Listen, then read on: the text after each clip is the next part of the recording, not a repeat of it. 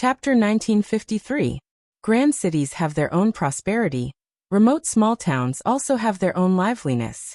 This small town located in the southeast of Liang has always been far away from the flames of war. If it was a time of peace, it would not be a big deal. But when there were signs of turmoil and unrest in the provinces and counties, this place appeared particularly peaceful. There were some villages near this small town that were named after surnames. When it came time to pay respects to their ancestors and hang up paintings, they were all extraordinary. The Song village even had a portrait of an emperor surnamed Song. Compared to some villages that had portraits of the founding heroes of Dafeng dynasty, or the ministers of Small Spring and Autumn dynasty, this village naturally felt superior. It's just that this Song village's ancestor was of high status. The few families surnamed one in the village could not benefit from this glory. In fact, the elders in the village, even if they had studied for a few days, even if they had carefully flipped through the family tree, they still could not tell what was the relationship between themselves and the Song emperor. It was said that there was once a busybody in the village who specially brought along a small wooden box to examine the family tree, but he also could not tell what was the reason.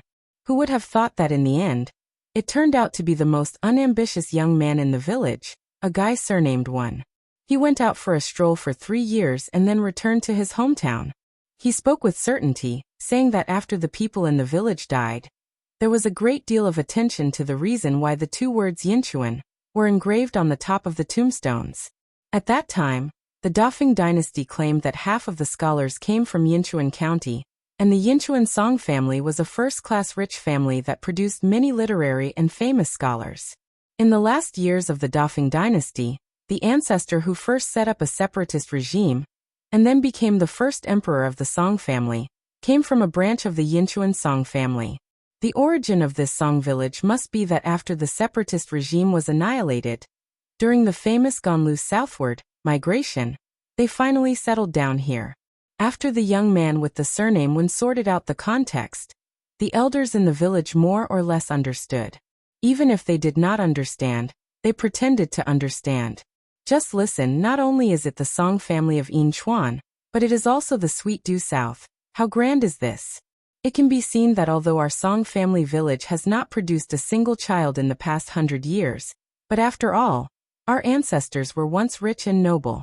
Moreover, it must be that the fortune of our ancestors was too great a few hundred years ago, so the descendants of the later generations had no choice but to be content with their lot. The young man surnamed One was originally not well liked in the village. Unexpectedly, after he returned to his hometown with a lame leg and was in dire straits, it was as if he had become a completely different person. Not only did he not have the sloppy appearance of carrying a wooden sword at his side, but he also did odd jobs in the small town's restaurant.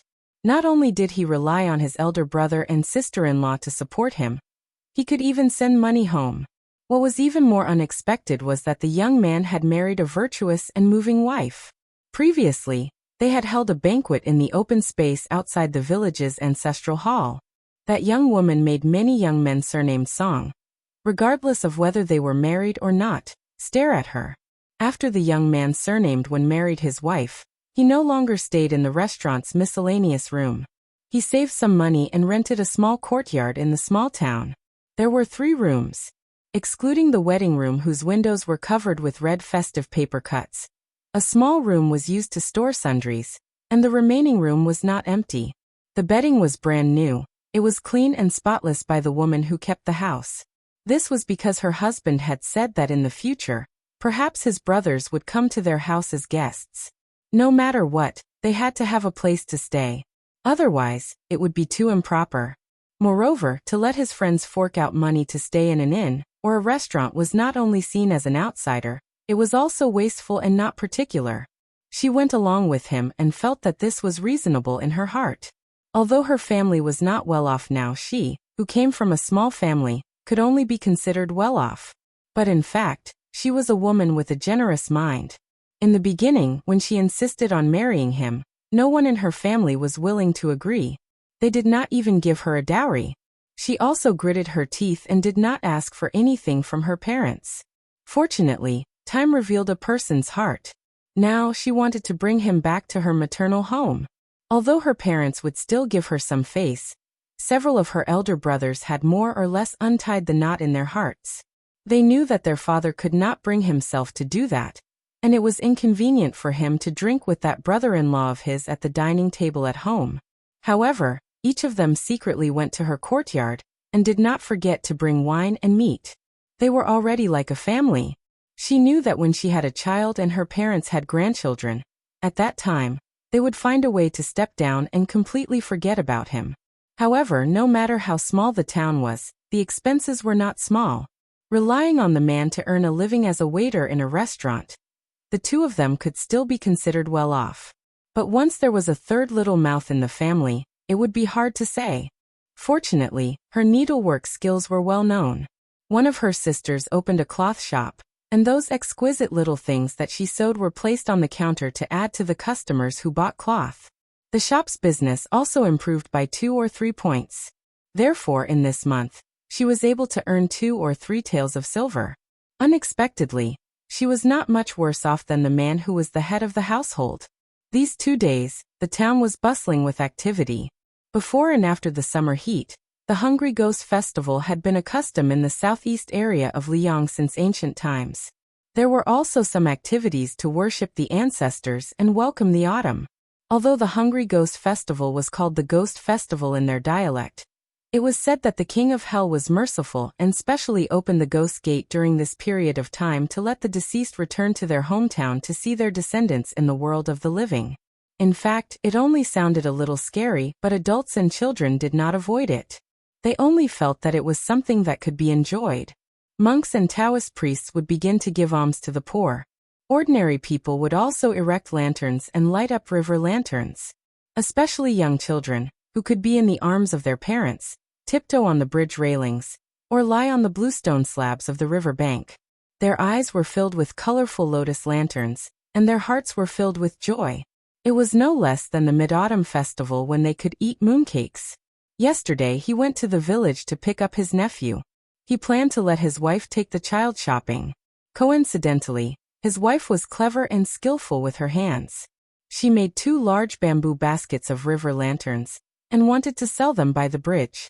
He believed that with her craftsmanship, they would soon be snatched up by the customers who went out for a night trip. He had seen her weaving lanterns in the courtyard before. There were many kinds of lanterns: flowers, birds, fish, insects, lotuses, turtles, cranes, dragons, and phoenixes. He really did not know how there could be such a skillful pair of hands in the world, so he sat on the bench to cool off. In any case, he could not help, and even if he helped, he would only be more of a hindrance. He could only be secretly happy. After his scholarly nephew arrived in the small town, he was a little reserved at first. During the day, he would first bring him to the restaurant and obediently listen to the storytellers in the corner. He listened with great interest. The child's temperament was like his father's, introverted and honest, and did not speak much. As the uncle he liked but was also worried. He liked the child's honest temperament, but was worried that if he was too honest he would easily be taken advantage of when he grew up. The restaurant that the waiter surnamed Wen worked in was now considered a famous place in the small town. Although most of the restaurants in the town had hired storytellers to tell stories of Jianghu, only their restaurant always told the freshest and most novel stories. All of this was naturally due to him. Earlier on, it was he who successfully persuaded the restaurant's manager to not be stingy with the storyteller's travel expenses to the county or even the provincial capital.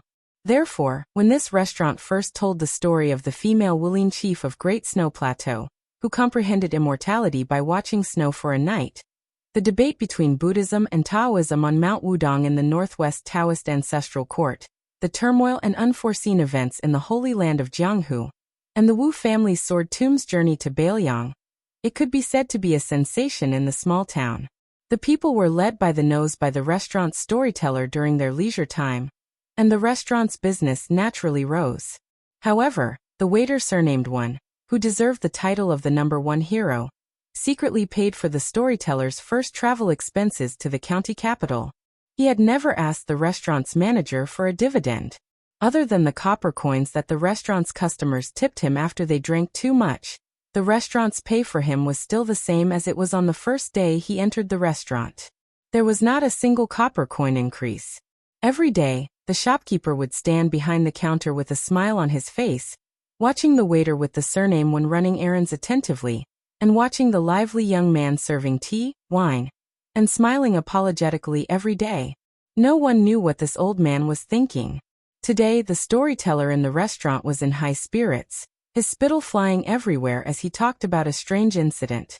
He said that there was a grandmaster of swordsmanship named Qi Jiajia in the capital of Liang.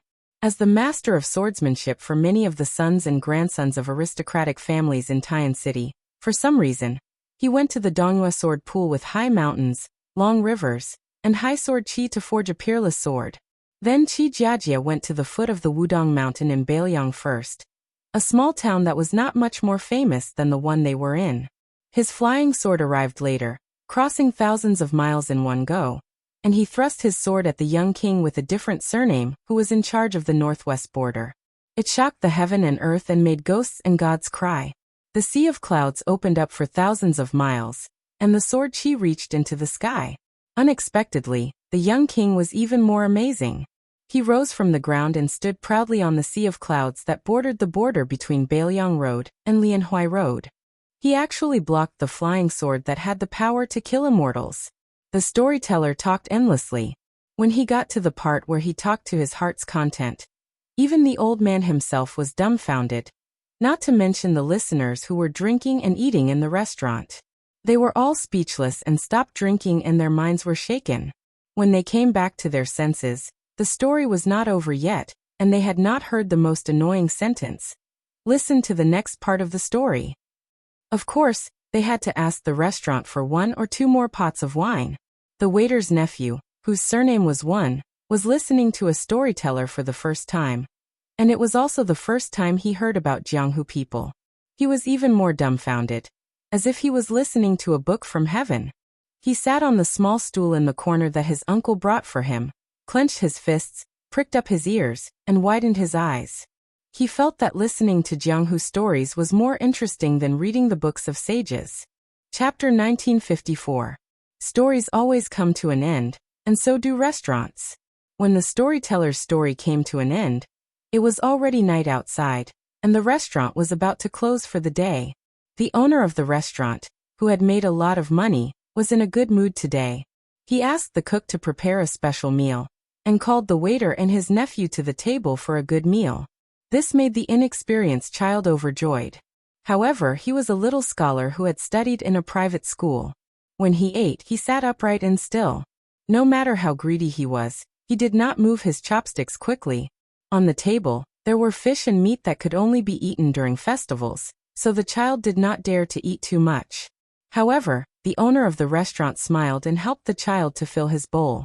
The child was a little embarrassed and looked timidly at his uncle. The waiter smiled and said, "Eat as much as you want. Your grandpa is a great philanthropist in town, and is very generous." The child smiled shyly at the owner, and the old man laughed. He poured a cup of wine for himself and the waiter, and pointed to the second floor with his chopsticks. He told the well-behaved child to come to the restaurant often in the future. The next time you listen to a storyteller, Grandpa will help you find a seat next to the railings on the second floor. The old man drank a cup of wine with the waiter and joked, "This child is not like you, honest and likable." The waiter proudly said, "That's right. His personality is like my brother's, and he is very lucky. He is good at studying, and may become a scholar in the future." The child seriously retorted, "The teacher said that it would be good if I could pass the exam and become a scholar." The old man who revered scholars the most all his life rubbed the child's head and sighed. The county examination, the provincial examination, and the academy examination are all obstacles. Grandpa Shopkeeper will leave you with these words. In the future, every time you pass a test, our restaurant will give you a big red packet. If by any chance you pass the examination, whether you are a scholar or a scholar, don't forget to write a plaque for our restaurant and give Grandpa Shopkeeper face. The child nodded vigorously and happily said to the old man, "Uncle bought me a lot of paper and pens, but I can't bear to use them now. I still practice writing by dipping a branch in the water by the village stream like before. When I graze the cows, I will also draw on the ground." The teacher said that the clumsy bird flies first, and hard work can make up for it. There will be a time when I can write good words, and then I will write a big plaque for Grandpa the owner. Probably because it was rare to drink wine, the waiter's uncle joked. Studying is good, and it will be easy for you to kidnap a wife back home in the future. The nephew, who secretly liked a girl of the same age in the village, immediately blushed and glared at the uncle. The waiter surnamed one and the manager of the restaurant looked at each other and smiled. After the meal, he asked his nephew to go home first. He still had to help clean up the restaurant. He would meet them at the bridge in town later. The manager of the restaurant looked at the young man who was busy cleaning up the dishes. He drank some wine and said in a slightly drunk tone, "When I took you in, I really didn't expect that there would be such a day. At that time, I just felt that you were pitiful. I thought that if you weren't forced into a dead end, you wouldn't have come to this small place of mine to eat and wait for death. Who would have thought that you would help the restaurant make a lot of money? To be honest, this year, the restaurant has made more money than the previous 10 years. The young man raised his head and smiled. "Good people will be rewarded, shopkeeper." The old man smiled and asked, "Should be?" The young man wondered, "Shouldn't it be?" The old man sighed. "Good people will be rewarded. A child like your nephew is willing to believe it, but an old man like me doesn't dare to believe it." The old man looked directly at the diligent waiter. "The guests who come here to drink, eat, and listen to books all think that you have no temper, but I don't think so. I always think that you—" The young man joked. "Shopkeeper, you want to say that I have no future, right?" The old man laughed and scolded. "Nonsense, I really don't know why your wife likes you." The young man pointed at his face and said with a smile, "My parents gave birth to me to be handsome. Shopkeeper, you really can't be envious." The old man waved his hand. "I won't talk nonsense with you. I want to talk to you about something serious today." The young man stopped smiling and stood beside the table with his hands behind his back. "Shopkeeper, if there's anything, just say it. I, Wenhua, have no future, but I remember who is good to me. I don't dare to say that I will repay the kindness of a drop of water, and I don't have the ability to return the favor, but I have to return the favor. Even if I can't repay it all once, I, Wenhua, will repay it all in my life. So, shopkeeper, don't be polite with me. Shopkeeper, if you weren't willing to take me in, I might be chopping firewood or burning charcoal somewhere, or working as a part-time worker for some family. Not to mention marrying a wife. I can barely support myself and not starve to death. Even saving money to buy a pen and paper for my nephew would be difficult." The old man smiled and raised his head to stare at the young man with sincere eyes. He put down the wine cup in his hand. "Most of the restaurant's business can be handled by you alone. As a shopkeeper, I am very idle every day, so I have heard the stories of the Jianghu that the storyteller told me, or the stories of scholars and beauties, and the strange tales of wild foxes. I have heard some of them, but there are a few sentences that I have remembered in my heart. There is a sentence that probably no one cares about, but I am very concerned about it. It's called 'It's hard to be honest since ancient times.' The more I think about it, the more I find this to be the truth. So later on, I am relieved to let you handle the business of this restaurant. At first, I was actually not without concerns, and I did intend to see if you would keep some for yourself. After all, the big business in the world is accumulated piece by piece. But I was very surprised that you didn't take a single copper coin from the beginning to the end. The account books are clear, and the account books are also clean. This is not easy. Wine reddens one's face, and wealth moves one's heart. This is human nature. So, you are an honest person." The young man said in a deep voice, "Shopkeeper, you are treating me as an outsider. I, Wenhua, can live a stable life today because of the shopkeeper's kindness. If I go against my conscience and secretly take money from the restaurant, I, Wenhua, am really not a good person. I can't do this kind of thing." The old man nodded. "As you know, I'm not young anymore. My whole life, I've always wanted to buy a big house in the county city for my retirement. It just so happens that my 2 pairs of daughter and son-in-law are both making a living there. Although there's an old saying that a married daughter is like spilled water, there's no parents in the world who don't care about their children. My 2 daughters are married off carelessly, and it's not easy for them to live in the county city. That's why I'm thinking of letting them live a better life without renting a house and living under someone else's roof. As for me, I was willing but unable to do so in the past. The 300 to 400 taels of silver that I've saved up are still passable in the county city, but it's not enough in the county city where every inch of land is worth its weight in gold. This year, thanks to you and Hua, I've doubled my savings and have about 800 taels of silver. As long as it's not a place where the rich and powerful like Green Rabbit Alley or Children's Alley, it's more or less enough to buy a decent house. The waiter was stunned and said with a wry smile, "Old shopkeeper, I can't afford such a big restaurant even if I sell everything I have." The old man said with a smile, "This restaurant used to be worth about 180 taels of silver. Now it is different from the past. It should be valued at 300 or 400 taels of silver. You know this in your heart, and of course I know it better. As for how much savings you have, I know it better.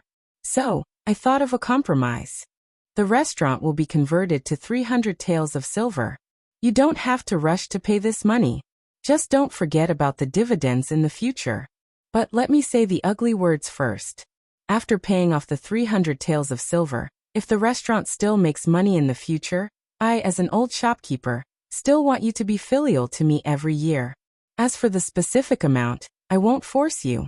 You can do as you see fit. In short, take care of your family first." The young man wanted to say something but stopped. The old man waved his hand to signal the young man to sit down. "Don't feel like you owe me. I am very smart. I know that you will definitely make the restaurant business bigger and bigger in the future. With your kindness, how can the dividends be small every year? I can lie in the big house in the county city and enjoy life.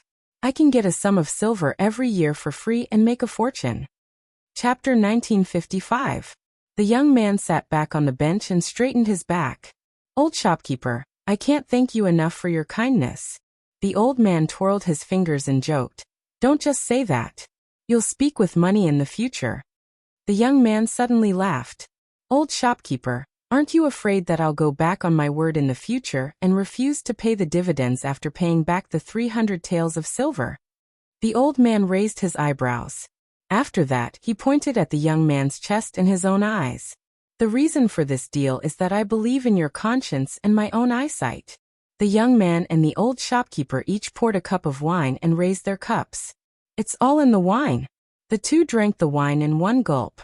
After the old man finished his wine, he said, "You should go and see your wife. Oh right, go to the back of the cabinet and get a jug of green ant wine.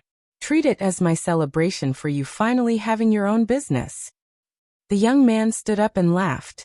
"Sure." The old man reminded him. "Celebration is one thing, but the wine will be on your tab. This green ant wine is not cheap. It's said that a jug from Bailiang costs less than 2 taels of silver. In Lianhuai, it costs more than 1 tael of silver. And from Gangnam-do to here, it costs 4 taels of silver. How is this selling wine? It's more like selling silver. You should drink slowly. Don't drink until you've drunk all the wine." The young man chuckled. "I can't bear to drink it myself." The old man asked curiously, "Why? Are you giving it to your brother or your father-in-law?" The young man, who went straight to the counter, suddenly paused, turned around and grinned. "Neither. I'm saving it for my brother. In the future, when he comes to my house to eat and drink, I'll treat him with this wine. Back then, a long time ago, when I was hanging out with him, he always said that this green ant wine was the most delicious wine in the world. At that time, he always liked to use this wine to covet me. Later, we separated. There was one time when I passed by his hometown alone. I was in a hurry and didn't get to drink it. I don't know what it tastes like." The old man said unhappily, "What tastes like? It's just that it's expensive. Other than that, I don't like to drink it. It's too strong and too strong. It burns through the throat and has a strong after effect. In my opinion, it's not as good as our homebrewed rice wine." The young man smiled and said, "That brother of mine is half a Jianghu man. Riding a horse to drink wine, he naturally has to drink the strongest wine. Drinking that soft rice wine is not considered a hero." The old man was amused. "Oh, so you're from the pugilistic world. Also, from what you've said, you've traveled quite far in the pugilistic world, haven't you?" The young man scratched his head. "It's just that I've gone far." The old man rolled his eyes. You've suffered before, haven't you? The young man laughed it off. The old man sitting alone at the table raised his cup and drank slowly. He looked at the waiter who was carefully holding the wine pot from afar, and asked without any reason. Wen Hua, the storyteller in our restaurant, said several times that the Northwest vassal king admitted that he had a brother in Jianghu who happened to have the same name as you? Then shouldn't your brother's surname be Su as well? The young man stood in the distance, a brilliant smile on his face.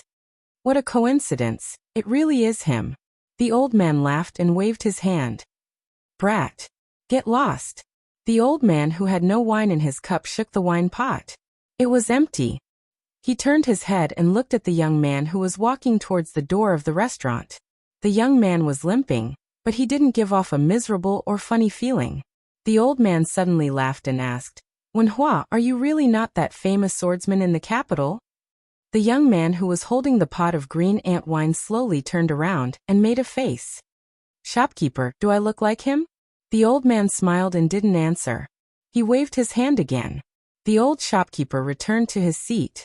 There was no more wine in the pot. The bored old man thought for a while and looked at the door. He laughed at himself and said, You don't look like him. That's right. Can you look like him? After the young man left the restaurant, he quickly walked towards the small bridge. Along the way, there was an endless stream of people on both sides of the river. As far as the eye could see, the quiet river was full of lit river lanterns. It was like a starry sky on a summer night. According to local folklore, after a person died, if those wandering ghosts could find the river lantern with their name on it on the day of the Hungry Ghost Festival, they could be reincarnated. Back then he had heard from his brother, who was a dog in Jianghu, that there was a Buddhist saying about reincarnation through a lantern. Especially for the resentful ghosts who couldn't be free in the netherworld, they could be free by relying on the lotus lantern on the river in the world of the living.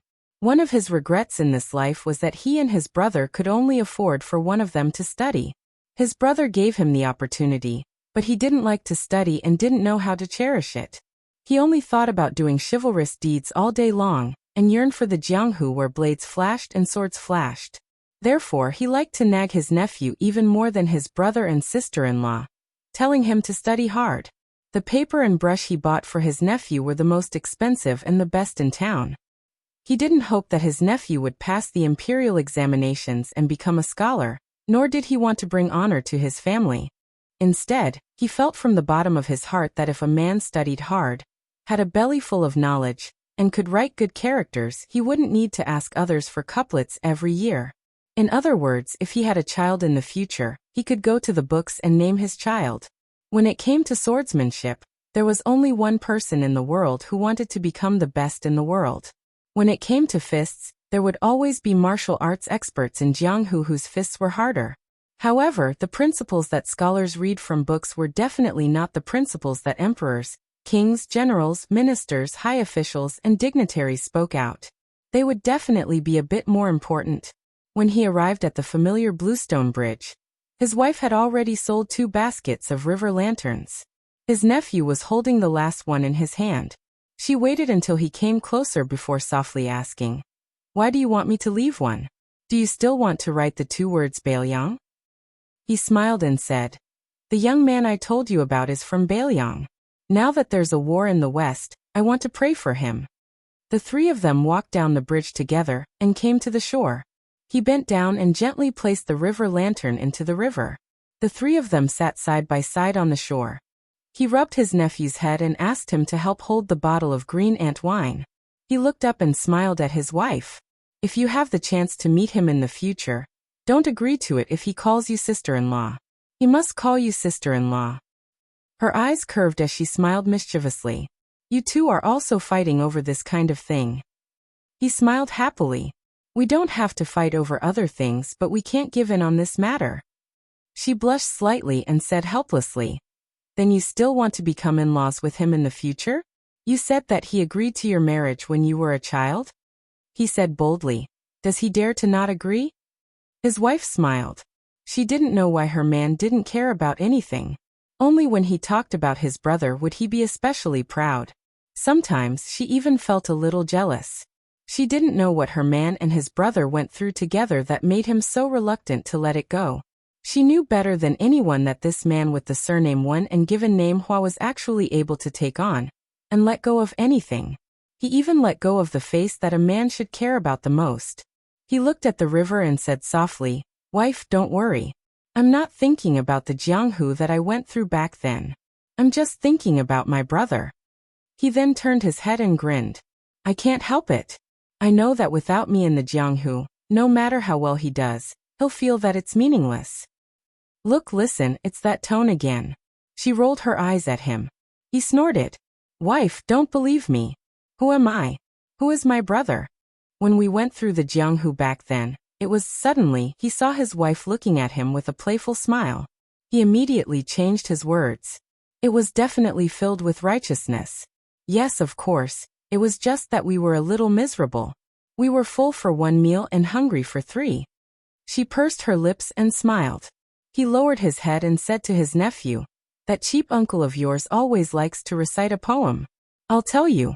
Have you seen it in a book before? The sun rises 10 feet high in Fusang. Everything in the world is as thin as a feather. A wild man sees injustice and anger, and tears the ancient knife in his chest." The child who had just started learning in the village was naturally confused. He shook his head vigorously. He raised his head again and stared at the bright river with lanterns floating on the water surface. The cool breeze brushed his face and his expression was calm. He seemed to be talking to himself. "I'll keep the green ant wine for you and empty the house for you. Xiaonian, if you still treat me as a brother, don't die outside Liangzhou Pass." Chapter 1956. If one looked closely at the map of Liang, one would find that Beiliang Road was like a narrow knife, and Beimang's border to the south of Gusai and north of Liangzhou was like a millstone.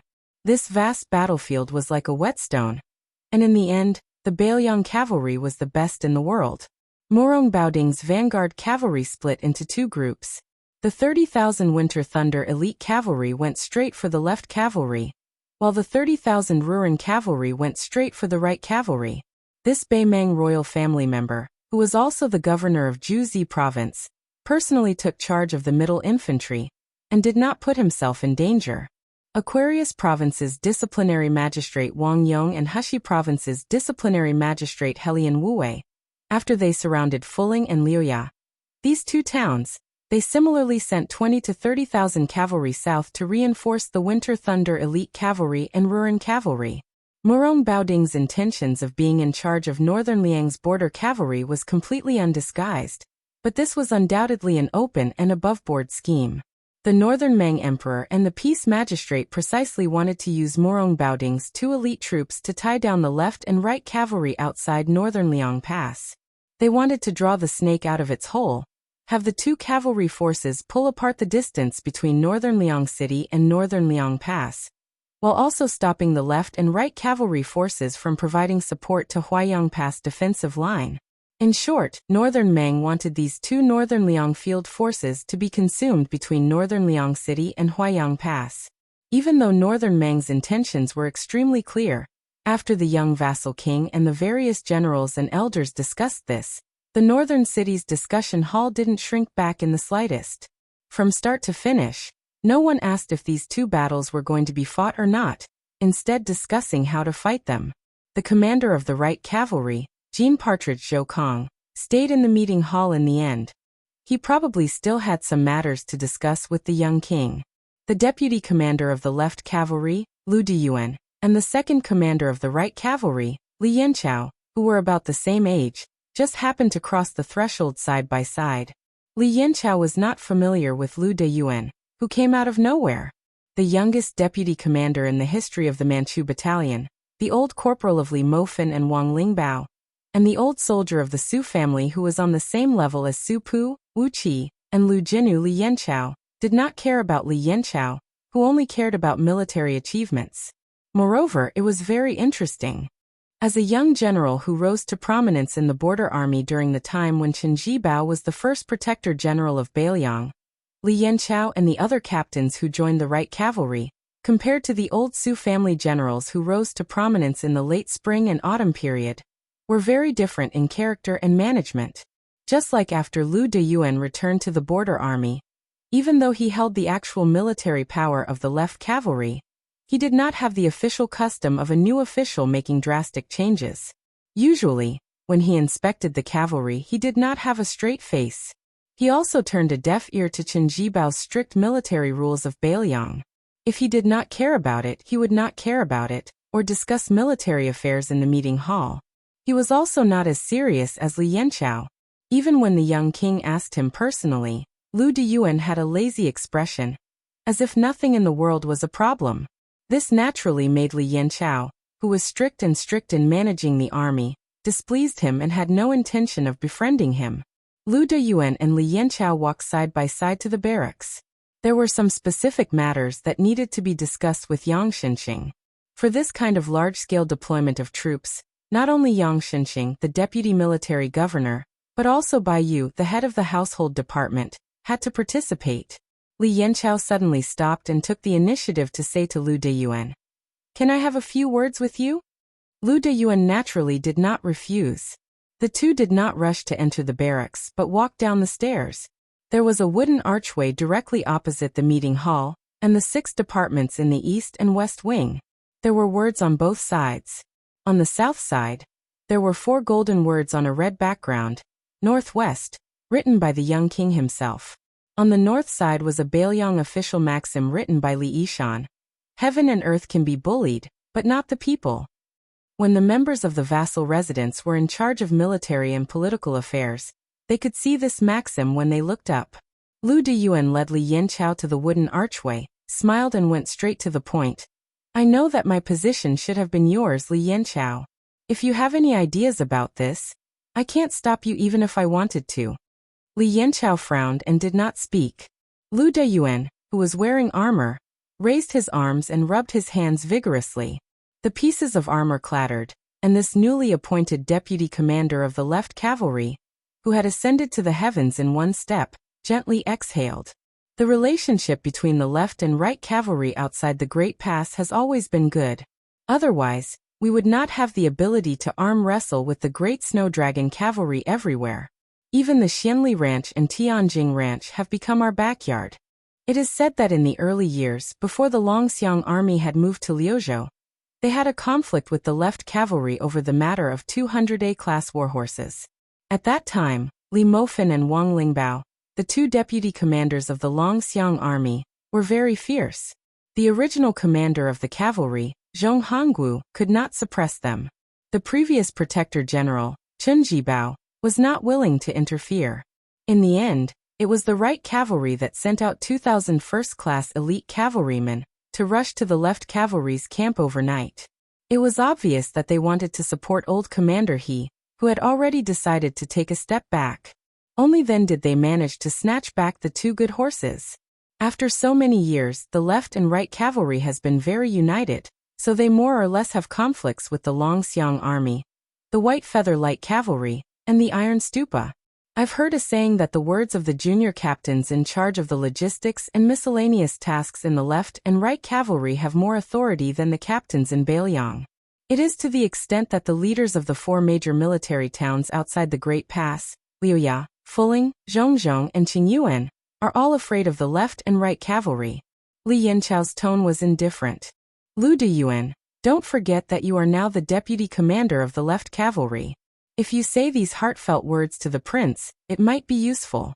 But if you say them to me, Li Yanqiao, it's meaningless. Lu Deyuan curled his lips and turned back to look at the meeting hall and the 6 rooms. They were all busy figures with hurried footsteps. He patted the heavy armor on his body and laughed. The Su family that I know was not like this in the past. They were all a bunch of uncouth men, all of them carrying swords, bows, and armor. Even the only 2 scholars by the general's side, Sir Li and Sir Zhao, used to carry swords and participate in meetings. Today in the general's residence, Li Gongda, Bai Yu, and the others are wearing civil official robes, while the military counselors are wearing scholarly robes. Looking around, there are so many scholars. There are very few people who wear turtle shells like us. Li Yanqiao, who still had a lot of matters to deal with personally, said in a low voice, "The war is imminent, and the military affairs are heavy. Lu Deyuan, if you have something to say, say it directly. Don't beat around the bush with me. I won't play along. Lu Deyuan nodded, not angry at Li Yanchao's arrogant attitude. He smiled and said, I Lu Deyuan am a donkey. I haven't been taken out for a walk for nearly 20 years. Since the prince trusts me and has allowed me to sit on the actual first seat of the left cavalry, then I can't let the prince down. Speaking of which, I Lu Deyuan have fought more than 60 battles and have never lost. This time, I definitely won't lose. Today, I called you out for a chat to let you know that the left cavalry has been handed over to me. The prince can rest assured. Old Marshal he can rest assured. And also you Li Yanchao can rest assured. We have to let everyone know that the left and right cavalry have always been arrogant and domineering, but we have the qualifications to be domineering. If you don't believe me, then let everyone open their eyes and watch. What to choose twin jade annulus Ko Jianghuai, Xiexibei, Chao Benlei Yuyuechi. In front of the seniors of the Su family's iron cavalry, in the future, on the day of rewards, as long as you meet on the road, you have to obediently step aside. Lu Deyuan turned his head and looked directly at Li Yanchao. Old Li, what do you think? Li Yanchao sneered. Your words are still acceptable. Whether or not you have the ability, I'll wait and see. Next, if the left cavalry can kill half as many enemies as my right cavalry, I'll treat you to a drink in Northtown.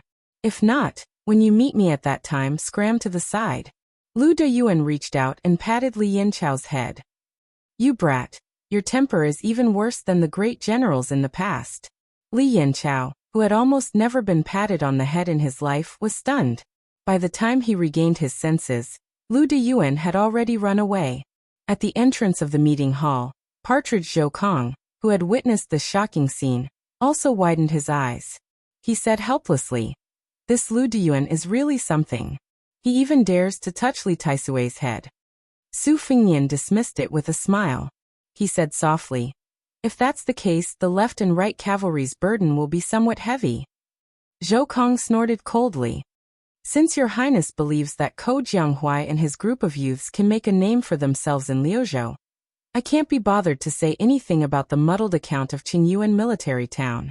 However, even without the support of Stone Talisman, Ningame, and Yuan Nanting, Old He's left cavalry and my right cavalry against Murong Baoding and Wang Yong and Helian Wuwei behind them, your highness can put your heart back into your stomach.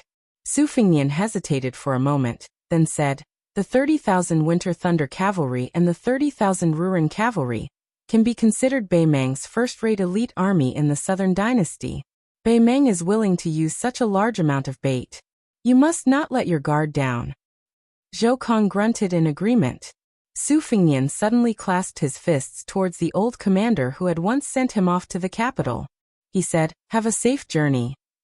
Partridge Zhou Kong also clasped his fists and said in a low voice, Only death, only death. The two were well aware. In reality, only death. Chapter 1957. Liuzhou was on the verge of erupting. At that time, neither side in Liangmeng realized that this was going to be a battle that would determine the outcome of the war. It would be on par with the Battle of the Western Wall that ended the chaos of the spring and autumn period. After Northern Meng's great commander Huang Songpu achieved a great victory, he rushed downwards in an imposing manner, heading straight for Lu Province's central Green Sky City. At the same time, Northern Meng's emperor who wanted to make the final decision didn't hesitate to empty out Gusai Prefecture's military forces, transferring 40,000 Southern Dynasty's border elite troops to reinforce Huang Songpu's main force. The two main relay routes that connected more than 30 large and small military towns were packed with people. Without stopping to rest, they rushed south. Both armies gathered on the vast plains to the left of the Old Woman Mountain. This place was less than 70 miles away from Qingtsang City. Not long ago, Liuzhou General Ko Jianghuai had given Bei Meng a huge victory on the northern battlefield, greatly boosting the morale of Bei Meng's north and south capitals. However, whether it was the Beiliang Governor-General House or the North Jiebei City Manor, they did not demote Ko Jianghuai. Hence, Ko Jianghuai was still the main commander of this battle. He led 10,000 young Liuzhou cavalry, 20,000 Longxiang army, which was a level higher than the Liuzhou cavalry, and 16,000 Lantua mountain monk soldiers under his command. Probably because they knew that this battle would determine the ownership of the entire Liuzhou territory. Chingsong City also sent out the 3,000 cavalry that were under the provincial governor's manor. The four Liuzhou powers had a huge disparity in numbers, and there were close to 50,000 troops in Liuzhou. It could be said that they were staking everything on one throw, and Ko Jianghuai had full control over them. Although Liang Meng and Huang Songpu's forces had a smaller advantage compared to their initial numbers, the grassland cavalry still had the upper hand in terms of numbers and morale. This was mainly due to Ko Jianghuai's muddle-headed deployment of troops. The Lantua mountain monk soldiers that rushed to assist Liuzhou were separated from the Liuzhou border cavalry, causing the Longxiang army to suffer heavy casualties for the first time since it was formed. As a result, the morale of these troops was greatly boosted.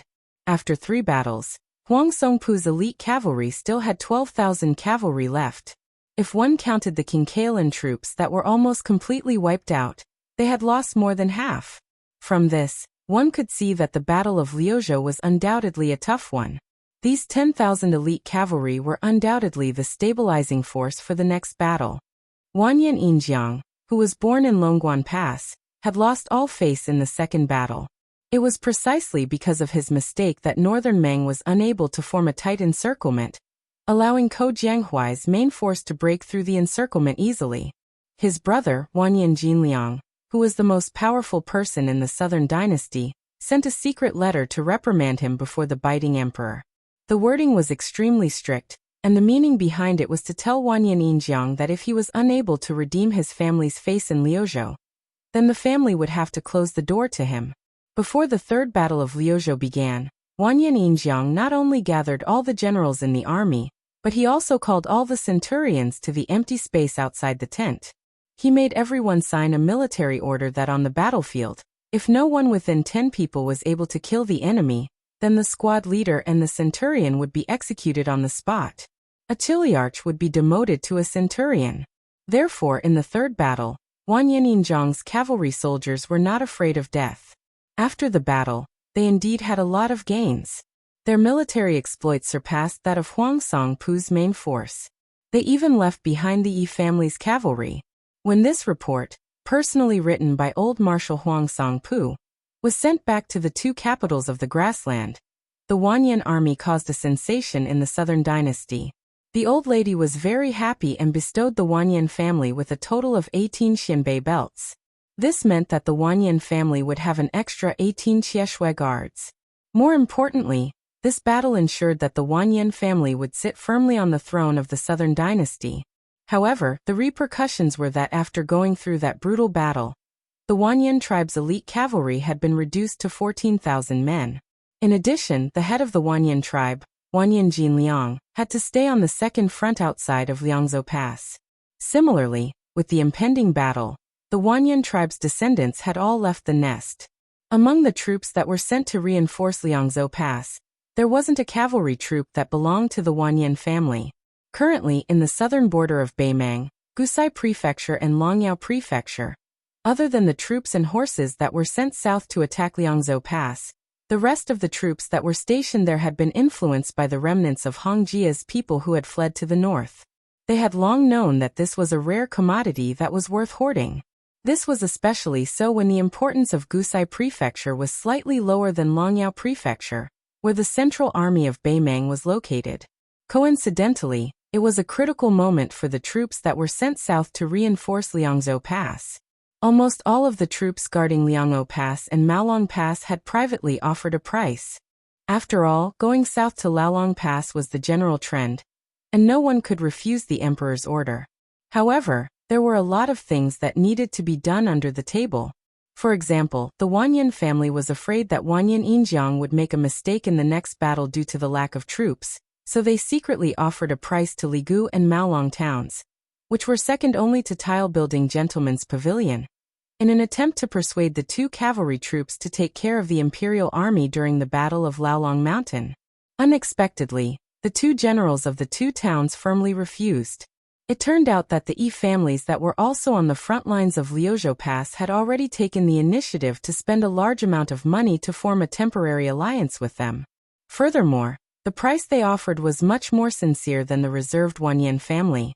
For example, The Yi family that bought Malong Town's 5,000 cavalry troops not only promised that the daughter of the family would be married to the eldest son of the cavalry general, but they also offered chests of gold and silver that amounted to 400,000 taels of silver to Malong Town.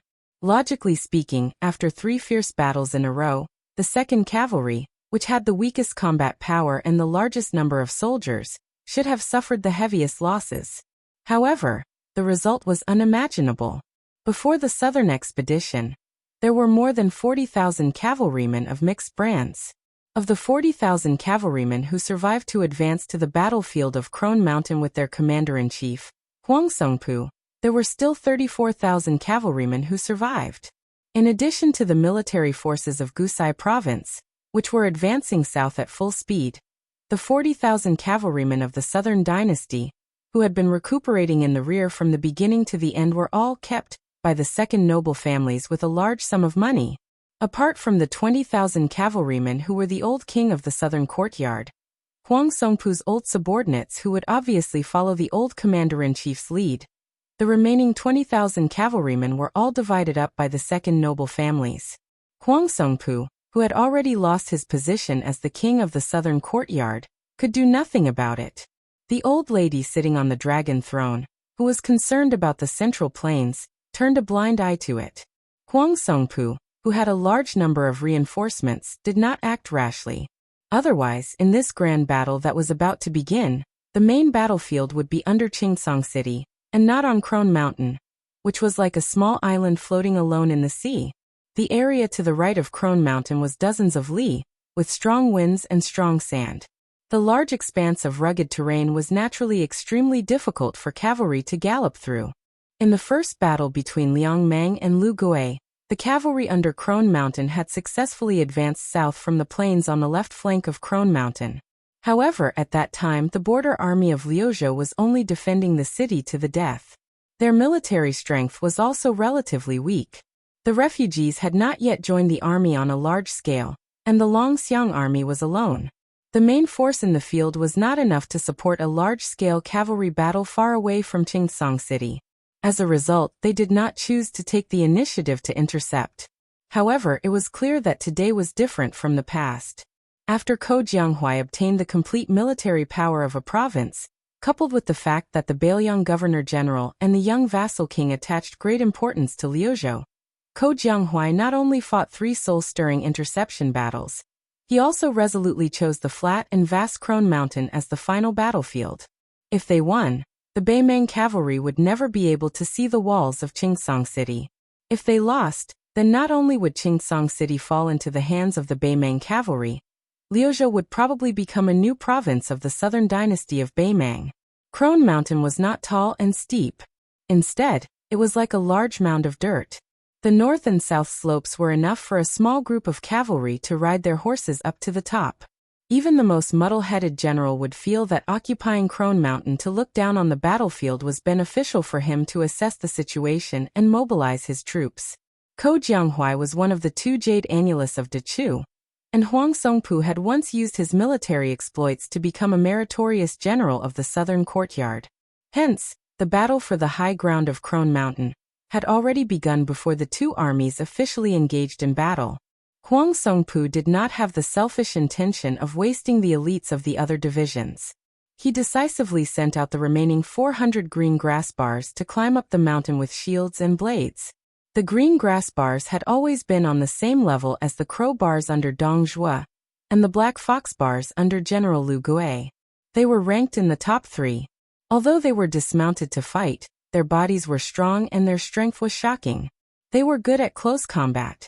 As expected, the Liuzhou side sent out 600 white horse crossbowmen, similarly armed with blades and shields. They climbed up the mountain at almost the same time. Both sides entered the battlefield of Crone Mountain at almost the same time, and started to fight for Crone Mountain at almost the same time. This was probably the so-called coincidence of fate.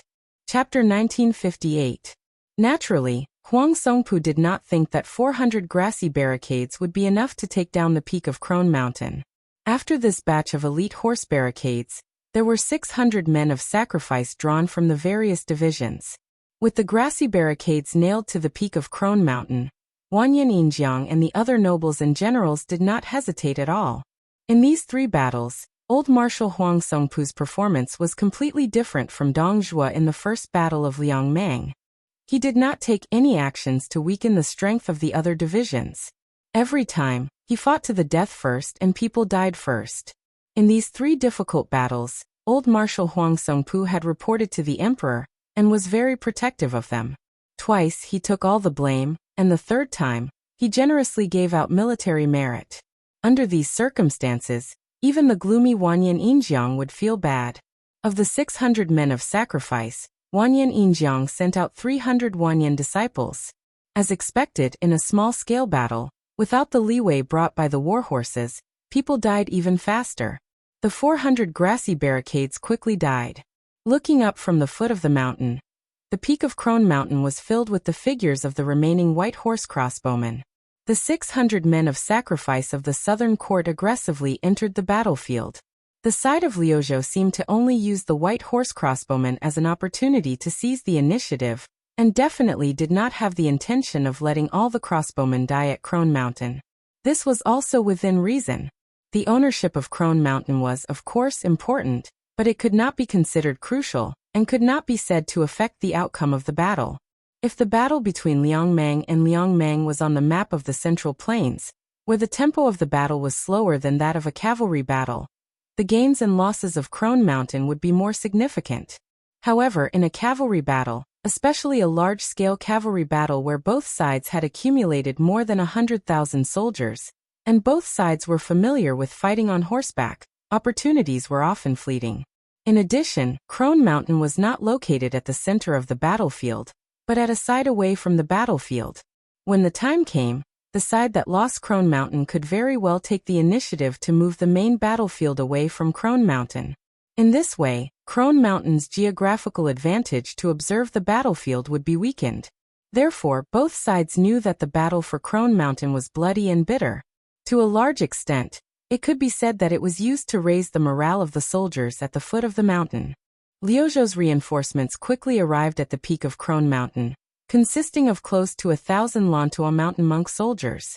The white horse wandering crossbowmen who had fought from outside Liangzhou Pass all the way to Liuzhou's border, compared to their mortal enemy Kinkro Lanzi, who had been completely wiped out on the battlefield. Their losses were not small either, close to 300 people dying on the mountain peak. At the foot of the southern slope of Crone Mountain, away from the main battlefield, the leading general Ko Jianghuai was actually among them. The military authority of the 10,000 Liuzhou youths had already been completely handed over to Chief Fulong Pass. As for the 20,000 Longxiang army, on the battlefield where they faced off against Beimang's main force, it was naturally Su Longxiang and Li Mofan who each led 10,000 cavalry. Ko Jianghuai only spoke about how to win this battle, how to deploy the troops in detail, and how to generally deploy them, but he definitely would not interfere with the killing of the Longxiang army after they entered the battlefield.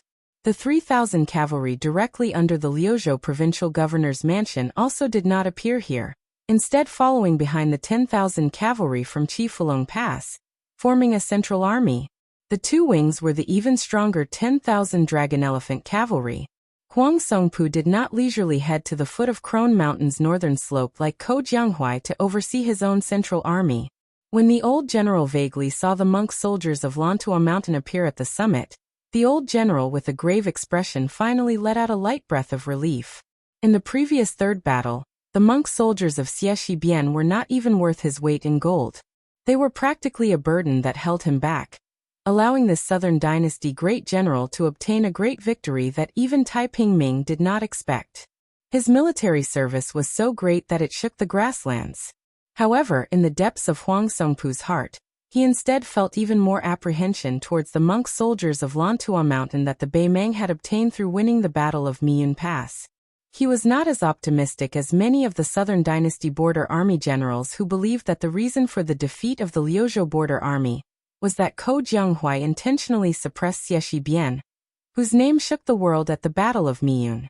Huang Songpu firmly believed that this was a trap set by Ko Jianghuai and Xie Bian for him. If he was not careful, the people who would be strangled by the neck would be tens of thousands of grassland soldiers. Wanyan Yinjiang, who was holding an iron spear and wearing heavy armor, urged his horse over. He loudly asked, "Great General, when do we charge?" Huang Songpu glanced at the direction of Crone Mountain and calmly said, "Wait a little longer."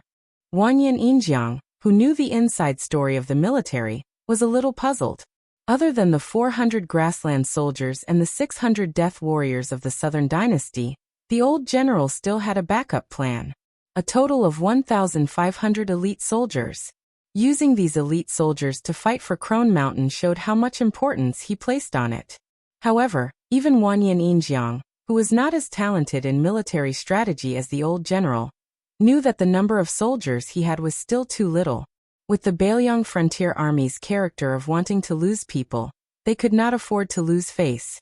At the very least, they would need to add another 1,000 soldiers to ensure that they would be able to take over Crone Mountain. One Crone Mountain was only worth this price. If more soldiers were sent in, more people would die on the mountain. For both sides, Liang Meng and Liang Meng, it would be a loss. The old general, Huang Songpu, obviously did not plan to take over Crone Mountain from the start. Instead, it was more of a test. After going through 3 battles, Wanyan Yinjiang knew his own worth. His arrogant personality had long been smoothed out. He was completely convinced of the old general's ability in military strategy. Since Huang Songpu said to wait a little longer, Wanyan Yinjiang, who was bound to the old general for good or ill, did not say any more nonsense. The figures of soldier monks appeared on the surface of the water in an endless stream. These monks of Mount Lantua, who possessed extraordinary combat strength, were especially eye-catching on the summit of Old Woman Mountain. 1,500 Northern Meng and Southern Dynasty border soldiers all bravely sacrificed themselves. In the end, there were still 200 monks of Lantua Mountain standing at the peak of Crone Mountain. Their robes were bright red and dazzling. Furthermore, the number of Lu Province soldiers was still increasing. They displayed a ferocious attitude, as if they were going to take down this old lady of Crone Mountain. Wanyan Yinjiang quietly stopped his horse beside the old general. His brows were tightly furrowed. With the last of their reinforcements all dead, this also meant that Crone Mountain could be considered the exclusive property of the Lu Province cavalry. Huang Songpu hesitated for a moment. He turned his head and asked, "General Wanyan, how many people do you think the monk soldiers of Lantua Mountain have sent out for Crone Mountain?" Wanyan Yinjiang subconsciously replied, "From the looks of it, 1,000 people have died in battle." Huang Songpu dismissed it with a laugh. He did not bother about this Baimeng noble's irrelevant answer. He raised his head to look at the clear sky. He nodded and muttered to himself, "No matter what, we can start fighting." Along the not-so-steep southern slope of Crone Mountain, 3 young men slowly led their horses forward. Lu Province's General Ko Jiangjun, Bailiang's only remaining white horse crossbowman Captain Li Hanlin, and Lu Province's Deputy General Chen Shiliang, who had personally brought 3,000 reinforcements to Ko Jianghuai. Other than the hundreds of monk soldiers on the peak, there were no other soldiers at the foot of the mountain behind the 3. Other than the white horse crossbowmen resting on the ground, there were no other soldiers. Li Hanlin was the first to leave the group. Together with his fellow officers, he moved the corpses of those who had died in battle down the mountain. Not far from Li Hanlin, there was a tall man dressed in ordinary border army attire without a saber. What was even stranger was that everyone ignored him. As they approached the peak, Chen Shiliang asked softly, "General Ko, how did you guess that Huang Songpu would use less than 3,000 people to fight for Crone Mountain?" Ko Jianghuai smiled. "After fighting 3 battles with him, I have a general idea of Huang Songpu's temperament. He is a seasoned and prudent general. He knows that Crone Mountain can't decide the direction of the battle. If it weren't for the fact that he didn't know the whereabouts of the monk soldiers of Lantua Mountain, he wouldn't have sent the last 1,500 people to their deaths. Now he can see that I am determined to use the monk soldiers of Lantua Mountain to take Crone Mountain. I guess the old man will be relieved, because I gave a strict order from the beginning that no one of Baimeng's men of sacrifice is allowed to live on the peak and pass on the military intelligence, after seeing the details of the situation at the foot of the mountain. So I had no choice but to ask Li Hanlin's follower, the Grandmaster, to secretly help me in order to prevent Huang Songpu from guessing how many monk soldiers are stationed on the southern slope." Finally reaching the top of the mountain, Chen Shiliang looked to the north and said bitterly, even if he knows that there are only 1,500 monk soldiers on the southern side of Crone Mountain, I believe that Huang Songpu will never be able to guess where the main force of the monk soldiers is. Because even I, Chen Shiliang, still find it inconceivable. The Liuzhou general said expressionlessly, life and death are decreed by fate, riches and honor are up to the heavens. His appearance on that battlefield was Xie Shibian's own choice. Moreover, Ko Jianghuai, did not want to stop him. Chen Shiliang, who was in a complicated mood, could only sigh. During the Battle of Miyun, Xie Shibian defended the mountain pass to the death. Following this, Xie Shibian had to personally lead 10,000 monk soldiers to resist the 60,000 reinforcements from the southern border alone. His goal was to have the Liuzhou cavalry work together with the Qingyuan army to swallow up Huang Songpu's main force. Even Chen Shiliang, who was a layman in military affairs, knew that in some battlefields, one could fight to the death, but in other battlefields one could not. Chen Shiliang could not understand. Ko Jianghuai did not personally give the order, but Xie Shibian had already taken the initiative to bring up this matter. At that time everyone, including Su Longxiang, Li Mofen, and Liuzhou provincial governor Yang Guangdou, were hesitant. This was because everyone knew that even if all 20,000 of the Lantua mountain monk soldiers were added together, in the young king's mind, they were not as important as Xie Shibian, who he had personally taken away from West Chu. Only Ko Jianghuai dared to openly agree, and let Xie Shibian die. In the rugged area west of Crone Mountain, Xie Shibian stopped his horse. Behind him were more than 10,000 monk soldiers. Everyone had abandoned their blades and carried large shields, holding long spears to stop the horse. When the middle-aged warrior monk who acted as the scout returned and reported that there were no Beimang scouts 10 li ahead, the main general Xie Shibian raised his arm and moved forward. Only then did the troops continue to move forward quickly. Xie Shibian, whose lips were dry, grinned and exhaled softly. For some reason, he thought of the delicate girl who often walked past his door with her head down and sunbathing when he was young. South of Bailiang, there was her. The reason was enough. Chapter 1959. On the vast plains to the north of Crone Mountain, the sound of a bugle horn shook the heavens. Huang Songpu had 12,000 cavalrymen, 14,000 Wanyan elite cavalrymen, and 34,000 second cavalry. Among them, there were also 500 to 600 rare heavy cavalrymen who were fully equipped with armor. The northern Mang cavalry that had been accumulating power and waiting to set out stretched out 5 or 6 li in length, continuing without end. Compared to Bailiang's Liuzhou border army, which only had 30,000 cavalry, Beimang's morale was not inferior. Their military strength was far superior.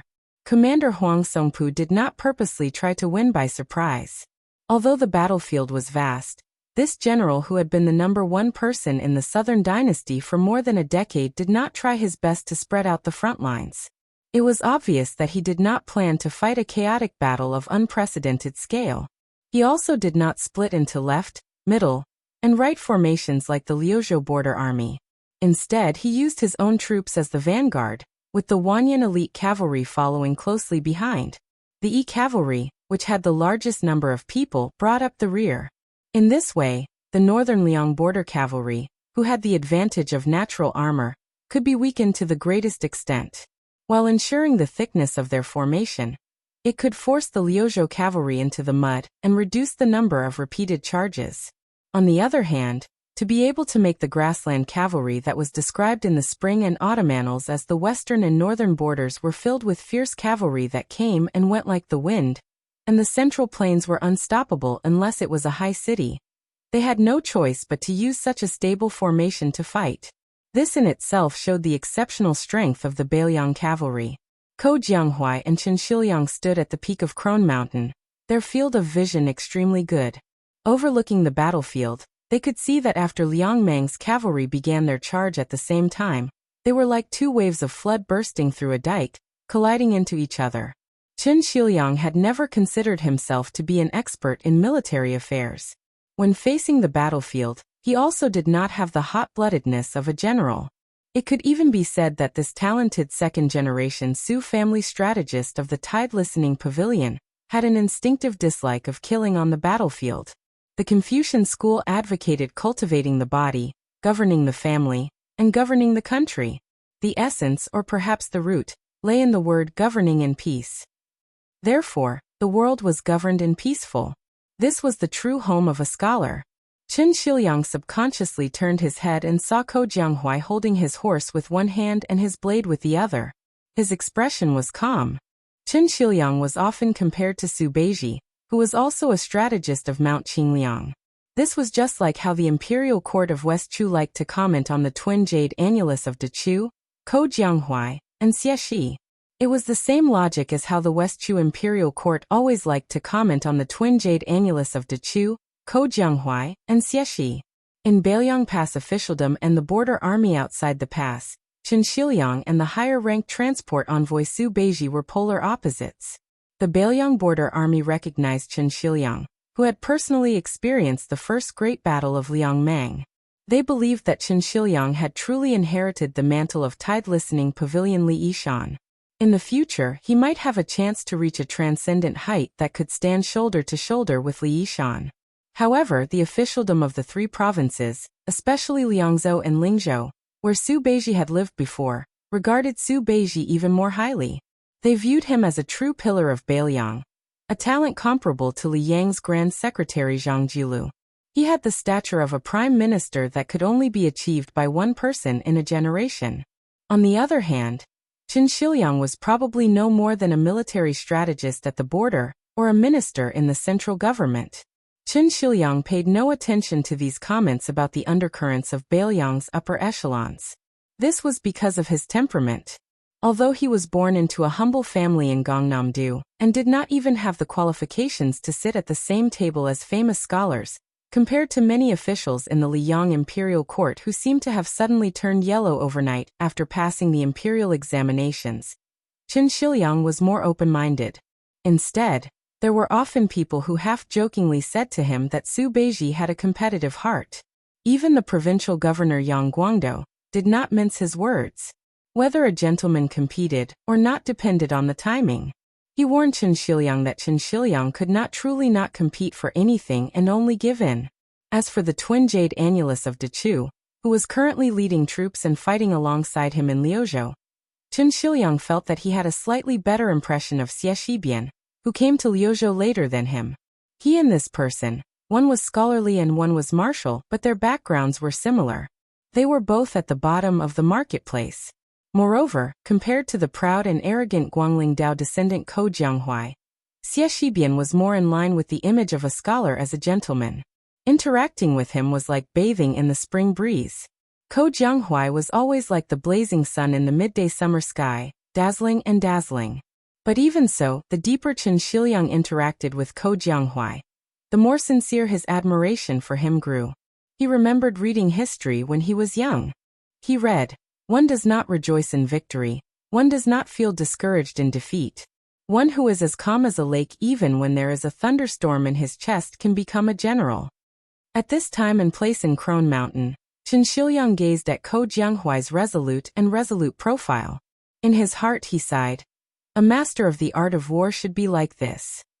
Ko Jianghuai did not turn his head.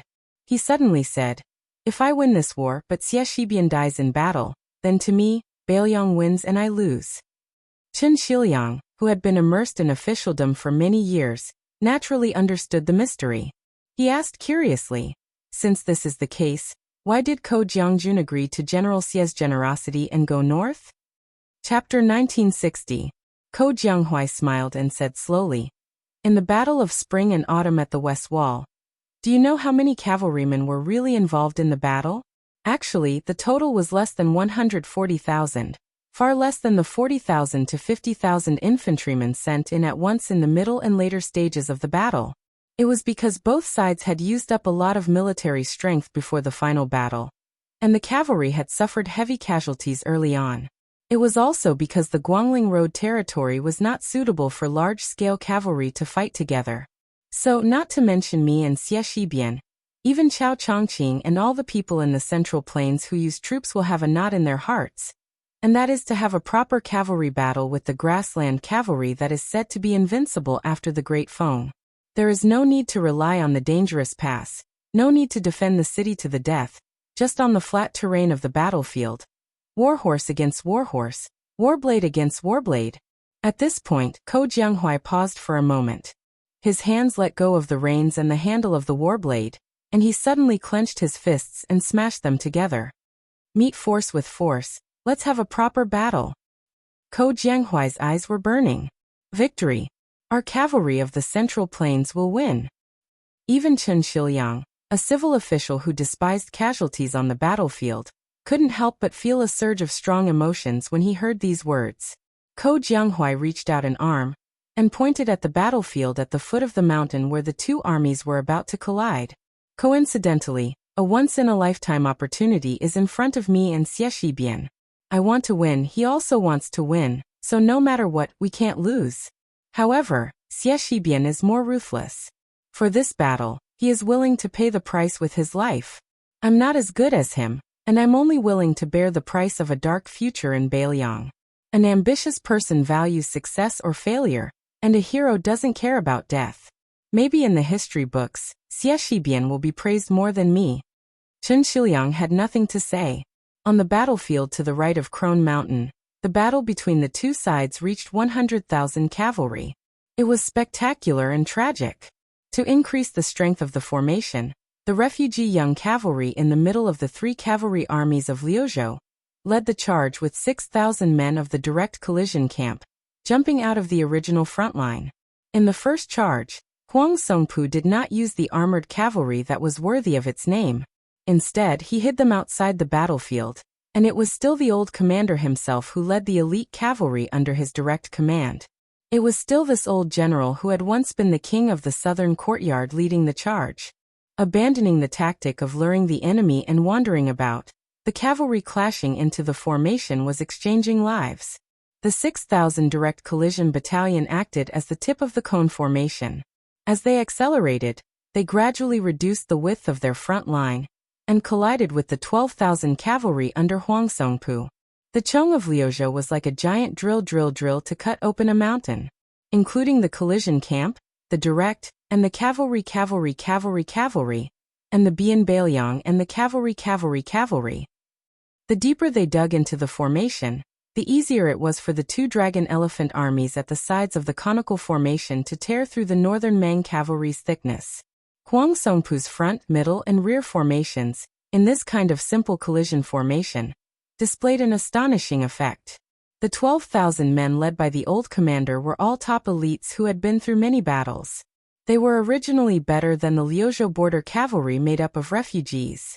Both sides separated from each other, advancing 500 steps forward. There were Flo province cavalry soldiers who were continuously knocked off their horses, directly smashing into the 2,000 cavalry at the very front of the camp. 5 or 6 out of 10 died on the spot. Under the continuous collision of this type of cavalry formation, it was often impossible for them to even slow down the northern Mang enemy cavalry. It was to the extent where the northern Mang cavalry didn't even need to deliberately remove their heads. Their warhorses could just charge straight through. The 14,000 Wanyan elite cavalry did not follow closely behind Huang Songpu's cavalry. Instead, they opened up a 600 to 700 step gap between the two armies. With that, Wanyan Yinjiang's family private army was able to launch a second charge. When the remaining 7,000 Liuzhou cavalry broke out of the formation of Huang Songpu's cavalry, they faced the Wanyan elite cavalry who had raised their speed to the max. One side's speed and momentum were decreasing, while the other side's momentum was at its peak. The result of the collision was obvious. The 14,000 Wanyan elite cavalry held their spears and charged forward. Relying on the impact of the charge, they were extremely heavy. 500 Liuzhou border cavalry were actually brushed past and died on the backs of their horses. The perfect soldier cavalry at the back even had the time to grab the chance to stab those Liuzhou cavalry who had unfortunately fallen to the ground. When this Liuzhou cavalry that broke through the formation twice finally met the B cavalry with the largest number of people, they had already suffered heavy losses.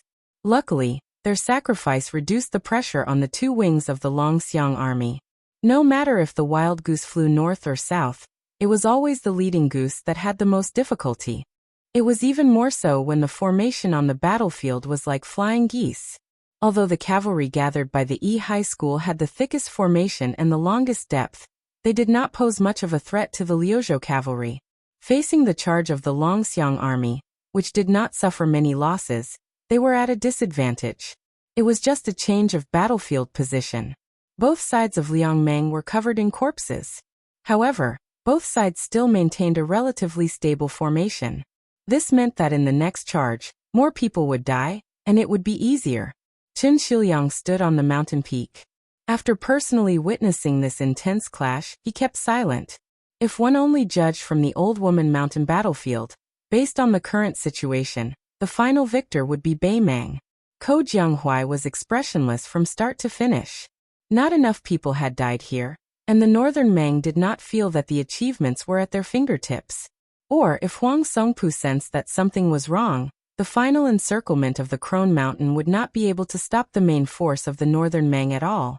After all, this was not the Calabash Pass of Yuzhou that was blessed by nature, and there were no terrifying troops like the Great Snow Dragon Cavalry, and the two Northern Liang heavy cavalry responsible for blocking the retreat. Ko Jianghuai turned his head and looked toward the southeast. Chapter 1961. Northern Liang Path's two new relay routes within Lu Province's territory were both horizontal, separately leading to Liang and Ling provinces, far less meticulous than the pass inter-province's 3 provinces. This was also a helpless move. The vast Lu province only had 3 military towns to rely on, yet it was bordered by Northern Meng's powerful Gusai province. That was why building longitudinal relay routes within Lu province could only make it easier for the grassland cavalry to drive south. This was a move that destroyed one's own border. Taking 10,000 steps back, even if that young vassal king mysteriously lost his head, overestimating his own abilities and exhausting his military, building relay routes in Lu province, Green Azure City's provincial governor manor, Huayang Pass Protectorate Manor, and Clear Frost Mountain would all rebel at the same time. The plains on the right side of Crone Mountain was the most suitable terrain for cavalry outside of Qingsong City.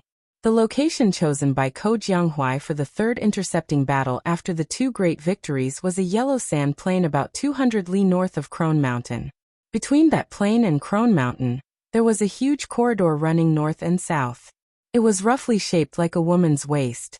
If the grassland cavalry were to advance from north to south, although this wasn't a path they had to pass through to reach the battlefield of Crone Mountain, compared to taking a detour, it could shorten the distance by 60 li. Furthermore, this corridor wasn't narrow or steep, definitely not a winding path. It was impossible to set up an ambush on both sides. On the contrary, the mountains on both sides of the corridor were flat. The width of the corridor was roughly the same, about 1.5 li. It could be said that a large group of cavalry could pass through it without any hindrance. The so-called corridor was shaped like a woman's waist, but that was only in comparison to the entire Liuzhou territory. As a result, from the first battle of Liangmeng, when Lu Wei's cavalry went south, to the second battle of Ko Jianghuai, when the 3 intercepting battles, neither side had set their eyes on this place that the refugees had named Grasshopper's Leg. However, amidst the grandiose reinforcement of the 50,000 southern border cavalry, when almost everyone could see the northern entrance of this corridor, there was already a group of Lu province soldiers in the middle of the corridor. They had been waiting for a long time. When Ma Lanzi hurriedly reported back to the Beimeng generals, the 50,000 cavalry fell into an awkward situation. The Liuzhou infantry all assumed a posture of defending the corridor to the death. There were about 14,000 of them. The main force was the monk soldiers of Lantua Mountain in the west, mixed in with 2,000 to 3,000 native Liuzhou soldiers. The bad news was that with this corridor as the battlefield, the cavalry couldn't move left and right. The good news was that the infantry army that was waiting in formation didn't bring any large-scale anti-horse machine. Once the cavalry army that already had the absolute advantage in terms of military strength smashed through the infantry army and forced them to retreat in panic, forget about 17,000 to 18,000 infantry. Even if their military strength was doubled, it still wouldn't be enough for this cavalry army to cut down with their blades. After 20 years of fighting to the death at the border, the Northern Meng Southern Dynasty cavalry no longer dared to underestimate the strength of the Northern Liang cavalry, or the Yuzhou infantry under Yan Wenwan's command. However, if it was any other troop, they really wouldn't think much of it. This wasn't blind arrogance, but rather the enormous confidence that the grassland cavalry had accumulated over the past 400 years since the end of the Great Feng dynasty's era. Apart from this, the reason that made the southern generals feel troubled was that from the moment they left the camp to the battlefield at Crone Mountain, whether it was the king's tent in Baiting, the nearby temple in Shijing, or the commander-in-chief Huang Songpu, who was fighting in the south, they were all strictly ordered to participate in the battle on time. At the crucial moment, the entire battle would be decided and all the main forces in Liuzhou would be wiped out. Thus, the 50,000 cavalry could not miss the opportunity at all. Right now, the difficult problem facing these southern dynasty generals who grasped military authority wasn't just whether or not they should take a longer detour, because the monk soldiers in the middle of the corridor could similarly quickly withdraw to the south. Perhaps if they changed the battlefield, the northern Mang cavalry could break through the formations even faster, but the consumption of traveling 60 li of additional distance was definitely not a price these southern dynasty generals, large and small, could endure.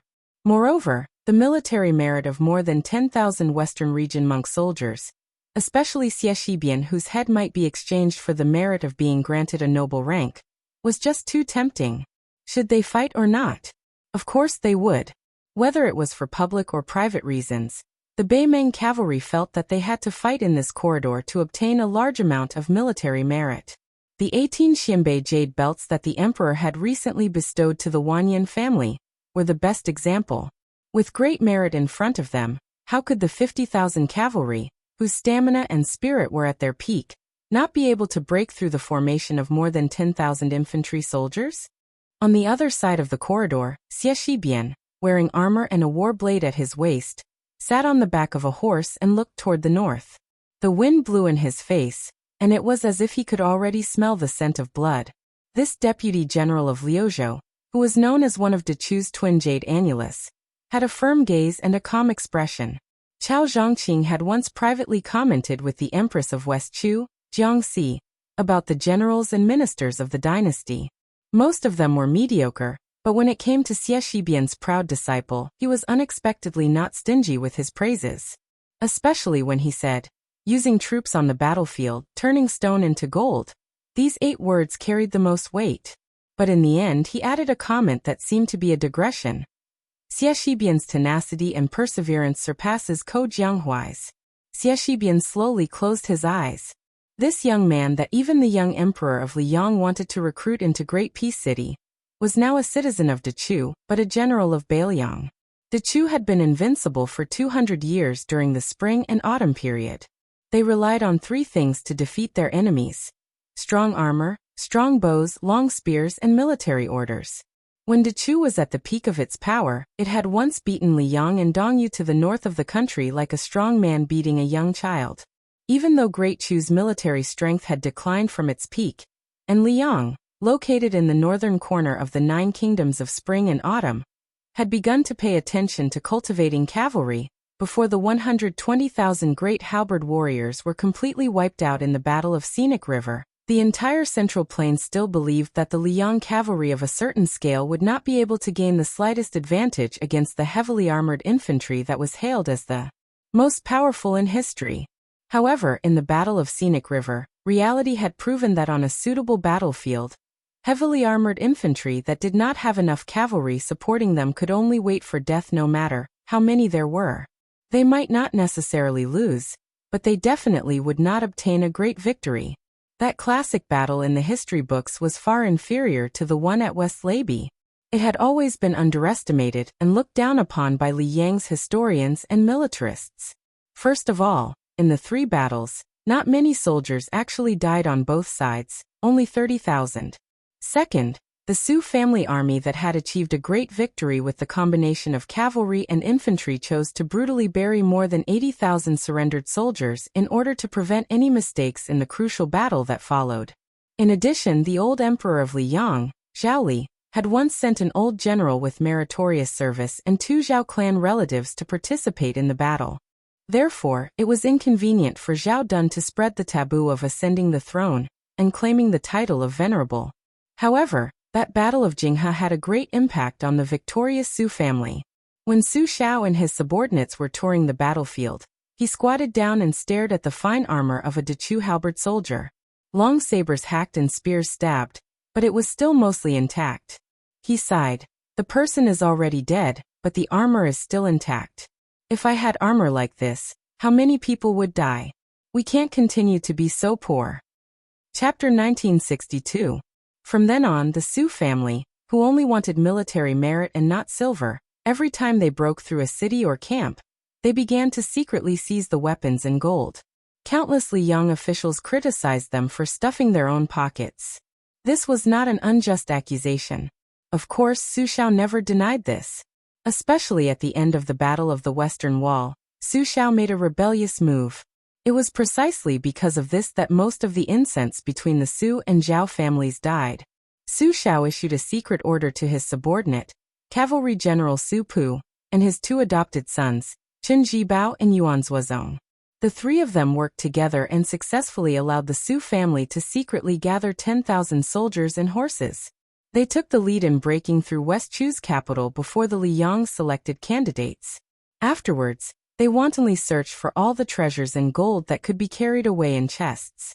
Su Zhao's famous sentence, "Shit tastes good, but it doesn't taste good," came from after the plundering.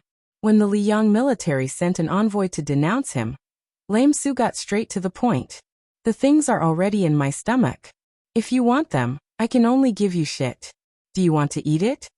It was said that when the old emperor, Zhao Li, heard this report, he was so angry that he didn't know whether to laugh or cry. In the end, Su Xiao just symbolically spat out some spoils of war to the imperial army and left the matter unsettled.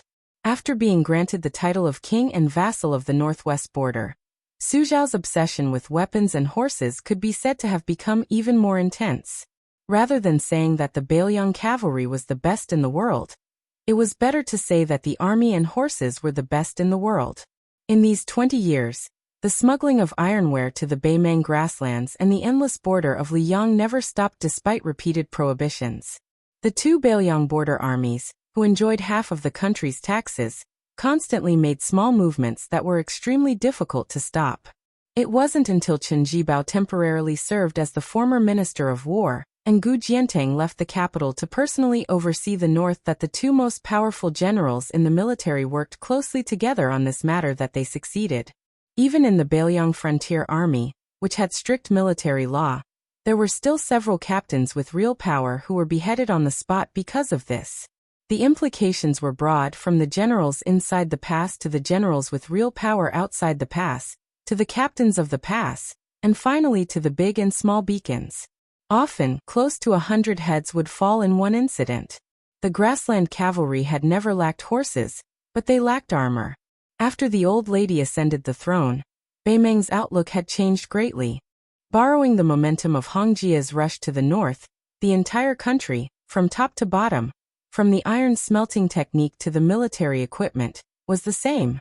However, there were some things that were deeply ingrained in the nomads. Even after 20 years of influence, it was still difficult to change. For example, the Chang cavalry that was destroyed in the northwest of Liuzhou, the famous Beimang Southern Dynasty's Chang cavalry, and the Ruren cavalry that Hong Jingyan led, were known as the most important border cavalry. With the old lady's foresight and the importance of the Southern Dynasty's Shijing imperial court, how could she not have the foundation and courage to equip 10,000 Chang cavalry with good equipment? However, the Chang cavalry maintained the light cavalry path of leather armor, fast horses, short knives, and short spears. This couldn't be simply seen as a sectarian bias of the Beimang cavalry. It was more of the times that made heroes. The sound of the hooves of the Beimang cavalry became louder and louder. Added to the natural echo of the corridor, and the roar of the Beimang after they thought that victory was in their grasp, it was like a thunderclap on the ground. The momentum was extremely majestic.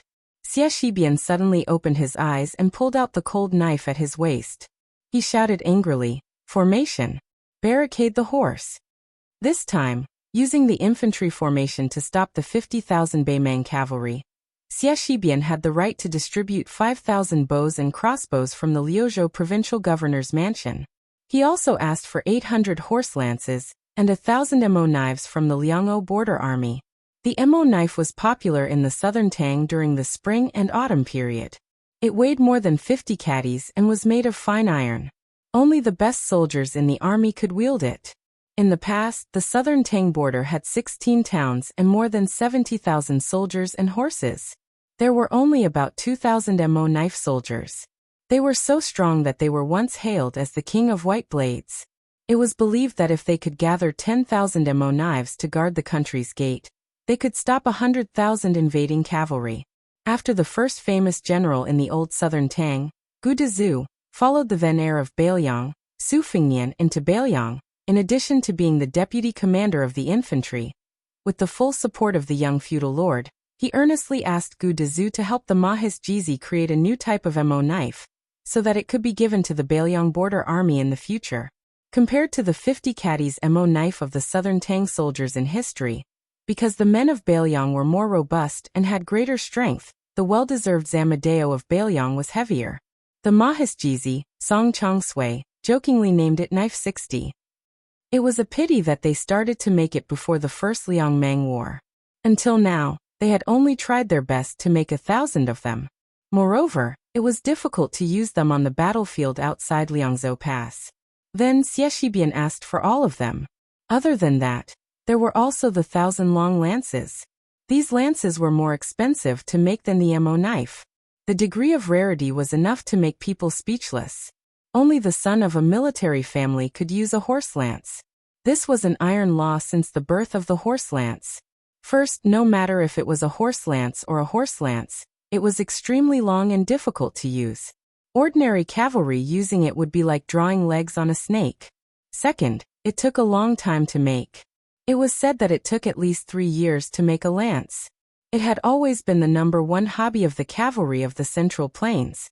It was even harder to find than a good horse that was worth thousands of gold. The young feudal lord personally ordered the 800 lances.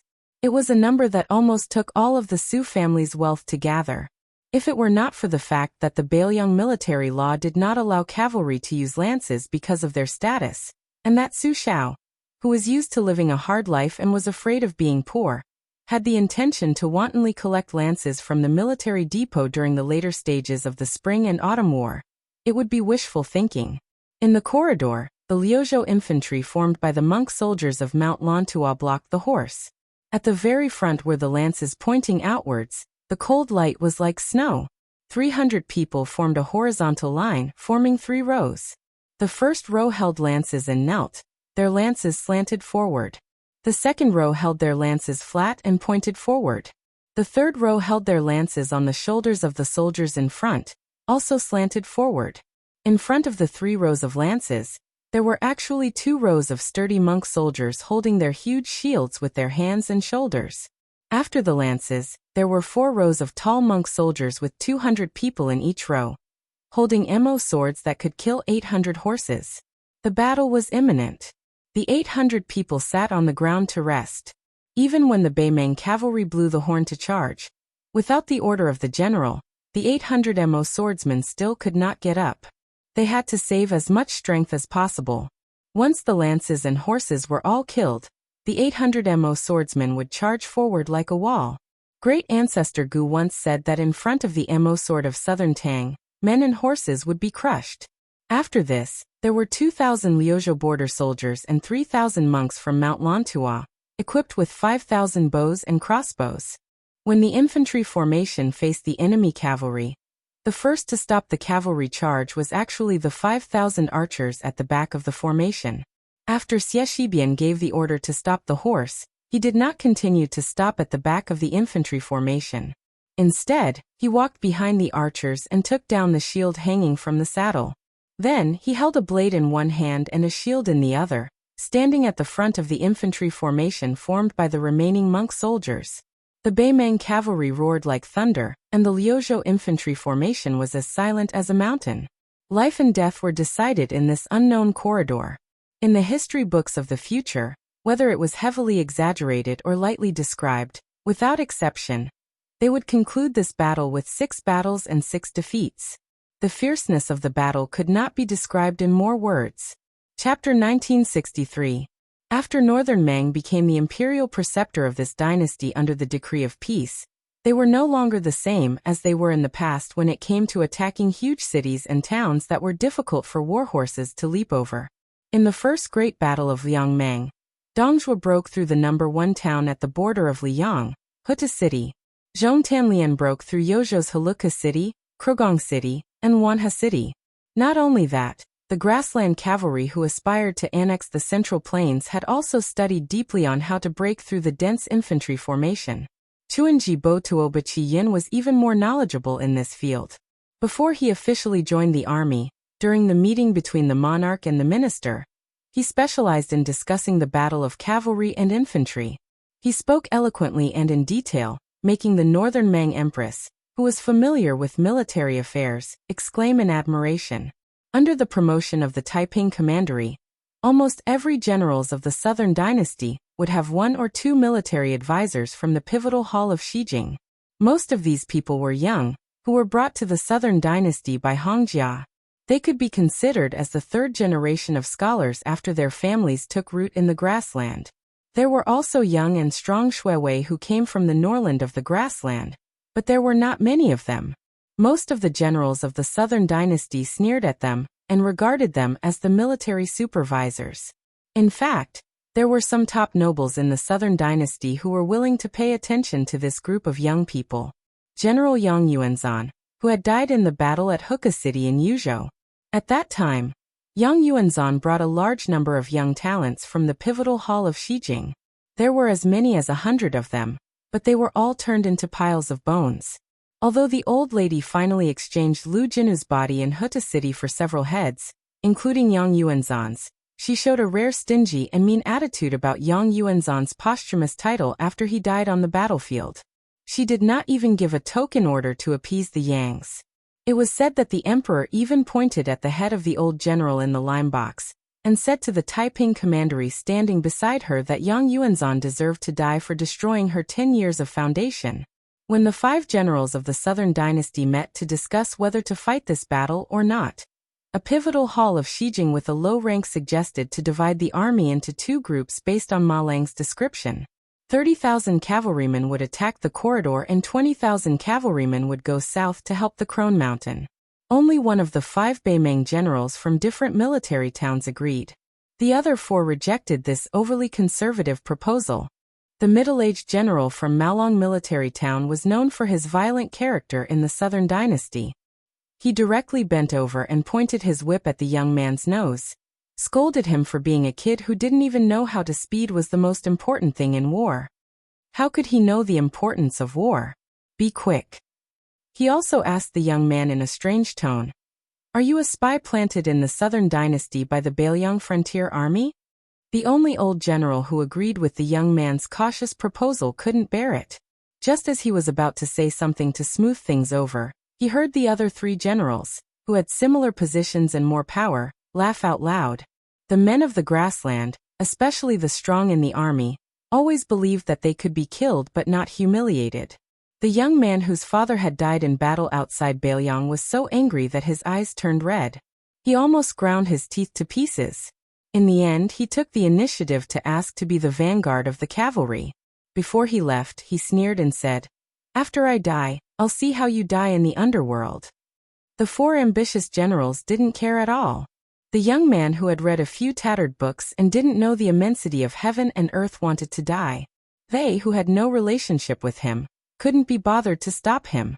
However, after the 2,000 vanguard cavalry ran into a wall, all of the generals began to realize that the situation wasn't good.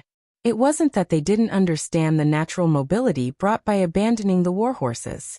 It wasn't easy to use cavalry to break through the infantry formation head-on. The cavalry who opened the way would inevitably die when they ran into the formation. However, even the oldest generals didn't expect the infantry formation's defense to be so shocking. If it was said that the 5,000 infantrymen hiding behind the horse barricade formation shot out arrows like a torrential downpour, it was still within reason. However, there were still more than 1,000 of the 2,000 cavalrymen who charged behind the wall.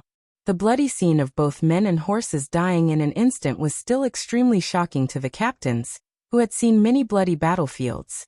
These 2,000 elite cavalrymen were undoubtedly 2,000 men of sacrifice. Almost everyone knew that they would die if they charged forward, so they began to accelerate at the edge of the range of the crossbows. When the 1,000 or so cavalrymen crashed into the horse barricade formation, their momentum was actually the strongest, and their speed was the fastest. When a single cavalryman crashed into the horse barricade formation, relying on the inertia brought by the galloping war horses, the terrifying impact was self-evident. In the end, more than 1,000 men of sacrifice, men and horses, all died under the long spears. No less than 600 war horses were directly pierced through by the long spears. The most terrifying thing was that the second group of cavalry was almost visible to the naked eye. Those strangely long spears displayed incredible toughness. After piercing through the warhorse corpses, most of the spears only bent and didn't break before they were pulled out of the corpses. For example, the normal cavalry of the Southern Dynasty's border army was usually given a cavalry spear. Often, it would break after 1 or 2 charges. Only the elite soldiers under the direct command of great generals like Dong Zhuo, Liu Gui, and Yang Yuanzhan were able to repeatedly ram into the formation without breaking. However, as the grassland cavalry who were familiar with archery and horses, they all knew that even the Winter Thunder elite cavalry under the command of Orange Province's sectional magistrate Morong Baoding's spears were not as unreasonable as the spears in the hands of the Liuzhou monk infantry army. Although these 2,000 cavalrymen were a little timid, before the horn of retreat sounded behind them, no one dared to turn around and retreat. It wasn't that these cavalrymen didn't care about their lives, nor were they completely unafraid of death. Although the border army of the Southern Dynasty was not as strict as the Bailiang-Su family, if they retreated at the last minute, not only would they implicate their superiors, but also their whole family. They really couldn't be timid. As the 2,000 cavalrymen were charging, the Liuzhou infantry army in their sight slowly moved back more than 10 steps.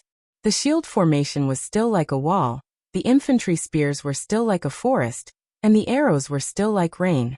The young Shijing advisor who died on the battlefield when he was 20 years old happened to be hanging on a slanted infantry spear before the infantry army retreated. It was like a scarlet sugar-coated both funny and tragic. Before he died, his chest and the head of his mount were pierced through by the infantry spear. The young man used all his strength to reach out and hold onto the infantry spear. The corner of his mouth twitched as if he wanted to say something, but he couldn't open his mouth. If he could return alive, he would definitely insist on taking a detour to the south. He would tell the 5 generals of the border army who mistakenly thought that a great achievement was at their fingertips that this thing was called a long spear. The shaft was extremely tough, the grip was extremely strong, and the tip was extremely sharp. When the sharp knife and heavy axe struck, there would be the sound of metal and stone. It would never crack or break. It had always been the white blade, and the sharpest weapon that countless cavalry generals in the Central Plains dreamed of. The Han family of Jizhou, who had been competing with the grassland cavalry army for nearly 400 years, always had the tradition of taking the spear after the death of the father. This meant that a good spear that was hard to break was far more suitable to be a family heirloom than a good knife that could cut through iron like mud. Killing the enemy on horseback with a long spear in hand was always successful. The cavalry general who held the spear almost didn't have to worry about the force of the spear hurting his arm. How bad could it be to use the infantry formation to stop the horses? The second wave of 2,000 cavalry still didn't survive, but in the end, the infantry formation was loosened. Hundreds of cavalry crashed into the first row of Liuzhou monk soldiers with shields and died with blood splattering everywhere. In total, more than 300 lances of the 1,000 paces had been broken. The poet of the Great Feng dynasty once wrote a border fortress poem that had been passed down to this day. It described the outstanding military exploits of a famous general at the border, but in front of the battle, he was defeated by the enemy. This sentence was simple and straightforward, but it was also very vivid. The word defeated was the finishing touch. One of the generals sitting on horseback couldn't help but raise his butt and look at the battlefield in the distance. He was dumbfounded and couldn't say a single word. They weren't afraid of dying, but if they died so quickly, how could they fight the war? Even if it were 2 cavalry armies fighting, how long would it take to charge and break through the enemy's formation with a short 300 paces? The generals of the Maolong army, who had previously mocked the staff of the Cardinal Hall of Shijing, secretly swallowed his saliva. He turned his head stiffly and said to the old generals, "Should we leave this place and take a 60-mile detour to Laohu Mountain?" The old general, who actually only had 6,000 cavalry under him, shook his head and said in a deep voice, "The most difficult thing for a cavalry to break an infantry formation is at the beginning. This Liuzhou monk soldiers' barricade is the most powerful, causing us to suffer heavy losses. This is reasonable. I believe that as long as we break through those few rows of spears, the rest will be much smoother."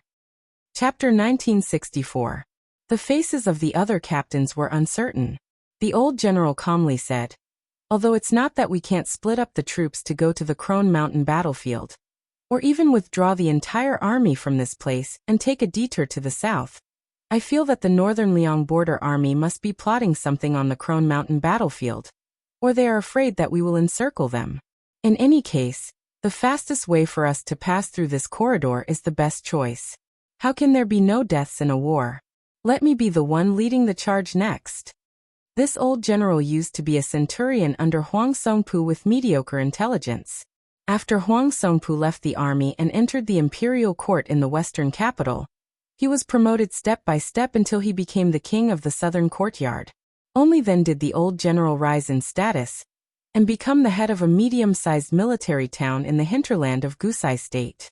Unlike the other 4 captains who secretly received boxes of gold and silver before they went to war, the old general rejected the invitation of the 3 second-class noble sects. However, he volunteered to go to the Crone Mountain. Since he was not here for money, in the eyes of outsiders, it was probably because he was old but not old at heart. When the 4 generals saw the old general urging his horse forward, the Maolong army cavalry was stunned. "Old general, are you going to break the formation yourself?" The white-haired old general turned around and smiled faintly. "Many of my men are about the same age as my grandson. As the main general of a town, of course I have to." One of the young generals frowned and interrupted the old man's words.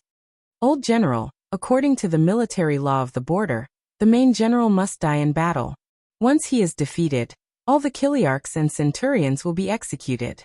The old general dismissed it with a smile and glanced at the infantry formation in the south corridor. "To open this formation, 6,000 cavalry is definitely not enough. The 8,000 men in my town who are not afraid of death have already followed me here."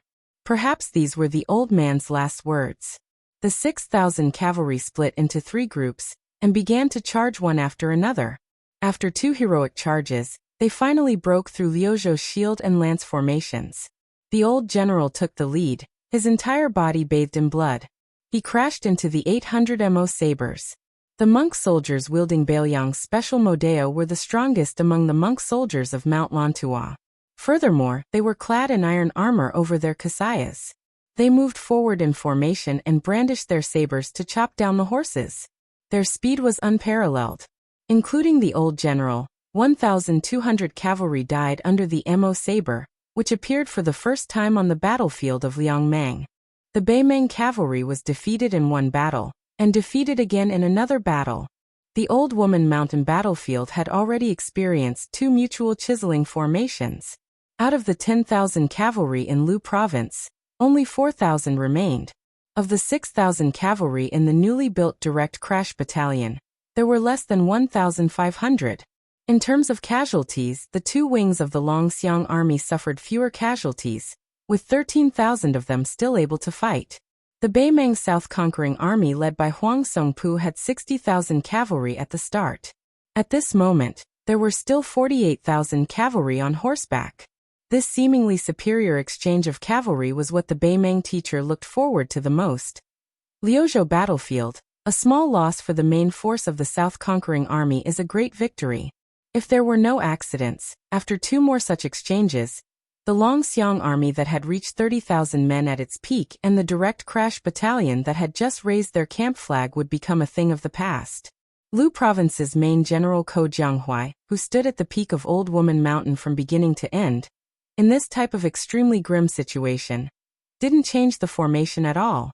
He only sent someone to pass down the order for the 3,000 cavalry under the command of the provincial governor's manor, that was originally outside the battlefield, to follow the main force that returned to their original positions after the two chiseling attacks, to enter the formation behind Chi Fulong Pass and participate in the third round of attacks. Huang Songpu also ordered the 500 to 600 heavy cavalry to prepare to enter the battlefield. The old commander's only worry was that the battle had reached such a stage. On the Beimang side, the Liuzhou cavalry had suffered heavy casualties, while on his side, the Wanyan elite cavalry under his command had suffered even more casualties than the B cavalry. If not for this, he would not even use the heavy cavalry that was originally used to take the head of either Ko Jianghuai or Su Longxiang. Chen Shiliang could not help but ask, if we charge again, the Liuzhou cavalry will only exist in name. Ko Jiangjun, shouldn't we slow down? Ko Jianghuai shook his head and said, we cannot slow down.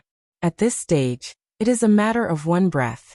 Let alone the fact that Yuan Nanting's white feather light cavalry and Ning Amei's iron stupa cannot hurry to Old Woman Mountain for now. Even if they can immediately enter the battlefield, I will have the Liuzhou cavalry and Longxiang army charge 2 more times. Otherwise, even if the monk soldiers on the western border can stop the 50,000 southern reinforcements, with Huang Songpu's ability, at least 20,000 cavalry will be able to escape. Once they meet up with the remaining cavalry on the northern corridor, our previous 3 battles, including this one, will have been for nothing. It is even equivalent to me, Ko Jianghuai, dragging the 3 armies of Qingyuan Army Town into the quagmire that is Liuzhou. Chen Shiliang sighed and did not continue to speak. Ko Jianghuai suddenly turned his head and said softly, during the Battle of Phoenix Army Town, the defending general used the Liuzhou provincial governor's office to publicly impeach Xie Shibian. You wrote, not against military law, but against reason. I want to thank you. Ko Jianghuai's words were very direct and clear. He wanted to say goodbye to Liuzhou and thank him, not to thank the western frontier. In reality, although Xie Shibian's neutral and peaceful comments were not as harsh as provincial governor Yang Guangdou's, it was still not beneficial to Xie Shibian, who was at the heart of the storm at the time. However, the truth was the opposite. Chen Shiliang, who already had a certain amount of weight in the Beiliang Frontier Army, was intentionally protecting the Liuzhou deputy general who had angered the public. Once his words sided with Xie Shibian, it would only provoke a fierce backlash from the Liang'o cavalry and the entire Yuzhou infantry. At that time, it would be extremely difficult for the young feudal lord to personally protect Xie Shibian. In the end, once Xie Shibian became a rat crossing the street in the eyes of the Beiliang Frontier Army, then not only Ko Jianghuai, who was also a young man and a foreigner, but even Yu Luandao, who had won the approval of the Beiliang Frontier Army, would be implicated. Chen Shiliang smiled bitterly and shook his head. He said emotionally, this situation was created by the efforts of the prince. No need to thank me. If you really want to thank me, next time go to Beijing to thank the prince. Ko Jianghuai curled his lips. Why should I thank him? Since he is the king of Beiliang, these are the things he should do. The next time I go to Beicheng, I will be kind if I don't ask him to be the commander-in-chief of the Beiliang cavalry. Ko Jianghuai suddenly said self-deprecatingly, but I don't think I can beat Yuan Baixiong. This is the bad thing about being in Beiliang. The people who lead the army to war are fiercer than the other. There are so many martial arts grandmasters. Before, when I was in Guangling, my swordsmanship was passable. I was confident in fighting in the court. Now I can't. With a heavy heart, Chen Shiliang finally smiled a little. The two looked around. On the battlefield of Crone Mountain, the commander-in-chief of the Longxiang army, Su Longxiang, had killed 300 enemies. This was under the premise that he ensured the charging formation of the cavalry. If he did not care about anything else and went all out to kill, the commander-in-chief of the Beimang cavalry would probably collapse. Ko Jianghuai's gaze shifted to the B cavalry formation, which had the largest number of enemies. He smiled coldly and muttered to himself, I will kill them after I fatten them up. 3 cavalry armies entered the battlefield of Liuzhou. Among them, the general of Liangzhou, Shifu, led the 8,000 cavalry of the Qingyuan army. They did not go to Crone Mountain. Instead, they went straight to the corridor. They were not there to save people, but to stop the southern Beimang cavalry that continued south through the corridor. There might be 30,000 or 20,000. From Shifu's point of view, Xiexibyan and the monk soldiers of Lantua Mountain would definitely die. Ningame's iron stupa had suffered heavy losses in the Dragon Eye Plain. However, the young lord had allocated all 800 white horses to the iron stupa. He even ordered all the generals of the 4th rank and above outside the Liangzhou Pass to transfer their personal guards. That was how the iron stupa recovered to 4,000 riders in just 1 month. With a big halberd in his hand, Ningame led the 4,000 iron cavalry to gallop wildly. He wanted to take a shortcut from the rear, straight to the area between the Old Woman Mountain and the corridor in the north. If the stone talisman was to block the Southern Dynasty's side cavalry's route to the south, then he needed to cut off the Huangsongpu's main forces' route of retreat to the north. The last cavalry was a light cavalry in the absolute sense, full of elegance. Every one of them carried bows and light crossbows, with quivers of arrows hanging on both sides of the saddle, and only a northern cold saber hanging from their waists. The arrows that peeked out of the quivers were white like 2 balls of snow. When the horses galloped, it was very beautiful. The main general, Yuan Nanting, led 20,000 white feather light cavalry straight to Crone Mountain. Think about it, when the wind rises, a round of concentrated fire from 20,000 cavalry would be like a majestic downpour, 20,000 raindrops falling on the enemy's head. The 8,000 elite cavalry that had already entered Gusai Prefecture suddenly turned around and went south. They passed through the border, drawing a diagonal arc as they galloped towards the corridor battlefield. A short and tired young general kept praying in his heart, "Don't die, don't die." They all say that you can't do anything more than 3 times. Even if you count the Battle of Mian Pass, you have only done it twice. King Yama will definitely not be willing to accept you. If others want to die, I don't care. But you, Xiexibyan, are the only one who wants to die. I have to beat you up. This person was Chao Wei. His nickname was Chao Benlei. Chapter 1965. The manor of Beifong was shrouded in a heavy atmosphere.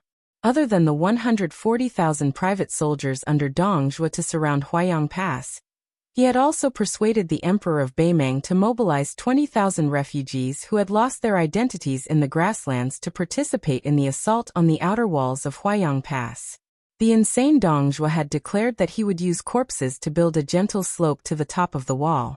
The left and right cavalry led by Lu Deyuan and Li Yanchao had engaged in a series of small skirmishes with the vanguard of the Winter Thunder elite cavalry and the Ruren cavalry. Finally, a major battle had begun. On the 2 battlefields, Liang Meng's 4 cavalry armies had invested a total of 40,000 soldiers. Evidently, neither side had mobilized their full strength. The strength of the Beimeng's Winter Thunder elite cavalry was unexpected, and the Ruren cavalry of 10,000 could not be underestimated either. Compared to the situation before Beifong, the casualties of the left and right cavalry armies were slightly greater. This meant that once they were entangled by the soldiers of Beimeng, it would be very difficult for them to escape. Once this main force of Beiliang lost the flexibility of large-scale battlefield movements, other than the 10,000 Great Snow Dragon cavalry that could still fight and retreat, the 2 heavy cavalry armies that were destined to be unable to participate in large-scale battles alone would fall into an awkward situation.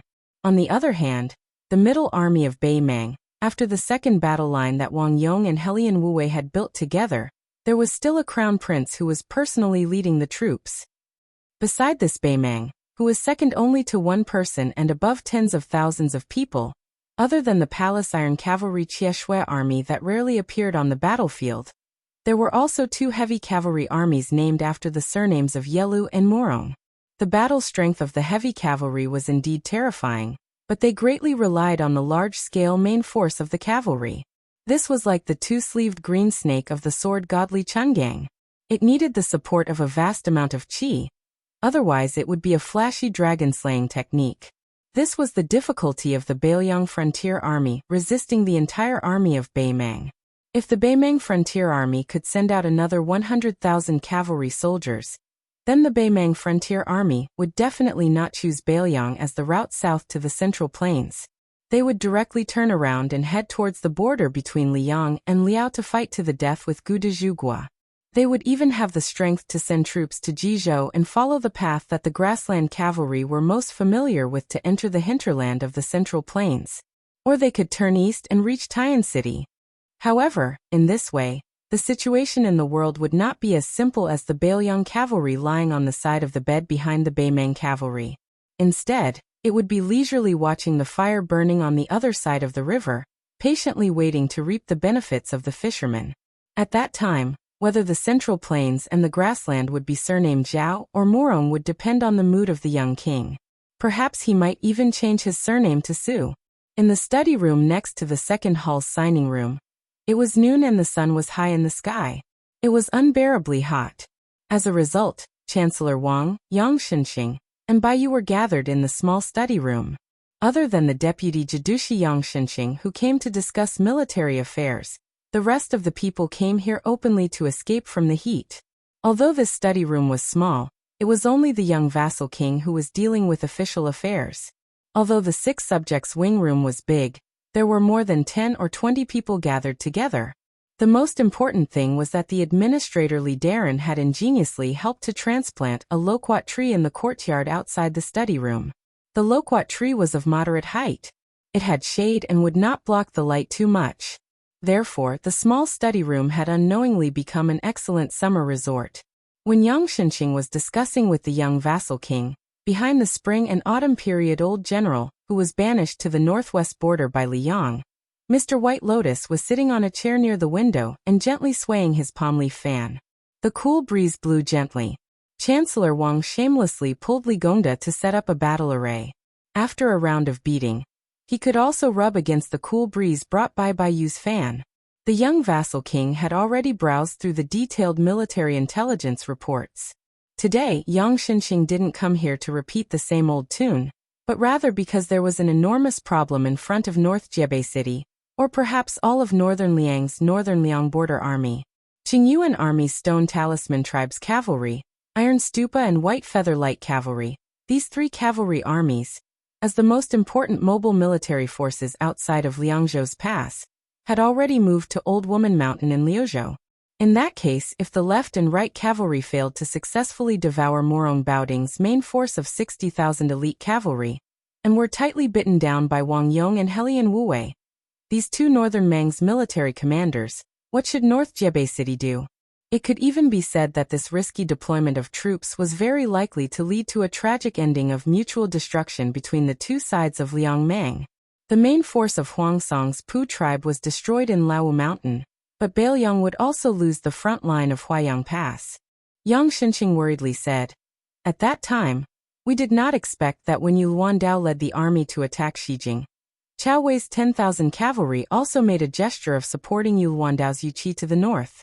But Baemang unexpectedly only transferred the cavalry of Bo Wang Jingchong from the eastern front, which was confronting the 2 Liao's Liao, and then did not make any move. It seemed that they did not care about the safety of the southern dynasty's capital region.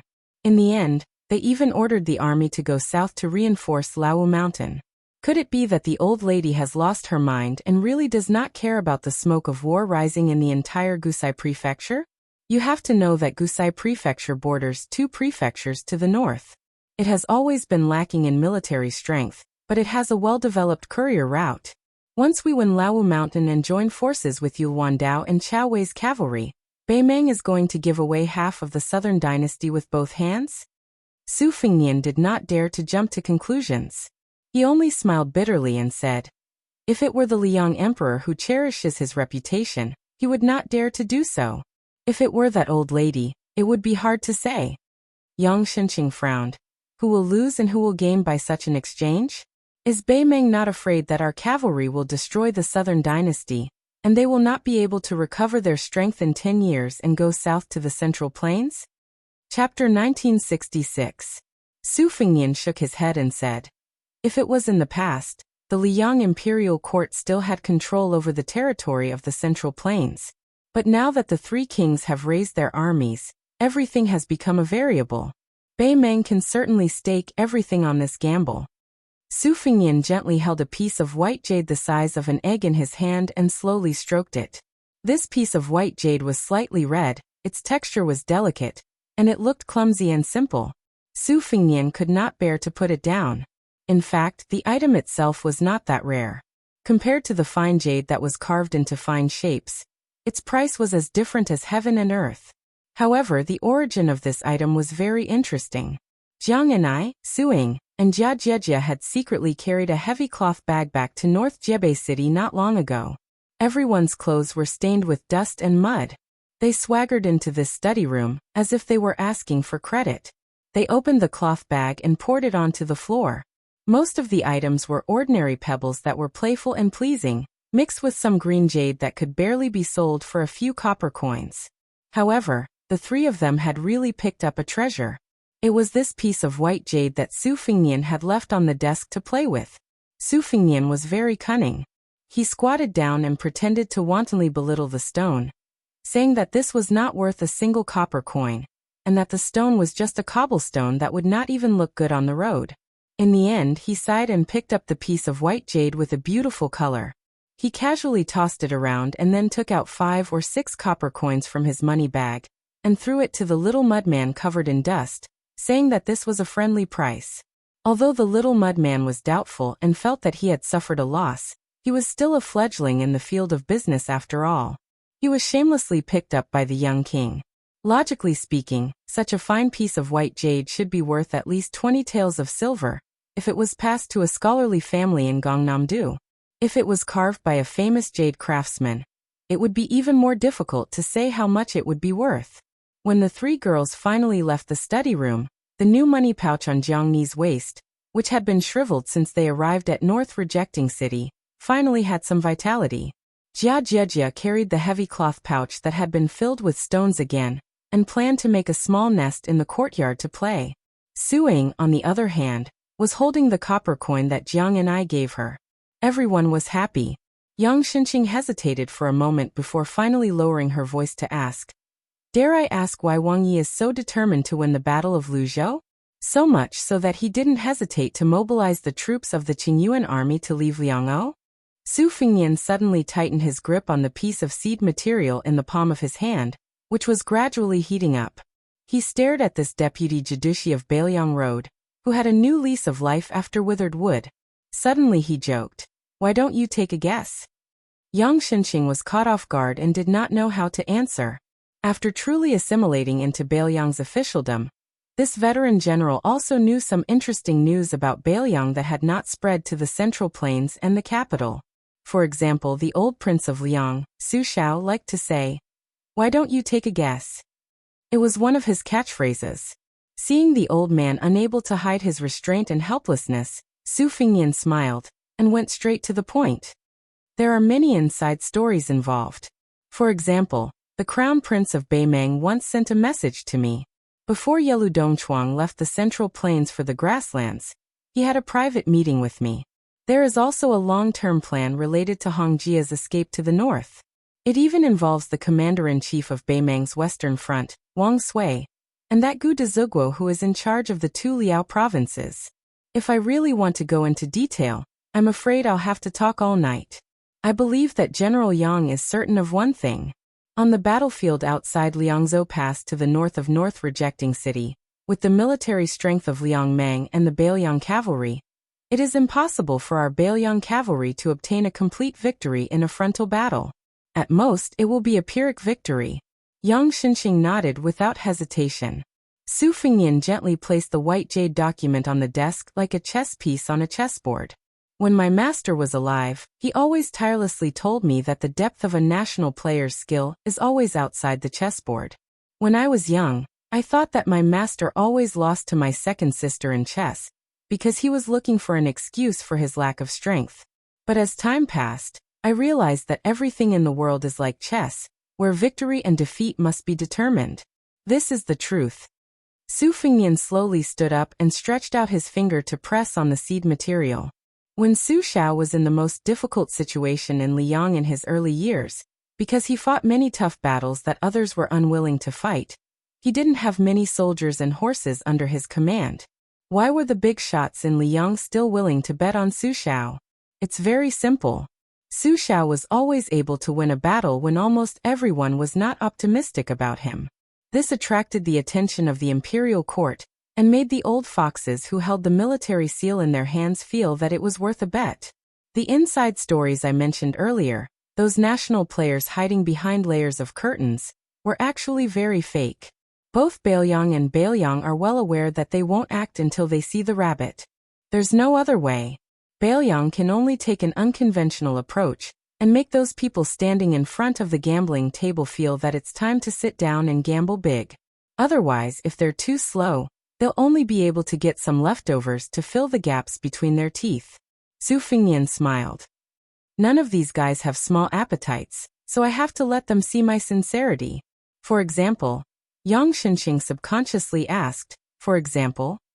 Su Fingnian said softly, for example, when the Iron Cavalry outside Liangzhou Pass defended Beiqing without losing it, the Liuzhou Cavalry won a great victory at Old Woman Mountain. Then they went all the way north and took Beimang's southern capital, Xijing. Yang Shenxing was a grandmaster in both the imperial court and the battlefield, so he understood it immediately. However, this veteran who had experienced the War of Spring and Autumn did not feel relaxed at all. Instead, his heart became heavier. The young lord only said that he was going to defend Beiqing. Then what about the north of Beiqing? Huaiyang Pass, Liuyao Fuling and Grave, 3 major military towns. Chulushan, Zhoukong, Liyanchao, and Lu Deyuan for generals. No one knew when, except for the 2 people who were standing at the table next to each other. The rest of the people had left the study room. After Yang Shenxing also walked out of the study room, the young lord held the seed material and walked to the window. He looked up at the loquat tree. Although it was mid-autumn, the green was still lush. Spring, summer, autumn, and winter, leaves can grow green. Birth, old age, illness, and death, people can't live forever. Chapter 1967. As soon as the autumn equinox passed, the battle situation outside Liangzhou Pass suddenly became tense. Previously, the scouts from both sides of Liangmang were roaming about outside the pass. Their forces were more or less equal. Although Beimang's Ma Lanzi had the advantage in numbers, due to the battle on the Longyan Plains, the 2 elite scouts who were most familiar with the border army's terrain and had the most outstanding fighting power, Dongzhuo's Crow Lanzi and Great General Lu Gui's Black Fox Lanzi, were almost completely wiped out. The Ma Lanzi who followed the army to the south of Huta City could not be said to be a headless fly, but compared to Liangzhou's second-class scouts, who were incomparably familiar with the terrain, they still did not have an advantage. Whenever the 2 sides encountered a sudden battle, Beimang's Ma Lanzi was ordered to take the initiative to attack regardless of casualties. Many times they met on narrow roads. Even though Beimang's Ma Lanzi was at a disadvantage in terms of military strength in some parts of the battlefield, they still charged bravely without fear of death, even if they had to sacrifice 3 for 1. The rich and overbearing Morong Baoding personally promised that as long as the Ma Lanzi advanced to the front line, regardless of whether it was his direct subordinates or other troops, not only would they be able to obtain military merit by beheading the enemy, they would also be able to exchange their own losses for military merit. Under this kind of unreasonable and intense attack by Beimang, Baoyang's scouts never suffered heavy casualties in a single battle. However, after the losses accumulated time and time again, in a short period of 20 days, according to the intelligence reports from the left and right cavalry, more than 700 men had died in battle. The Liangzhou border army had no choice but to start gathering small groups of scouts, at the same time reducing the width and depth of the scouting line, decisively giving up on the risky move of sending a small group of scouts to roam in and out of the enemy's territory. Back then, Baoyang had chosen to place great importance on the Liuzhou battlefield, and did not hesitate to shift their forces to the west.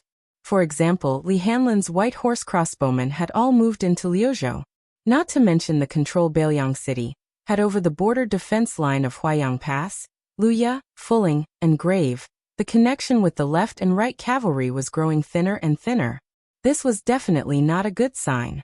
As the main force of the Baoyang border army, the left and right cavalry's main purpose was not to kill the enemy, but to link up Baoyang City and Huaiyang Pass defense line, preventing Beimang's cavalry from completely dividing the battlefield outside Liangzhou Pass. However, from the current situation, unless Morong Baoding was willing to hold his troops back, unwilling to lose the Winter Thunder elite cavalry and Ruren cavalry, slowing down the speed of his horse hooves, and allowing the Liangzhou scouts to seize the opportunity to regain the initiative, from the perspective of the chessboard, the stalemate between the 2 sides was already set in stone. During this period of time, the northern Liangdao's only official in the northern part of the city, the administrator Li Gongda, proposed to have Li Hanlin lead the remaining Liuzhou white horse crossbowmen back to the battlefield outside Liangzhou Pass. However, this proposal was rejected by both the young king and deputy Jidushi Yang Shenxing. The result of the magnificent cavalry battle at Old Woman Mountain in Liuzhou, which was destined to go down in history, had not yet been accurately reported to Jubiai City outside the Liangzhou Pass. The last urgent military document from a scout under Liangzhou's General Shifu was still neatly placed on the table in the small study next to the signing room. Even though they knew that the new Prince of Liang, who had accumulated great power and influence, valued the twin jade annulus of Great Chu no less than the two trusted generals, Yu Wandao and Chao Wei, who were born in northern Liang, the military document written by Shifu himself was still straightforward, revealing the unique cruelty of a battlefield. Thank you to the monk soldiers of the Western Frontier Division for blocking the 50,000 cavalry with 15,000 infantrymen. Forgive me for not being able to rescue them. I will only follow the established plan to block the remaining Southern Dynasty's cavalry from going south. Joining forces with Ning Amei's 4,000 iron stupas, we will definitely block the Yellow Song's Pu tribe's main force from retreating north. Whether Beiliang's monk soldiers and Lantua Mountain's monk soldiers live or die, my Qingyuan army can't help. In fact, the true ruthlessness of the battlefield lay in Shifu's words. Even if my stone talisman army can rush to the corridor battlefield in time, as long as Beiliang's infantrymen still have the strength to block the Southern Dynasty's main force, then the Qingyuan army's cavalry will stop far away and choose not to rescue them. This was to prevent the Southern Dynasty's main force from giving up on rescuing Old Woman Mountain and decisively fleeing north, returning to the Southern Dynasty's main force.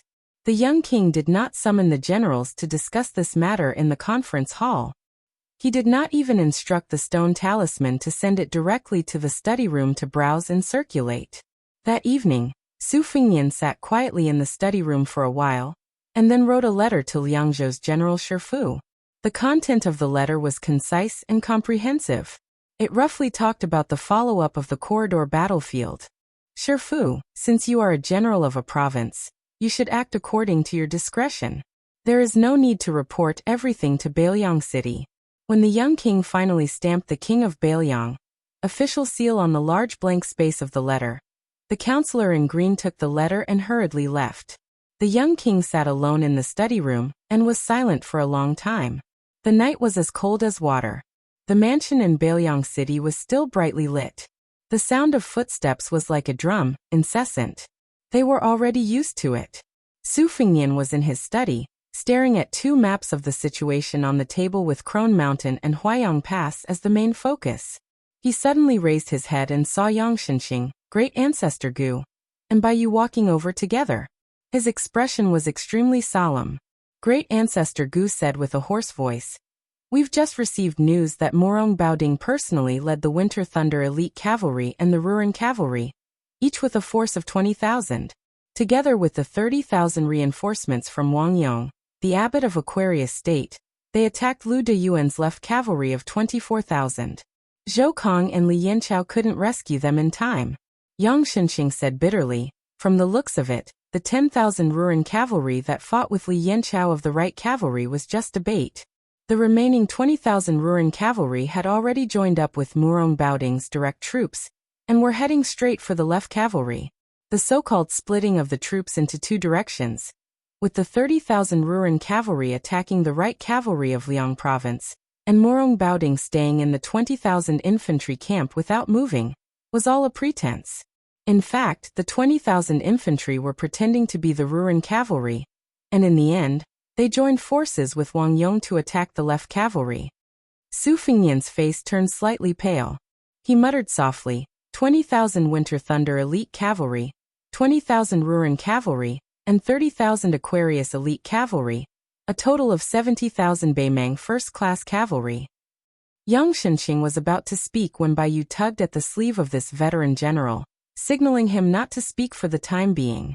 The young vassal king who was sitting upright behind the desk slowly raised his head and asked, "How are the casualties of the Beimang barbarians?" Yang Shenxing tried his best to calm the intense emotions in his heart as he answered, Morong Baoding did not send in all his troops at once. After the Winter Thunder private cavalry lost 9,000 men, he still did not retreat from the battlefield. Then he sent in 20,000 Ruran cavalry. Lu Deyuan, the left cavalry fought until Wang Yong's cavalry entered the battlefield. At that time, the remaining Winter Thunder cavalry had no choice but to watch from the sidelines. There were almost no Ruran cavalry left on the battlefield. The Aquarius cavalry still lost 6,000 men. Only 800 left cavalry managed to break out of the encirclement and return to North Jiebei City. The first deputy commander of the left cavalry, Lu Deyuan, and the other two deputy commanders all died in battle. In early autumn, there was once a left cavalry soldier who raised his arms to release eagles outside North Jiebei City. The scene was still vivid in his mind. Grand Ancestor Gu suddenly said bluntly, "Since the left cavalry is gone, the right cavalry cannot hold the fort alone. They can no longer control the situation outside Liang Province Pass, which is north of North Jiebei City and south of the grave. Your Highness, you must not agree to Zhou Kong and Li Yanchao's request for battle." Su Fengnian nodded and said, "Immediately send an order to Zhou Kong and Li Yanchao. The right cavalry must do their best to avoid Beimang's main force heading south." Baiyu said somewhat helplessly that Jean Partridge's military order has actually reached Jidushi Yang's barracks. From the commander to the three deputy commanders and all the captains, they have all signed a bloody handprint. They request to fight to the death and guarantee that they will at least wipe out Morong Baoding's Winter Thunder cavalry and Wang Yong's main force. Su Fengnian stood up and said sternly, "Then add one more sentence. Tell Zhou Kong and Li Yanchao clearly that it is very easy for them to die. If they dare to disobey the orders of North Jiebei City, I, Su Fengnian, will personally go outside the pass and wring their heads." Yang Shen, who had never seen a young king get angry in front of his face, was shocked. Grand Ancestor Gu sighed softly. Baiyu was calm and composed. He smiled and said, "With North Jiebei City's reply to the right cavalry, old General Yang and I, the governor of Liang Province, will have an easier time." Chapter 1968. The three big shots of North Jiyu quickly left with their own thoughts. Chancellor Wang, who was on duty in the ceremonial room, walked into the study with 2 pots of green ant wine. He saw that the young king had not yet sat down. He was standing behind the desk, looking down at the 2 big seals on the table.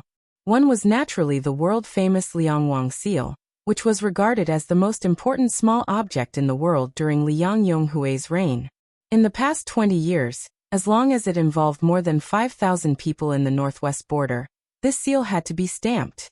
The shape of this seal was exactly the same as the current Zhao imperial court, imitating the style of Dechu of the Central Plains during the spring and autumn period. It was a jade seal, and the strokes of the seal were even without any sharp edges. It had always been regarded as authentic calligraphy. But next to this Liang Wang seal, there was another seal that had long been withdrawn from Beiliang's officialdom. After the Su family's armored cavalry followed Beiliang's butcher Su Shao into Beiliang, this ancient bronze seal was habitually called the Great General's Seal. Occasionally, it would be seen in some important military inscriptions outside the pass. After heir Su Fengnian officially became the king of Beiliang, it completely disappeared from the border army's field of vision. The Great General's Seal was written in willow leaf script. The bronze seal was 3 cun 3 fun, 9 fun thick, and shaped like a crouching tiger and coiling dragon. Now the Liang army's permanent general with real power, Wu Zhengzhenping, had long switched to using the silver seal of the Qi Ding script, abandoning the knife-like willow leaf script. In fact, Mount Qingliang also had a big seal, mainly used for the promotion and dispatch of Beiliang's officials. Su Fengnian made an exception and left it to Deputy Administrator Song Dongming, allowing him to stamp the seal himself after the official document was approved, to show his superior position of sole power. After Chancellor Wang sat down, he opened 2 pots of wine, and leaned forward to hand one to the young king. It was better to enjoy together than to enjoy alone. The old Confucian raised his head and drank a mouthful of strong wine, exclaiming in joy. Then he looked at Su Fengnian and said, "I have heard about the left cavalry. Some words have accumulated in my stomach for almost 20 years, and I have to spit them out. You don't have to say anything, just drink and listen to me." Su Fengnian sat back in his chair and nodded. This renowned scholar of the literary world, the leader of the scholarly circles, slowly said, "I have always had 7 orifices and 6 orifices on the battlefield, but I know nothing about it. As a result, apart from bringing a few scholars to Bailiang, which can be considered a small contribution, I don't have any other achievements to show for it. I can only peacefully stay in the remote academies and study. In all these years, I've secretly traveled to Bailiang many times and met Su Xiao a few times. I've also met Li Yishan from Tide Listening Pavilion a few times. Su Xiao is known for being a terrible chess player. His chess skills are among the worst in the world, but his ability to reverse his moves is top-notch. That's why I don't like to interact with him." Noticing the strange look on the young lord's face, the old master continued to say shamelessly, "Li Yishan is a rare and extraordinary person. Of course, he would be arrogant and treat me as his confidant." Su Fingnian finally couldn't help but say, "That's enough." This old man choked on his wine and coughed a few times. The wine from the pot of green ant spilled all over his clothes.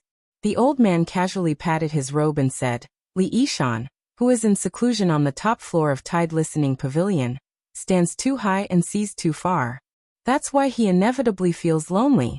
Sages have been like this since ancient times, so it's impossible to escape. Every time I go there to visit, even though Li Yishan doesn't give me a good face, I know that this guy must be happy. There were a few times when he was drunk, and Li Yishan would say some heartfelt words to me. He never talked about the Liang imperial court, but talked less about the strategist Su Xiao and more about the Northwest." At this point, this old man, who seemed to be taking advantage of his seniority, paused and drank a large mouthful of green ant wine.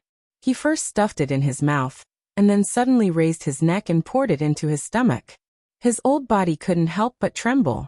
His weathered cheeks turned red. He continued, "As for the strategizing of the literati and the military strategy of the scholars, I don't accept Bunxi of Liang, nor Nailan Yusi of Nanjiang, or even Huang Longshi. As for Zhao Chongling, who suppressed Li Yishan even after death, don't even mention him. As to why Zhao Chongling was more famous than Li Yishan both in life and in death, Li Yishan himself, and Su Xiao who knew better, both had their own difficulties. Li Yishan was born a poor scholar. Zhao Chongling, the grandson of the Dechu aristocracy, was more or less the Song family jade tree of the present Song Maolin in West Chu. When Zhao Chongling chose to assist the fallen Su Xiao, what was it? 800 servants in a grandiose manner. Can you imagine that? In any case, this old man is not willing to think about it. The more I think, the more envious I am. Su Xiao wants to win over the landowning households in the north and south of the river. Zhao Chongling is an eye-catching flag. Otherwise, would Su Xiao say something like, "The entire army can die in battle, but Mr. Zhao must live?" The old man smiled. Of course, Zhao Chongling is also very capable. Zhao Chongling contributed greatly to Su Xiao's destruction of the 6 countries in the later stages of the Spring and Autumn War. His reputation was so good that even the old emperor of Liang, Zhao Li, wanted to invite him into the court to be made a marquis. And Li Yishan? The old emperor Zhao Li never mentioned him. In reality, every time Su Xiao reported his military achievements, he praised Zhao Chongling greatly. His memorials were full of flowers, but as long as it was related to Li Yishan's schemes, he did not mention anything. "Wang Ye, do you know why?" Su Fingnian said calmly, "I only know that those beautifully worded articles were incited by Su Xiao, and then written by my master himself." The old man nodded. So the old emperor and Su Xiao are of one mind. "Mr. Zhao, the Liang imperial court can use a hoe to poach people away." That Su Xiao admits defeat. But don't think about the unknown Li Yishan in court. Otherwise, you will be crossing the line. Su Xiao may really start a rebellion. Su Fingnian smiled and said, "Starting a rebellion is an exaggeration. My master was the first to oppose it." The old man snorted and glared. "Give an example, do you not understand?" Su Fingnian finally picked up the fragrant green ant wine and took a sip. "Old mister, please continue to give pointers." The old man suddenly asked, "What did I want to say at the beginning?" Su Fingnian put down the wine jug. "You too often talk about the Northwest." The old man suddenly understood. Yes. Li Yishan once told me a secret after he was drunk. He said that if Bailiang wanted to defeat Bei Meng in the worst-case scenario, they had to create a situation first. The old man stopped halfway through his deliberately mystifying speech. He narrowed his eyes and smiled. Out of the corner of his eye, he looked at the many objects on the desk.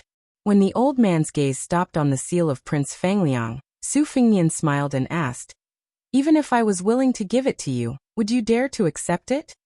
The old man's gaze shifted slightly to the bronze seal of the general, which now only had symbolic meaning.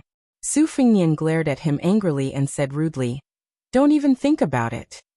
The old man, who originally wanted to take advantage of the situation, was reluctant to part with it. He muttered regretfully, "That kind of willow leaf script that contains the style of the frontier fortress of Dafeng is not commonly seen." Then the old man raised his chin and saw the white jade seed material beside the young king's jug of green ant wine. His eyes lit up. This poor new Prince Fangliang actually left behind something that was worth a little bit of silver? Su Fengnian put away the seed material and sneered, "If Mr. Wang has the ability to snatch it away, then don't dream about it." The old man curled his lips. With Chancellor Wang's martial arts aptitude, even if he gave the old man 1,000 years of martial arts cultivation, it would still be useless to snatch something from a martial arts grandmaster. No young man would bully an old man like him.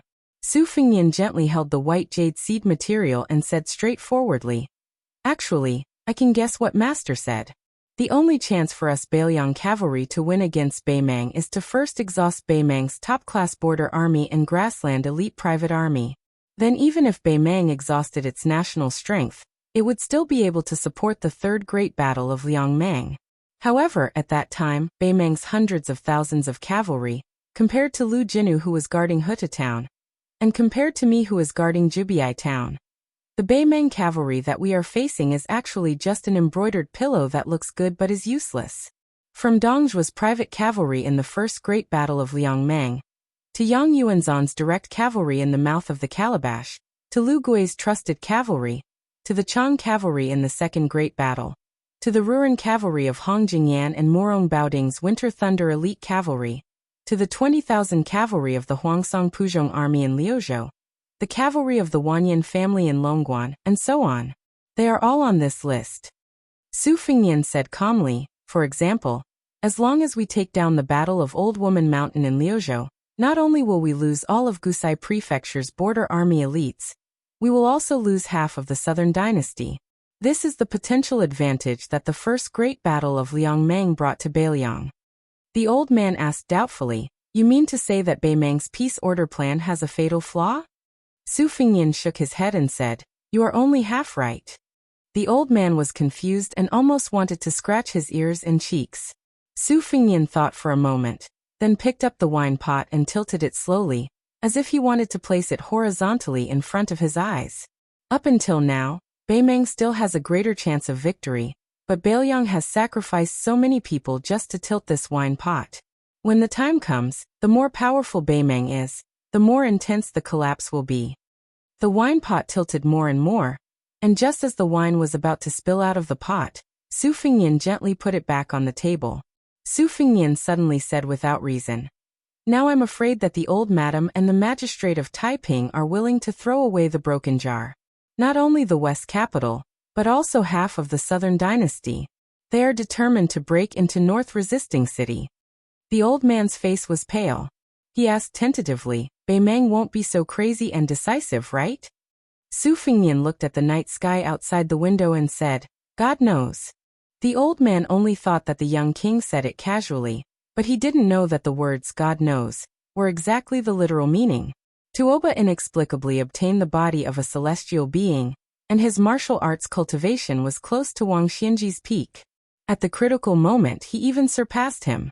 Since even Tuoba was so lucky, then wouldn't the old woman of Bei Meng, who occupied half of the world's fate, be even more blessed? Thunder and rain were all the grace of the monarch. It was also the will of God. Chancellor Wang took the empty wine pot and left. The young king stared at the map of the situation outside Liangzhou Pass that was spread on the table. At the same time, in a heavily guarded tent in Bei Meng, the candlelight that was as thick as a baby's arm swayed gently. The peace order stood in front of the table, and looked down at a map of the situation of the 4 provinces of Bailiang. He chuckled and said, "The chess players of the Central Plains all say that the golden horn, the silver border, and the grass belly, is it true?" Chapter 1969. The garrison troops outside the North Barbarian city began to evacuate the miscellaneous people in the market town. The scholars who carried books and traveled to study, recited poems and composed essays, and the heroes who rode their horses in the west wind with fairies, gradually returned to the south with the geese in the sky above their heads. At dawn, a group of more than 40 people was particularly eye-catching. They were all scholars from Shangyin Academy. They had elegant temperaments and were the best scholars in the world. After the caravan crossed the river south, a carriage stopped at the riverbank. 2 women, one big and one small, walked down. The girl had 2 braids and was holding a big fat white cat in her arms. The woman had a graceful figure and a stunning appearance. She was like a plump peony that stole the color of the country. She was in full bloom. She looked to the north. At the end of her vision was the southern city wall of the North Barbarian city. She could vaguely see the clanking of iron armor, but there was no king's robe. The little girl with braids, who was once praised by someone in Shangyin Academy as unparalleled fist technique and invincible leg technique, pouted and spoke up for her sister. "Sister, you're a heartless and heartless man. What's there to miss?" "Humph. I must have been blind to think that he was a dog. In fact, he's not even as good as Chi Shent's, that idiot." The woman with the enchanting but cold aura was indifferent. The little girl pulled the big white cat's neck and raised her head to ask carefully, "Why don't we go to the gate of that mansion and scold him?" "Don't worry, as long as I do it myself, I'll definitely scold that guy. What bullsh *T Grandmaster of Martial Arts? What #1 person in the world?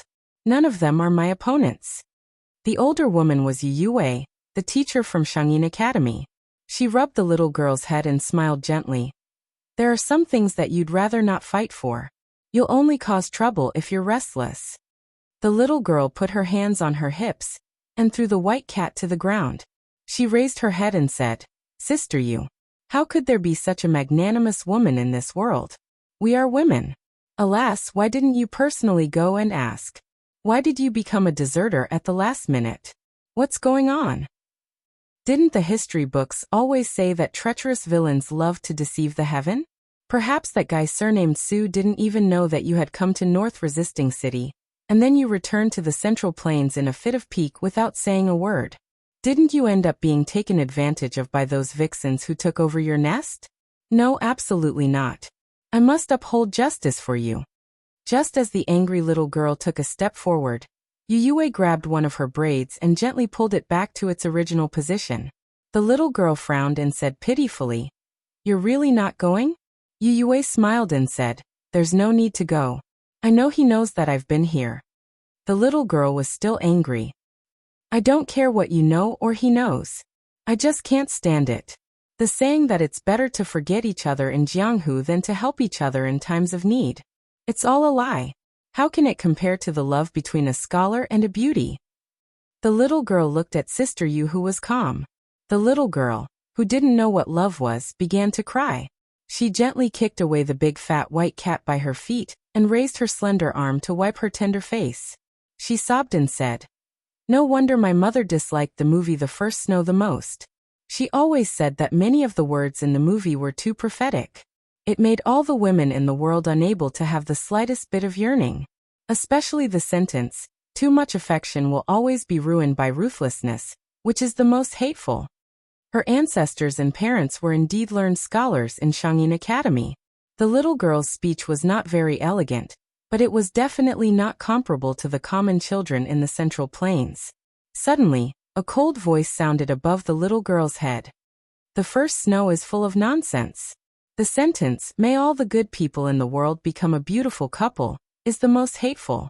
Only the sentence, 'Too much affection will always be ruined by ruthlessness,' that you said is worthy of being called a piece of advice." 2 goat horn braids tilted backward. The little girl's eyes were hazy with tears. She blinked her watery eyes and looked up at the uninvited guest who seemed to have descended from the sky. The woman was tall and slender, just like the mouname that was described in the travel notes of the literati. She was beautiful beyond compare. In the little girl's eyes, the fairy sister was dressed in purple and extremely beautiful. She had a sharp chin, which was like an icicle hanging under the eaves during a heavy snowfall. The little girl didn't know why she fell in love with this sister in purple at first sight. However, she was very afraid of her and felt very conflicted. Yu Yue asked politely, neither friendly nor distant, "May I know why the leader of the Xianyuan Alliance has suddenly come to visit?" Hearing the name leader of the Xianyuan Alliance, the eyes of the girl with the goat horn braids lit up. She really didn't lose to the civil and military officials. After hearing the name Emperor, she mustered up her courage and took a step forward. She sneakily stretched out 2 fingers and secretly pinched the corner of the fairy sister's clothes. Then she turned around and said with a face full of joy, Sister Yu, the purple clothes on her must be like the rumors in Jianghu. They are made from the silk spat out by the ice silkworms on the peak of Mount Kunlun, the ancestor of the dragon bloodline. They are smooth and soft and very comfortable to touch. It is said that they are invulnerable to weapons and water and fire. This dress alone is priceless. Our leader of the Xianyuan Alliance spent half of the Great Snow Plateau's financial resources to invite a reclusive Mahis scholar to make 4 pieces. She wears 1 each in the spring, summer, autumn, and winter. When she goes out, she flies here and there. When she passes famous mountains and rivers, her feet never touch the ground. She flies past with a whoosh. In the distance, the young scholars who had heard of Xianyuan Zi's name for a long time, but had never seen her in person, were fascinated by her extraordinary elegance. They secretly compared the leader of the Wulin Alliance with Master Yu. On the other hand, they sincerely admired the courage of the boy with the goat horn braids. Everyone knew that the leader of the Xianyuan family had an extremely strange temper. He was even more temperamental than those incapable rulers who were cursed in the history books. They were all worried that the little girl would be smashed into pieces by Xianyuan Qingfeng's slap. These scholars had traveled all the way west to the border of Beiliang, and had interacted with the little girl day and night. In addition, they had spoiled the little girl in the academy. Even though they were extremely afraid of Mount Huishanzi's fierce reputation, there were still 7 or 8 people who walked forward together. However, Xianyuan Qingfeng only glanced at them from the corner of his eyes, and those scholars who were full of righteousness involuntarily retreated. In an instant, they were all drenched in sweat. No wonder there was a famous Jianghu bigshot who joked that there were countless beautiful pomegranate dresses in the world, but Mount Huishanzi's dress was the most difficult to kneel to. If one wanted to kneel or dared to kneel, they had to have the ability to do so. The little girl who didn't know the immensity of heaven and earth suddenly added fuel to the fire and patted the purple dress. Then she jogged in front of everyone and laughed loudly. She said proudly, "You all saw it. I've already exchanged blows with Mount Huishanzi. How about it?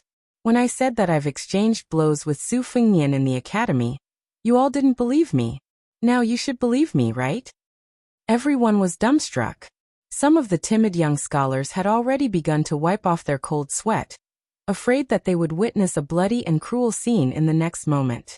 Yu Yue said softly, "She's just a child. Her words carry no harm. I hope that the leader of the Xianyuan Alliance will forgive her." Xianyuan Qingfeng glanced at the little girl who had her back to him. The corners of his mouth curled up slightly, but he quickly restrained himself. He turned to Yu Yue and said softly, "Don't worry. I won't lower myself to the same level as a child." Yu Yue felt relieved. Her stiff body gradually softened. Obviously, her heart was not as calm as her face. Xianyuan Qingfeng, who was only 1 paper away from becoming an immortal on Earth, naturally saw this clearly.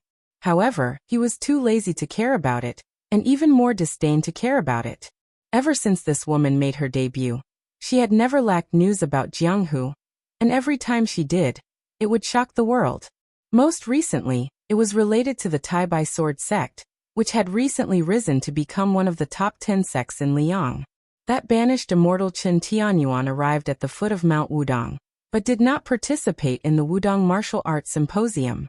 On his journey to the Central Plains, he unfortunately encountered Zi, who had long been famous in the world. It was rumored that the momentum of that unexpected encounter could be said to be earth-shattering. It caused half of Huzhou to tremble and the mountains to shake. It was said that Chen Tianyuan took 17 breaths and consecutively struck with his sword 3,000 times. In the night, the sword light illuminated half of Hezhou as if it was daytime. After this battle, the banished immortal Chen Tianyuan's reputation did not fall. Instead, it skyrocketed. Xianyuan Qingfeng was even catching up with the new Prince Liang. Those who flattered Mount Huishan believed that the title of number one in the world would only be known after the battle. Those who were neutral also felt that it was the worst. This female alliance chief was able to enter the ranks of martial arts grandmasters and become the high and mighty fifth person, behind Beimang's Huyan Temple. Xianyuan Qingfeng put his hands behind his back. Together with Yu Yue, he looked to the north toward the majestic border city that had yet to be completed.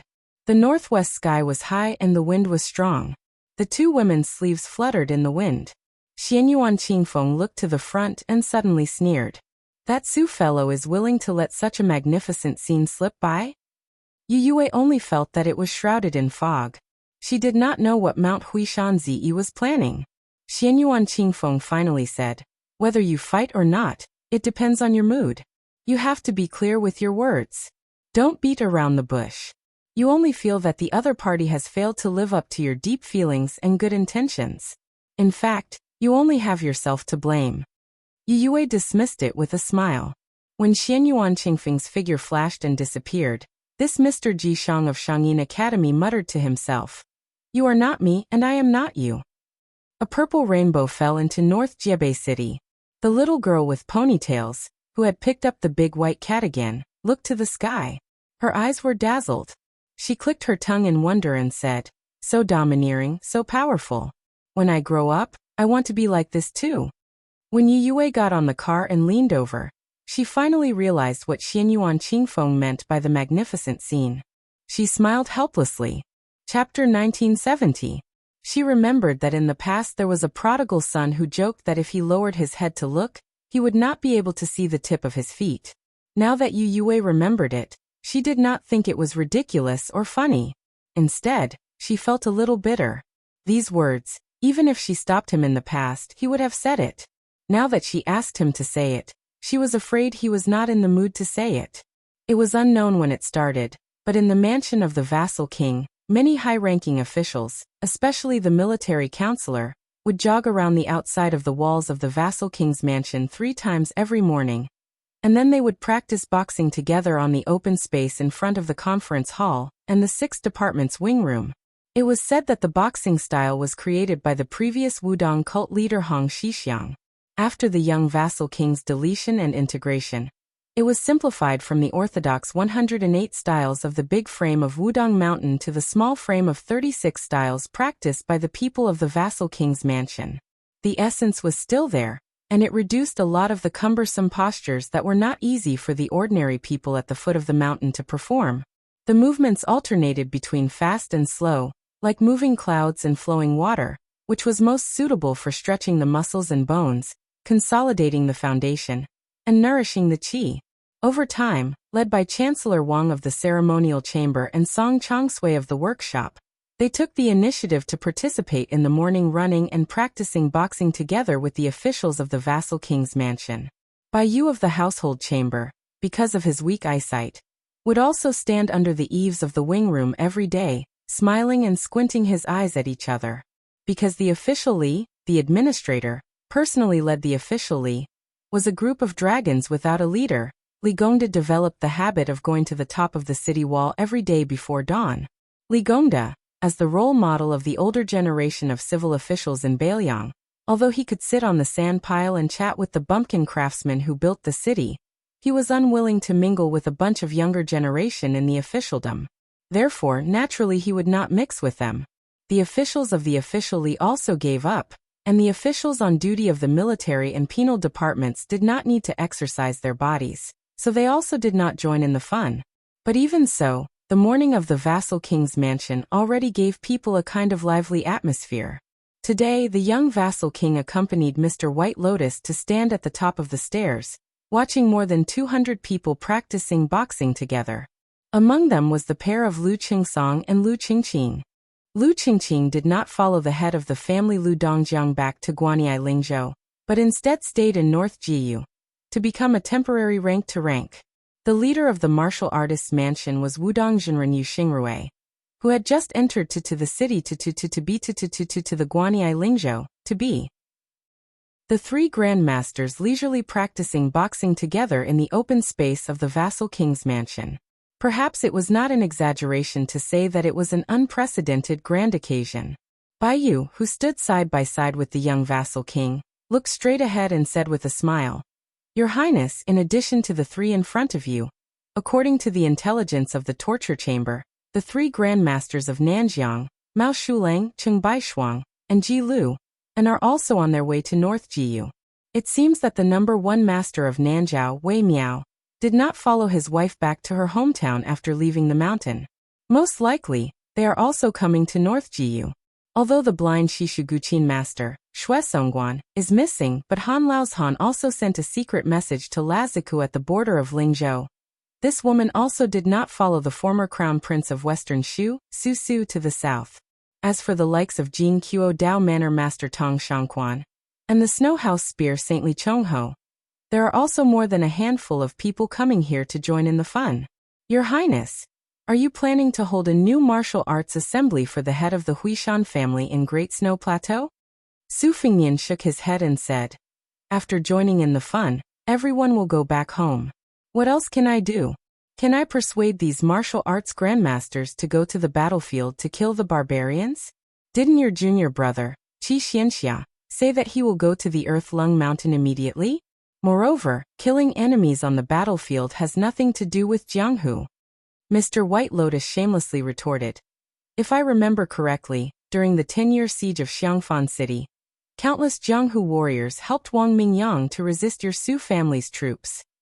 Su Fingyan helplessly said, Yes, Mr. White Lotus is right." Bai Yu jokingly said, I'm not the transport commissioner who dares to punch your highness. So your highness doesn't need to be so careful to please your highness." Su Fingyan laughed with a fake smile. It was obvious that he had learned most of the essence from Jia Jiejia. "Bai Yu, you're lucky that you're not a Jianghu person. Otherwise, I'd have to exchange pointers with you." Bai Yu suddenly changed the topic and asked softly, "Can I ask about the movements of Groom Yu and Lu Huang, Wang Xianji's two disciples?" Su Fingnian didn't hide anything and said, "Lu Huang is by Li Hanlin's side. As for Groom Yu, you guess." Bai Yu's heart beat faster. "Then it's the same as Su Yanbing, who is hiding in Huayang Pass. I understand. Your Highness, there's something I don't know if I should say." Su Fingnian didn't leave any leeway and said, "I advise you not to say it." Bai Yu turned his head and pretended to be surprised. "What?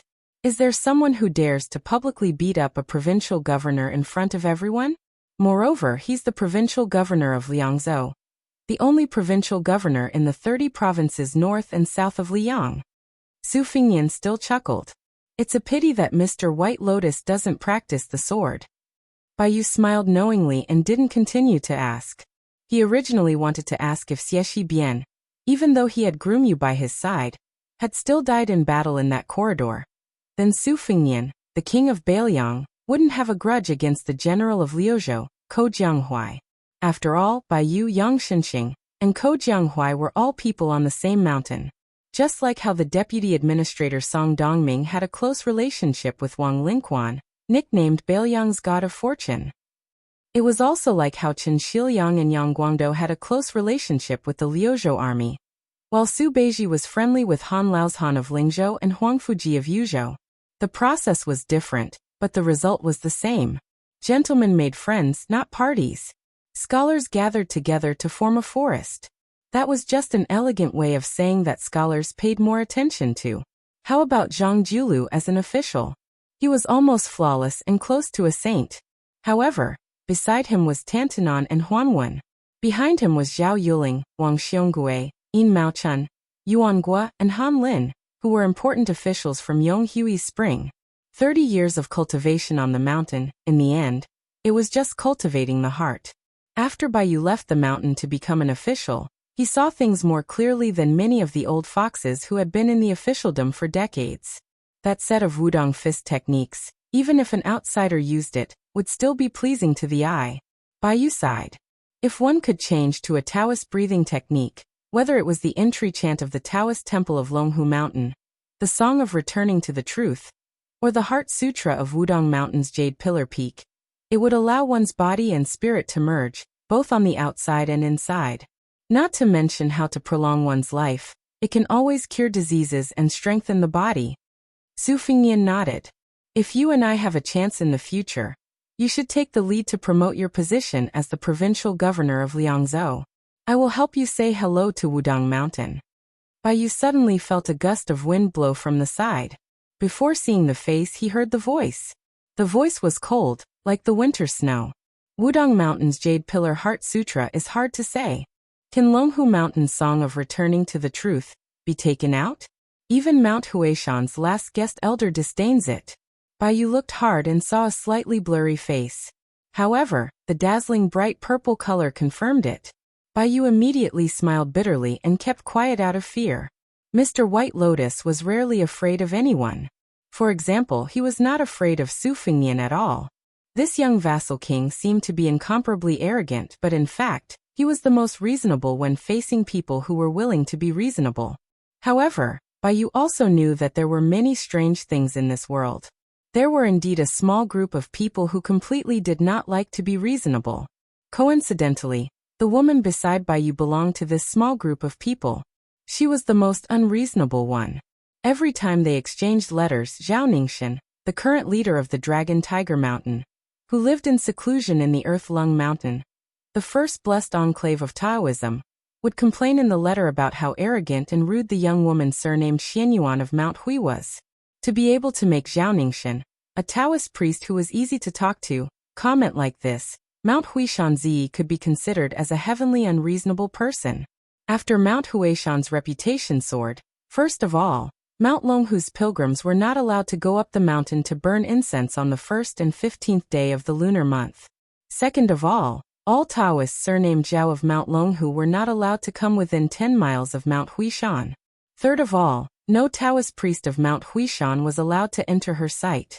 In addition to these 3 prohibitions, she also let people swagger away dozens of ancient trees that were at least 300 years old from Mount Longhu.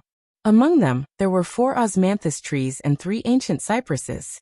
After that, she did not forget to let people leave a bag of broken silver, which was less than 10 taels of silver at most. If she was in a bad mood or bored to death, she would even throw a few large objects at Mount Longhu for no apparent reason. Although she didn't hurt anyone, every now and then, a huge object would fly over her head, smashing a huge hole in the ground. As a cultivator, who would be able to endure the peace and quiet on the mountain? However, Baiyu was even more well aware that the most painful part of Zhao Ningxian's complaint was the sloppiness in the depths of the heart of the young leader of Longhu Mountain. Yearning had long been raised, but there was no place to settle. A cultivator had a sword of wisdom in his hand, and the threads of love were easy to cut. Unfortunately, some people were unwilling to cut. Mount Huishan's Taoist master mansion was too close to Mount Huishan's Great Snow Plateau. Only Mount Huishan was neither far nor near. It was just right. Why did Zhao Ningxian, who was known for his good fortune, and was known to be ancient since childhood, have to be so difficult to the new Prince Liang? Was it only because of the previous generation's grievances? Was it only because Su Xiao led the army to trample Mount Longhu? Of course not. At this time, when Baiyu thought of the young leader of Mount Huishan's sorrow and helplessness, he could not help but feel a little sad. After hesitating for a moment, he looked at the woman and finally could not help but directly say, "Leader Xianyuan, do you know Zhao Ningxian?" Chapter 1971. Xianyuan Qingfeng's expression was indifferent as he interrupted Mr. White Lotus and sneered. "You want to say that he likes me? I've known for a long time. I'll have to trouble Mr. White Lotus to pass a message to this guy hiding in Earth Lung Mountain. Tell him to come talk to me face to face if he has the ability. Then I'll let him know how the word regret is written." The young vassal king who had a grudge with the chief of Mount Longhu didn't hide his unperturbed expression at all. If there was a desk in front of him, he would probably slap the desk and shout, "Amazing!" Baiyu face-bombed and remained silent. After today's incident, Mr. White Lotus wouldn't dare to be frank with Zhao Ningxian in the letter even if he was beaten to death. Xianyuan Qingfeng frowned and asked, You're just a little provincial governor. Is it really appropriate for you to stand side by side with a vassal king?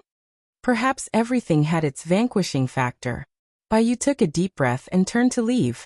He sighed deeply, probably lamenting that public morals were deteriorating day by day, and that women were as fierce as tigers. Su Fingnian turned around and looked at the young girl who was sitting on the edge of the roof with her legs crossed. He winked at her and signaled with his eyes. Hee, the girl only chuckled. Compared to Su Fingnian's gloating over Zhao Ningxin's misfortune, she was clearly gloating even more. Su Fingnian knew that the narrow-minded little clay figurine had 3 thresholds that could not be said to be too high, not too high, not too low, not too low, and not too high either. In this lifetime, she would never be able to cross the threshold. One of the thresholds had something to do with the princess making things difficult for the princess. But previously, when Su Fingnian worked hard to help the princess earn so many copper coins on Mount Wudong, he had already slightly let go of this matter. The second threshold was related to a certain illusion of leaning against the wall. Chancellor Wang, who had leaked the heavenly secret, had already suffered. During that period of time when the young vassal king had nothing to do, he would play chess with the old man who couldn't control his mouth. He would beat the old man until he threw away his helmet and armor. He beat the old man so much that he almost vomited blood when he saw the chess set and box. The third threshold was related to moving books and sending books. All these years, the little clay figurine had always felt that the most difficult thing in the world was moving books like moving a mountain. However, a certain someone actually sent large boxes of secret manuals to the great snow plains of Mount Hui. Just now, Su Fingnian had already accepted his fate when Su Fingnian barged into the north resisting city. Presumably, Jiang and I had already been alerted. It was already fortunate that he did not see the flying sword kill anyone. Su Fingnian's attempt to bribe Jia Jiejia was nothing more than a last-ditch struggle. Xianyuan Qingfeng turned a blind eye to this and stood proudly at the top of the stone steps. Of course, she knew that there was a West Chu girl named Jiang and I in this manner.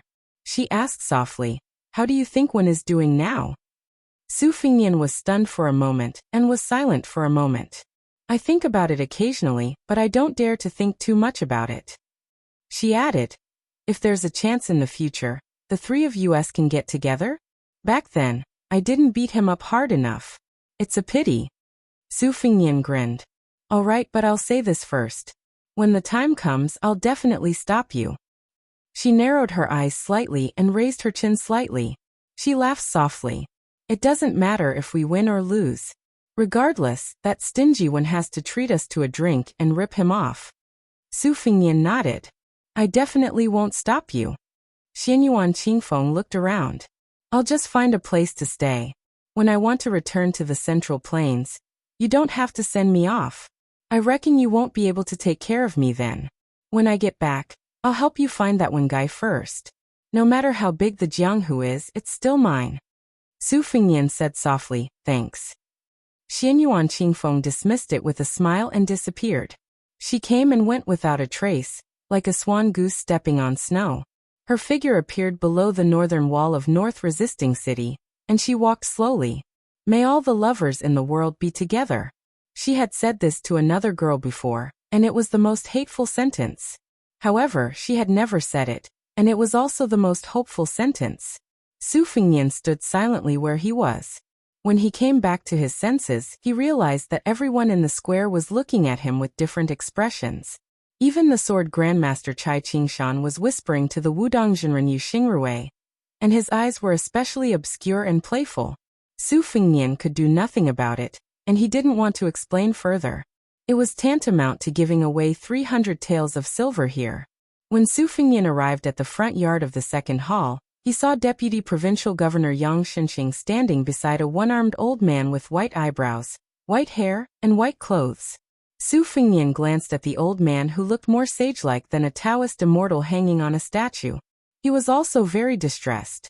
"Suexiegu, last time at Mount Qingliang, I've already let you eat 3 famous swords in one go, including the Thunder of Thousand Gullies. Even if this North Resisting City is turned upside down, there won't be any swords to your liking. Take it that I'm begging you, don't make trouble." The ancestor of Eating Sword, whose long white eyebrows almost reached his knees, twitched the corner of his mouth and sneered. How could you not know that this old man has been coveting the 2 swords of Fuji and Shudao in Tide Listening Pavilion for a long time? This old man is heading north this time, because he wants to make a deal with you.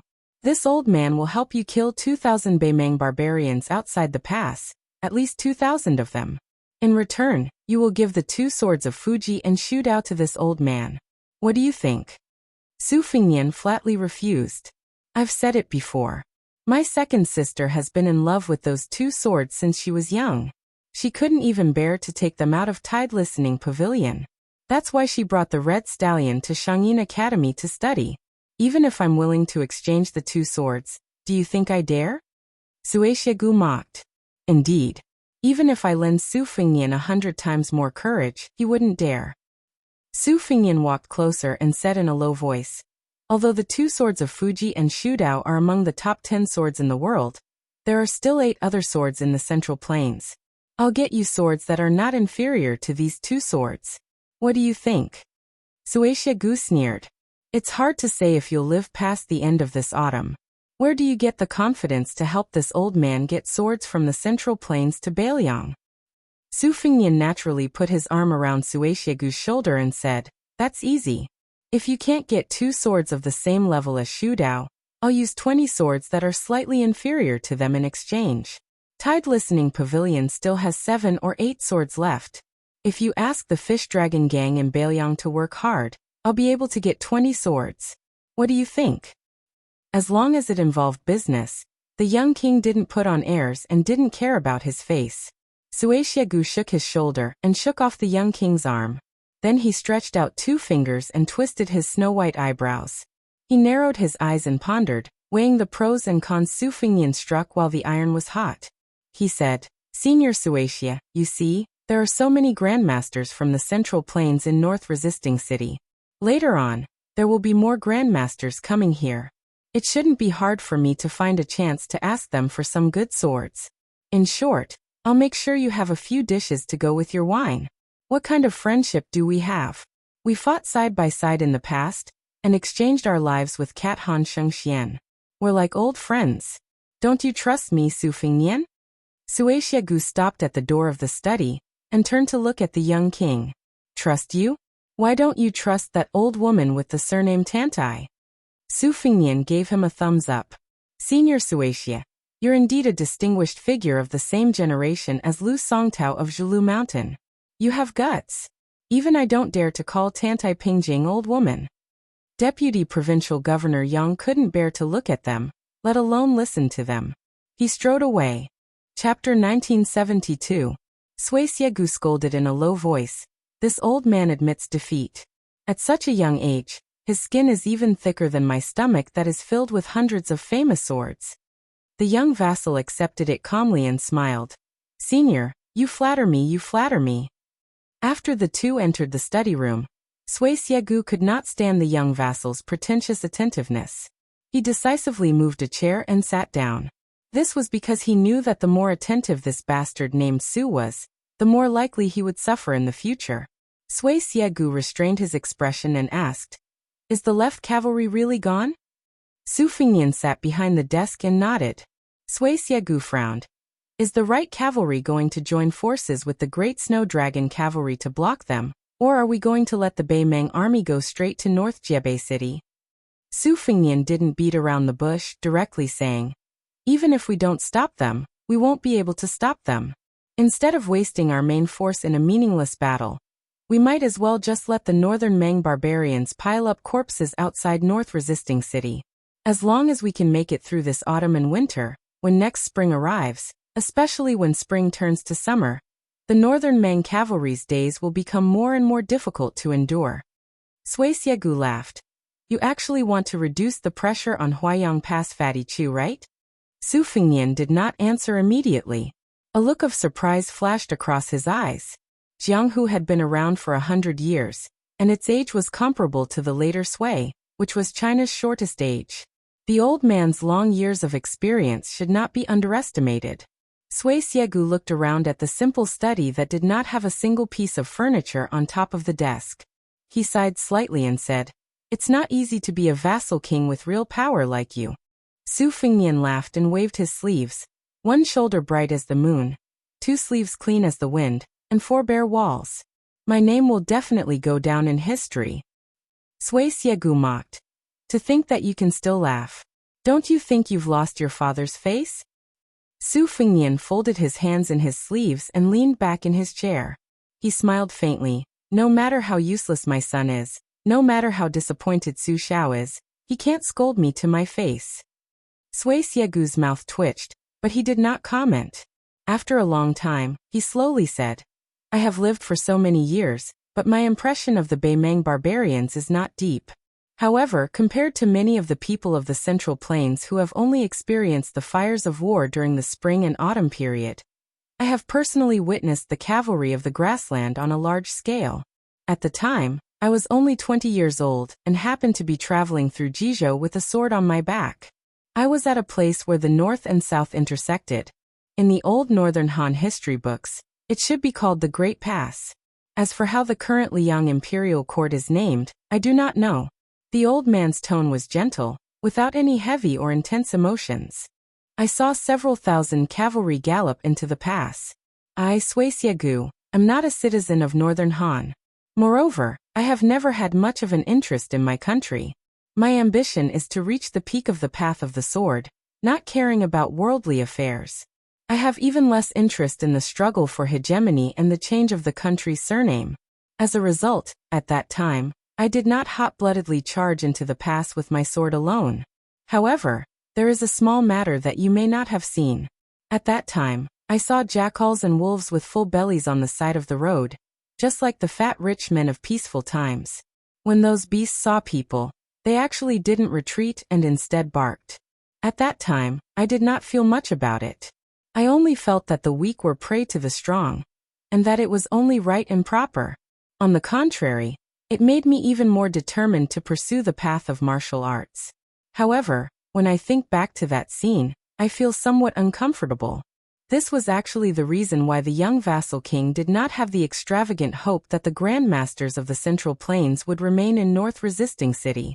Just as Sui Xiegu had said, thousands and tens of thousands of people had died tragically under the trampling of the steppes' iron hooves.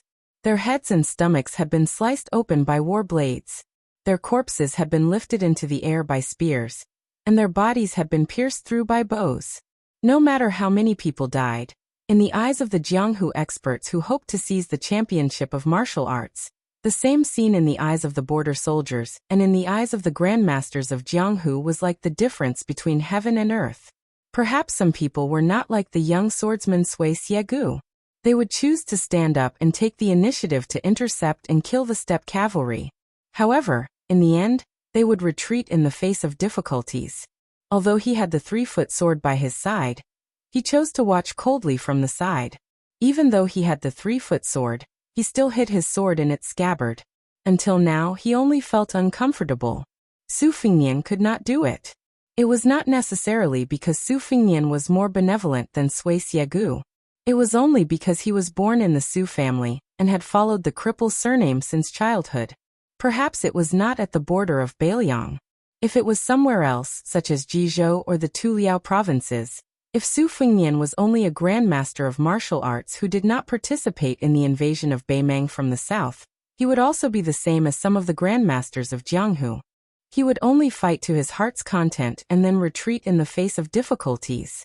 He would not have the unyielding determination to retreat. Chai Qingshan, Shuesongguan Wei Miao, Mao Shulang Cheng Baishuang, Jiluan and so on. These grandmasters of the Central Plains were already in North Resisting City, or were about to enter North Resisting City. Why would Su Fengnian want them to die outside the border of Liangzhou and resist the hundreds of thousands of Beimang's cavalry with their flesh and blood? Sui Xiegu, who was resting with his eyes closed, opened his eyes and broke the silence. He said in a low voice, "Heaven can create all things and also kill all things. Su Fengnian, are you really not afraid?" Su Fengnian smiled and asked, "Did Tantai Pingjing say this?" Sui Xiegu did not admit or deny it. Sui Xiegu stood up and walked to the window. His burly figure seemed lonely. The old man mocked himself. In terms of swordsmanship and sword will, I used to think that I would not lose to anyone. But strangely, I have never liked carrying a sword. Instead, I like to eat swords. Perhaps Li Chungang was right. I am not a swordsman. Then what am I? I've lived to this age, yet I'm still asking myself this question. What a joke. Before Sui Xiegu left the study room, Su Fengnian proposed a new deal. After a moment of shock, the ancestor of eating sword did not refuse or agree. He strode away. After the old man walked out of the study room, he walked slowly in the corridor. Suddenly, he turned his head and looked at the lush loquat tree in the courtyard. Not long after, the young king also left the study room. He handed a secret letter that he had just written to one of the leaders of the torture room. The two of them walked out of the room together. The young king said with a calm face, "After you hand the letter to him, tell him that if there is such a day, I, Su Fengnian, am begging him to do this." The old spy gritted his teeth and did not say a word. He just nodded vigorously. Then he quickly left the mansion and left North Resisting City. Su Fengnian stood on the steps and quietly looked into the distance. The autumn wind blew silently. Bei Meng's army was about to arrive at North Resisting City. Someone was preparing for his death. The young king turned around gently and looked up to see Hehe and Suing sitting side by side on the roof. He made a face at them. Chapter 1973. Deep into the night, there was a porcelain oil lamp in the upper left corner of the study, imitating the style of the old Western shoe porcelain lamps. The lamp was hidden in the lip orifice and could be filled with water. The young man sat alone behind the table, reading a secret letter that he was already familiar with. He had been to the rich Gangnam-do, where the rich and noble families lived. Their houses were tall and bright, showing a peaceful and prosperous atmosphere. He had also been to the Great Peace City. Every festival, every street in the capital would have lotus lanterns. The lights stretched out and the candlelight was like an army marching in the night. It was the most spectacular sight. He had also seen the twinkling stars in the small town at night, and the lights were still dim. When he passed by small and big villages, it was a pleasant surprise to see an extremely small light. He put down the letter, got up, walked around the desk, came to the window, and gently pushed the window open. The letter was not an important military document, but a private secret letter that Li Yanqiao had submitted to North Jiebei City. However, it did not pass through the military office of North Jiebei City, but was directly sent to the desk of the young king's study. The first deputy commander of the Right Cavalry used a heavy brush, the ink seeping through the back of the paper. Li Yanqiao did not write any trivial words. He only wrote two simple sentences. Lu Deyuan should not have died. No one in Bailiang can treat the death of the left cavalry as the humiliation of the border army. In reality, Li Yanqiao did not even need to write this letter. Su Fengnian was more familiar than Li Yanqiao with how Lu Deyuan used troops and how he was as a person. How could a general that Su Xiao would mention so many times in the meeting hall of Mount Qingliang be a normal person? Su Xiao had left Liaodong with 800 old soldiers, 40 years of military service, and in the end, 300,000 Bailiang cavalry. There were many generals under his command. There were many who died on the battlefield, but there were also many who survived. Lu Deyuan was a full-fledged cavalry general. Almost everyone in the older generation of the Su family knew about him. From Yan Wenwan and Chen Yinchui to Zhou Kong and Yuan Nanting to Lu Jinu and Li Mofen, they all felt pity for Lu Deyuan, who suddenly left the Bailiang frontier army. That regret was not inferior to the departure of Wu Qi and Su Pu. Before Lu Deyuan left the manor for the battlefield, Lu Deyuan privately visited Su Fengnian in the study and had a heart-to-heart conversation. After all, Lu Deyuan was not as relaxed and casual as he appeared to be when he assumed the role of commander-in-chief. On the contrary, Lu Deyuan, who had grown up with the Su clan's cavalry, was more familiar with tough battles than Li Yanqiao and Ningame, who had risen to prominence outside the Liangzhou Pass, and was used to the saying, "The Northern Liang cavalry is the best in the world." It could even be said that the pain and suffering of those years had been carved into his bones. Therefore, Lu Deyuan had to make everything clear in front of the young lord. Lu Deyuan wanted to make Su Fengnian feel at ease, and also make himself feel at ease. In that face-to-face conversation, Lu Deyuan believed that the two cavalry forces of 60,000 would definitely not be able to safely roam in the increasingly narrow crevice outside the pass. Unless the left cavalry retreated to the north of Qingyuan Army Town, and the right cavalry went straight to the east of Gravetomb Armytown, stretching out the battle line in the northeast and southwest. Only then would they have room to breathe. But in this way, although the 60,000 cavalry would drag out an ignoble existence, what would happen to the north? Although the left and right cavalry would still be able to pin down a certain number of Baimang cavalry, but to put it bluntly, the Baimang barbarians didn't even need to send out their main force. They just needed to casually throw 2 low-level cavalry forces to us, and when the time comes, we would have to lie on the back of our horses and watch the show. I, Lu Deyuan, am a big uncouth man. How to lead an army into battle, I learned bit by bit from the great general. I also consulted people like Su Pu, Wu Qi, and Yuan Zuozong, Chen Jibao. But I always felt that in the end, it was neither like a donkey nor like a horse, and it was not as convenient as my original method. In the end, I only believed in one principle. Once the cavalry entered the battlefield, they had to defeat the enemy's most elite field forces in one go. They absolutely could not lose the big picture for the sake of small gains, and preserve their strength for the sake of the so-called overall situation. Otherwise, in a difficult battle with a great disparity in strength, the longer the battle dragged on, the more difficult it would be to fight. If it was a difficult battle, someone had to fight it. Otherwise, if everyone retreated again and again, all they could do was wait for death. How different would that be from that nest of old foxes and wolf cubs in the Bureau of Military Personnel of Liyang? Su Fingnian stood by the window.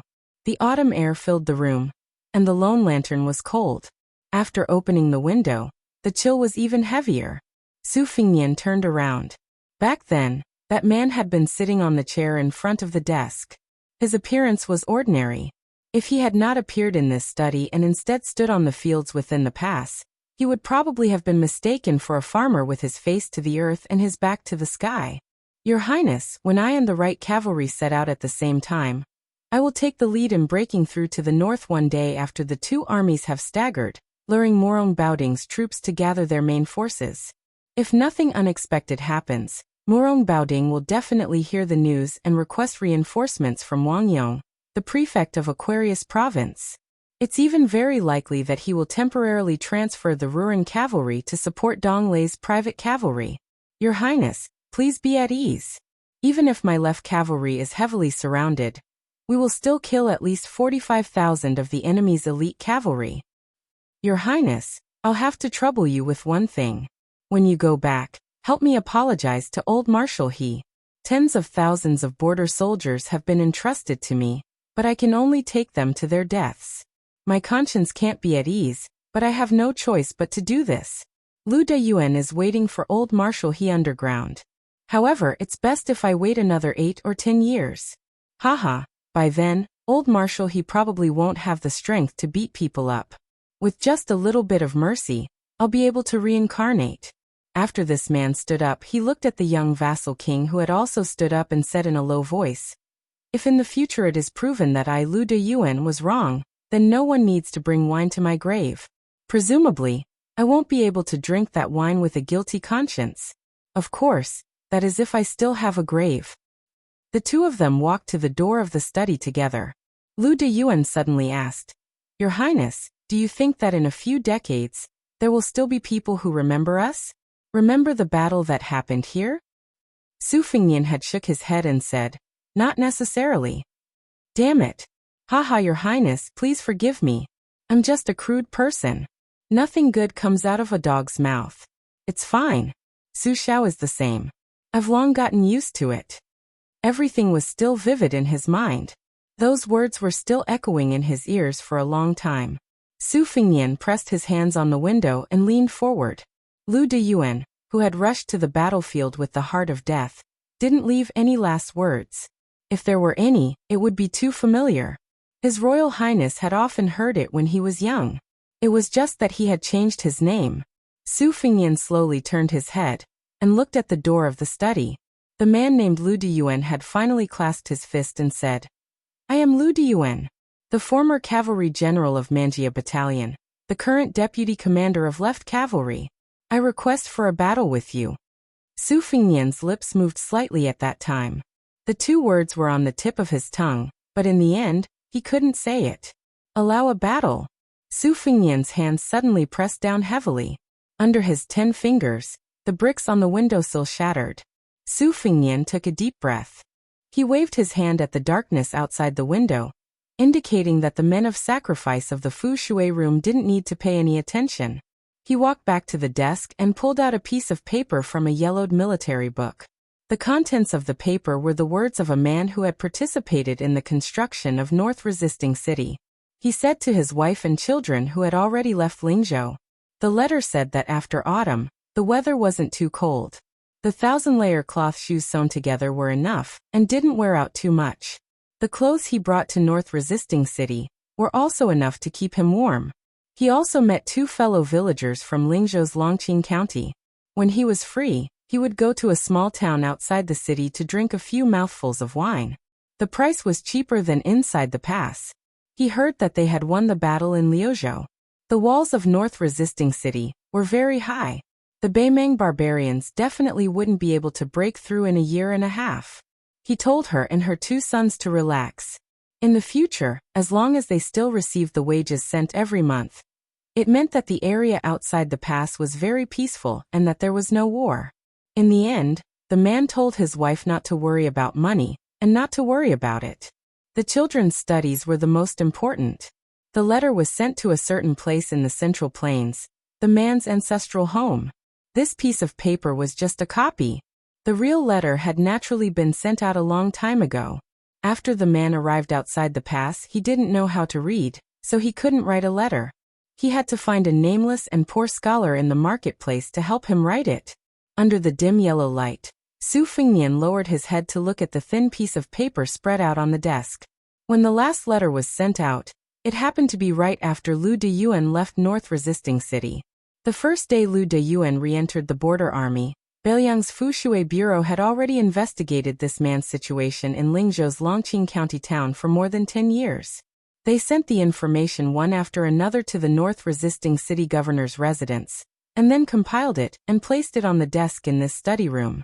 Later on, Lu Deyuan's every move in North Resisting City or the left cavalry was recorded by the Fu Shui bureau's spies without any detail. Su Fengnian did not stop them. It was precisely by relying on these seemingly unreasonable and dark rules that Beiliang had reduced the number of casualties on the battlefield by a lot. However, on the matter of Lu Deyuan hiring someone to write a letter for him, Su Fengnian made a special trip to the torture chamber and had the Fu Shui bureau's chief in charge of related matters not to interfere. It was only on this letter that Su Fengnian went back on his word. He had the Fu Shui bureau's spies intercept the letter. Unfortunately, the old scholar who did the letter-writing business had already followed the troops and left the border. If they really wanted to find him, with the influence of the Fu Shui bureau outside the pass, they would be able to find him. However, Su Fengnian thought about it and decided to drop the idea. He felt that since he had the letter in his hands, with his calligraphy skills and skill, it wouldn't be difficult to forge a letter every month. However, at this moment, Su Fengnian regretted it again, because he discovered that it was as if he couldn't pick up the brush at all.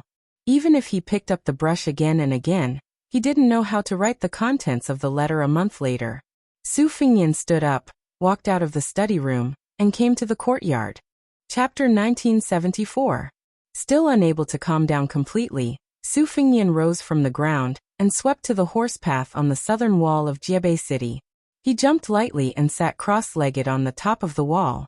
Soon, the sound of armor vibrating could be heard from far away on the horse path. When the armored soldiers realized that it was the young lord who had come to the top of the wall, they quickly retreated silently. Although they did not whisper to each other, they could see the passion in each other's eyes.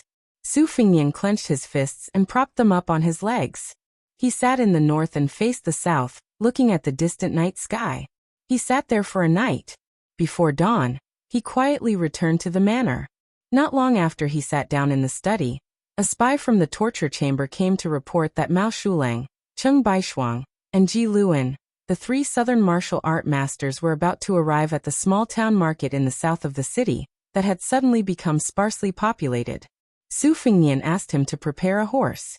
After spending more than an hour dealing with the military and political affairs that had gradually piled up on his desk last night, he left the city alone. Su Fengnian did not specially come to welcome the three grandmasters of the Central Plains. He mainly wanted to take a look at the market and did not have too many reasons. Su Fengnian rode the horse to the small town. He dismounted and led the horse forward slowly. There were wine shops, tea houses, inns, and all kinds of scattered shops. Of course, one could not leave without legs. However, business was extremely poor. Some shops had simply closed down. This was reasonable. In just half a day, 3,000 to 4,000 people had left. Moreover, a large number of people who participated in the construction of the city had begun to return to their hometowns in batches under the escort of the local garrison. As Su Fengnian walked, there were shop assistants squatting under the eaves with sleepy eyes and yawning. The sudden drop in business made them happy to take a break from work. There were merchants who shouted loudly for their servants to move their goods to the south. They looked worried. There were brothel girls who leaned on the railings and looked up at the big red lanterns when they had nothing to do. It was rare for them to wake up so early. There were strong escorts who were escorting rare items from Lingzhou. They only cared about the safety of the goods and did not care about the shopkeeper's frown. At the end of the street, Su Fengnian suddenly saw an old Taoist priest pushing a cart towards the south. He was as thin as a match and his arm strength was weak. There was a linen poster on his cart that was used to solicit business. From top to bottom, there were 2 lines of regular script. Ziwei Do Shu, 8 trigrams 6 lines, not bad, and face and palm reading, Qimen Duanjia, not bad. Su Fengnian smiled knowingly. This fortune teller was really honest. He led the horse forward quickly and bent down to help push the cart. The old man's Taoist robe that had been washed until it was white was out of place. In any case, Su Fengnian had never seen it before during his travels to Liang and Beimang.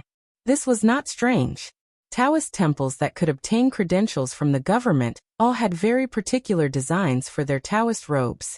If they were to forge and sell them without permission, once the county government found out, the crime would not be small. Back then, Su Fengnian had rented a Taoist robe when he first traveled the Jianghu. It was also a robe of questionable origin that could not be found. Even if the government had their eyes on it and wanted to get to the bottom of it, it would be difficult for them to convict him. The person in front of him was clearly someone similar to His Royal Highness, who was in dire straits back then. The fortune teller, who could barely be called a Taoist priest, narrowed his eyes and said, "Young master, you must be from a wealthy family. If I'm not wrong, your father's generation outside the Great Wall is very powerful." Su Fengnian's words hit the nail on the head. He smiled and said, "You saw that my horse was able to follow its master by itself after the reins were loosened. There's no doubt that it's a Bailiang warhorse. In addition, the war is imminent and I dare to take a horse for a stroll here. So you deduce that I'm a descendant of a general, right?" The fortune teller's smile was forced. The immortal demeanor that he had painstakingly squeezed out disappeared, and he was beaten back to his original state. Su Fengnian sighed and said, "To be honest, in my early years I was similar to you. In order to make a living, I pretended to be a god and became a fortune teller. You're a little better than me at that time. In any case, you have a tricycle." Su Fengnian joked. "But to be honest, you're really like a crane in a flock of chickens with your banner. How can you have any business?" The old man laughed and said, "Actually, it doesn't matter. Earning money here mainly depends on writing letters for people or peddling small safety talismans folded from yellow paper. 3 copper coins for one, so my business is passable." Before those Bailiang foreigners left, it was enough for me to eat meat and drink wine twice a day. Commoners like me are just ordinary people. When we pray to Buddha, God, and Bodhisattva, we must first ask for peace and stability. Then we ask for marriage and the right time. Finally, we ask for scholarly achievements and riches. Young master, don't you think so?" Su Fengnian nodded and said softly, "The commoners are actually using 3 copper coins to get peace of mind. You're doing a good thing." As if recalling those happy times of drinking wine and eating meat, the elder's face beamed with joy. However, soon after he couldn't help but angrily say, "If our prince was a bit more formidable, this little old man's business would still be good for a month or so. Who would have thought that the northern Mang barbarians would attack North Rejecting City so early? What a waste of my life to obtain this trade. I've suffered a great loss." Now that I've returned to the pass, the days will be hard to bear. Su Fengnian laughed and said, that vassal king really deserves to be scolded. What great grandmaster of wushu commentary. It's useless. Perhaps he realized that the young master beside him was a son of a general and was closely related to the rise and fall of the Bailiang Su family. In Jianghu, it was reasonable to say too much and it was taboo to talk too much. Therefore the old man quickly changed his tone and mediated. You can't say that. It's not easy for our prince to support such a large family property. His luck is not good either. Soon the Baimeng barbarians will invade.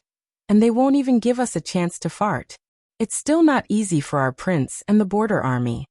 The old man seemed to be unable to make up any more lies. He became more embarrassed and seemed to be restrained. His strength to push the cart became weaker.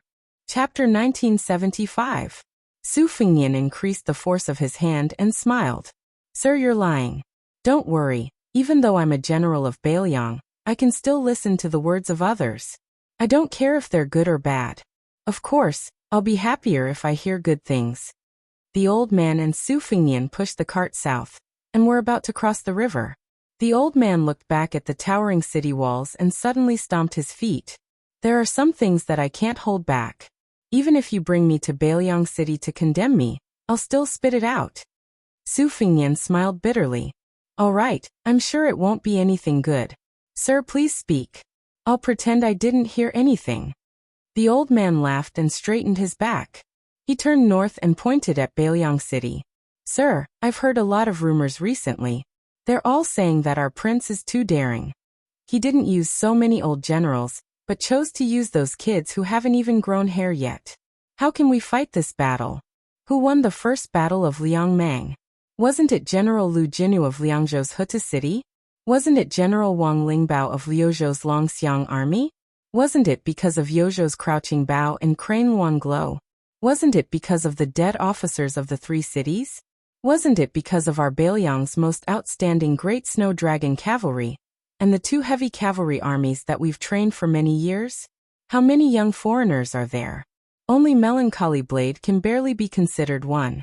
In my opinion, don't look at how Liuzhou has won a few battles. When it comes to critical moments, young people can't be relied on. The old man turned to look at the side of the young man's face and asked, Sir, what do you think? Su Fengnian looked into the distance. Sir's words make some sense. However, the world is strange. Some things that make sense aren't necessarily true. The old man's eyes widened. Sir, are you a scholar or a general's son? Why can't I understand what you're saying? Su Fengnian sighed. I don't deserve to be called a scholar. It shouldn't be wrong to say that I'm a general's son. I grew up drinking sand, smelling horse dung, and listening to drums. After boldly expressing his thoughts, the old man's mood relaxed. He rarely joked. Sir, other than being unreasonable, you're quite easy to talk to. Su Fengnian said helplessly.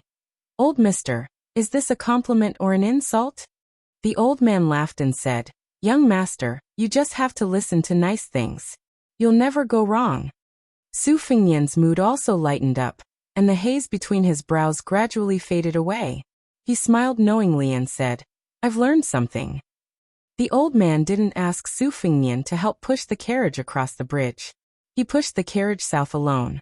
He lowered his voice and muttered to himself. If only the great general was still alive. How would the Baimeng barbarians dare come to our side? Bailiang doesn't even know how to fight. So what if we've won the battle? So many people will still die. I heard that there are 300,000 stone tablets behind Mount Qingliang. They're all empty toys. Being able to live is at least better than leaving behind a name after death, right? Su Fengnian stood still and didn't say anything. The old man certainly couldn't guess the young man's identity. He didn't think that a martial arts master would help him push the carriage, so he continued to complain. In my opinion, since the Central Plains Imperial Court is not a good thing, it's better to directly open the gate and let the Baimeng barbarians enter the Bailiang Pass instead of letting our Bailiang Frontier Army soldiers die outside the pass.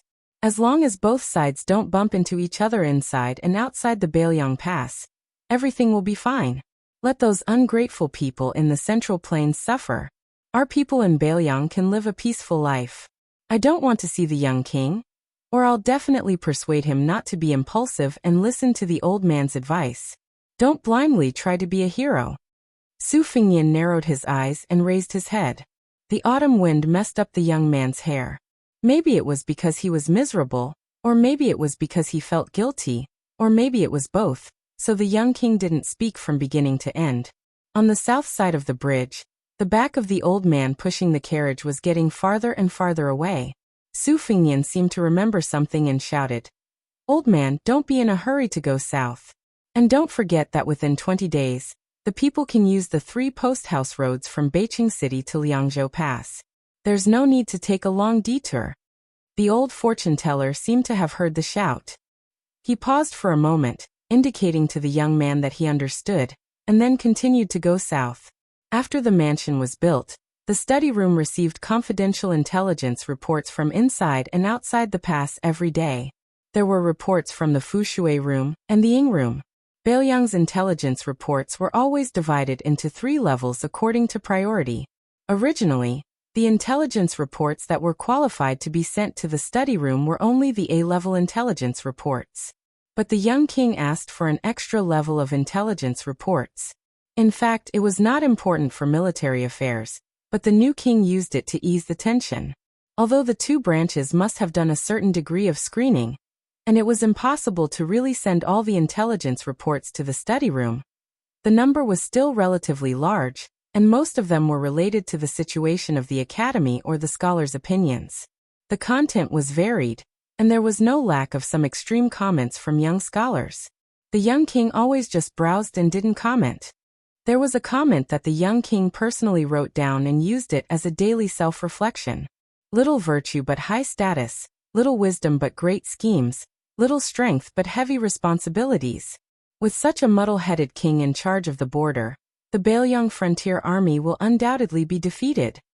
The army's pressure, the father's last wish, the bitter cold hometown, the imperial court's constraint, the beautiful central plains, innocent people, and the heavenly law's pressure. They were all heavy responsibilities, layered on top of each other. On the north side of the bridge, the young man, who was less than 4 years old, slowly squatted down by the river. After dusting a licorice, he put it in his mouth and gently chewed. His mouth was full of sweetness. Chapter 1976. Su Fengnian suddenly stood up and whistled softly. The warhorse drinking water by the riverside galloped over. After mounting the horse, Su Fengnian grabbed the reins with one hand and clenched his other hand into a fist. He knocked heavily on his shoulder and grinned. Far away in the south, the old man did not stop walking. Tears flowed down his face as he muttered softly, "How do you feel now?" The old man finally stopped and looked around. All he could see was the yellow sand of the desert. Tide-listening pavilion strategist Li Yishan did not have a burial place after his death. His ashes were scattered outside the pass. The old man smiled and said, "Yishan, in life and in death, I was not as good as you." At the southern gate of Beijing City, Su Fengnian suddenly stopped his horse and turned his head. The slight abnormality that he sensed with his celestial being body was fleeting. In an instant, calmness was restored and no trace could be found. Like an autumn leaf falling into a pond, there were few ripples. It was quiet and serene. Previously, in that unknown corridor in Liuzhou, the Liuzhou infantry faced off against the 50,000 southern cavalry of Beimang. Liangzhou's General Shifu was indeed as stated in the military document he submitted to the king of Fongbei City. He did not lead the 6,000 Qingyuan army elite cavalry to rush to the aid of the corridor battlefield. Instead, he stood firm on the plains south of the corridor, patiently waiting for Huang Songpu's main force to withdraw to the north. At the same time, he needed to prevent the southern dynasty's border cavalry reinforcements from going south to join up with Huang Songpu's remaining troops. This Liangzhou general only symbolically sent a scout to the corridor to investigate the military situation. Shifu stopped his horse and looked south. His back was always to the bloody battlefield that was destined to be filled with corpses. His face was calm and his heart was stone. On the southernmost Old Woman Mountain main battlefield, Liang Meng's side suffered the heaviest casualties in the third charge. Ko Jianghuai threw in the cavalry that belonged to the Liuzhou provincial governor manor. Huang Songpu also used 600 true heavy cavalry. The men and horses were all equipped with armor. Every particularly tall and strong Beimang warhorse was equipped with face, neck, chest, body armor, and parasitic armor. They were collectively known as iron cavalry armor that spears and arrows could not penetrate. Qi Fulongguan, the young general who temporarily took control of the Lu province cavalry from Ko Jianghuai, once again led the remaining direct collision camp cavalry to charge at the 600 heavy cavalry. Only, while Qi Fulongguan led the charge, Su Longxiang personally led the 300 dragon elephant elite cavalry, gradually catching up to the direct collision camp on the battlefield. In the end, they were neck to neck with the direct collision camp, opening up the formation together. After the 3 charges, the Liuzhou cavalry was almost completely wiped out. The Longxiang army also suffered great losses. On the other hand, even though Huang Songpu's elite cavalry suffered great losses, the most numerous E-type cavalry still miraculously maintained a high level of integrity. There were 30,000 cavalry. According to the situation of the Old Woman Mountain battlefield, even without the 50,000 reinforcements, Commander Huang Songpu had full confidence in wiping out the Liuzhou main force.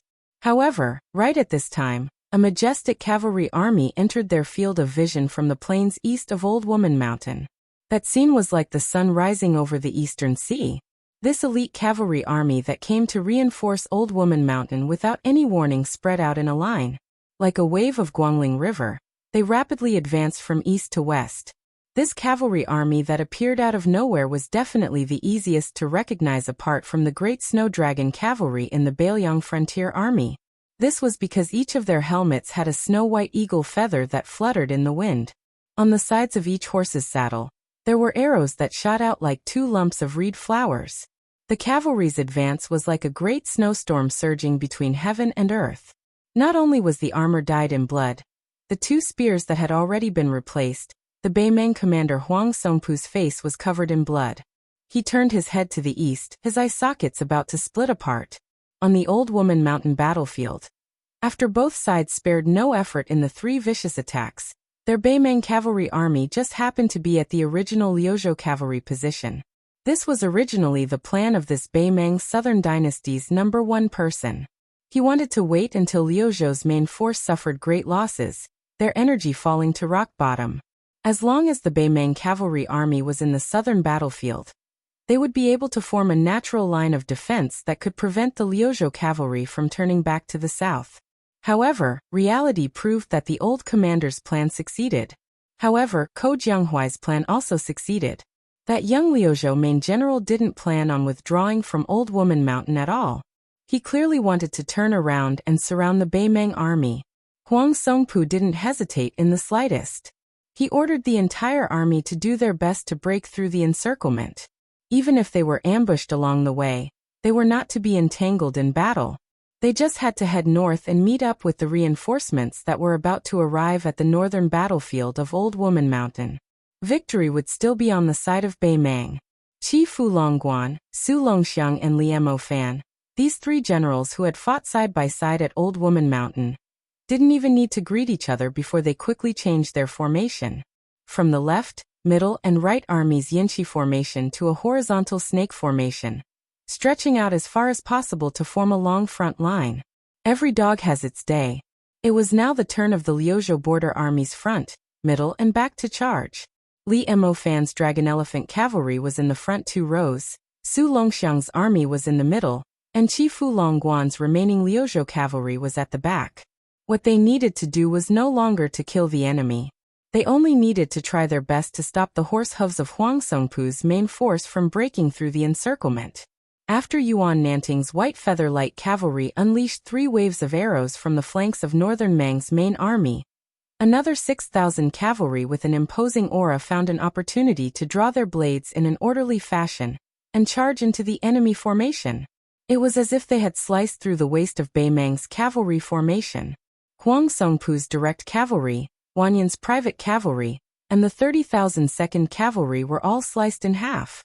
The rest of the main force, the White Feather Light Cavalry, began to circle northward, not engaging in a chaotic battle with the Northern Mang army. Instead, they relied on the advantage of light cavalry, which was originally charging from east to west, to quickly circle northward.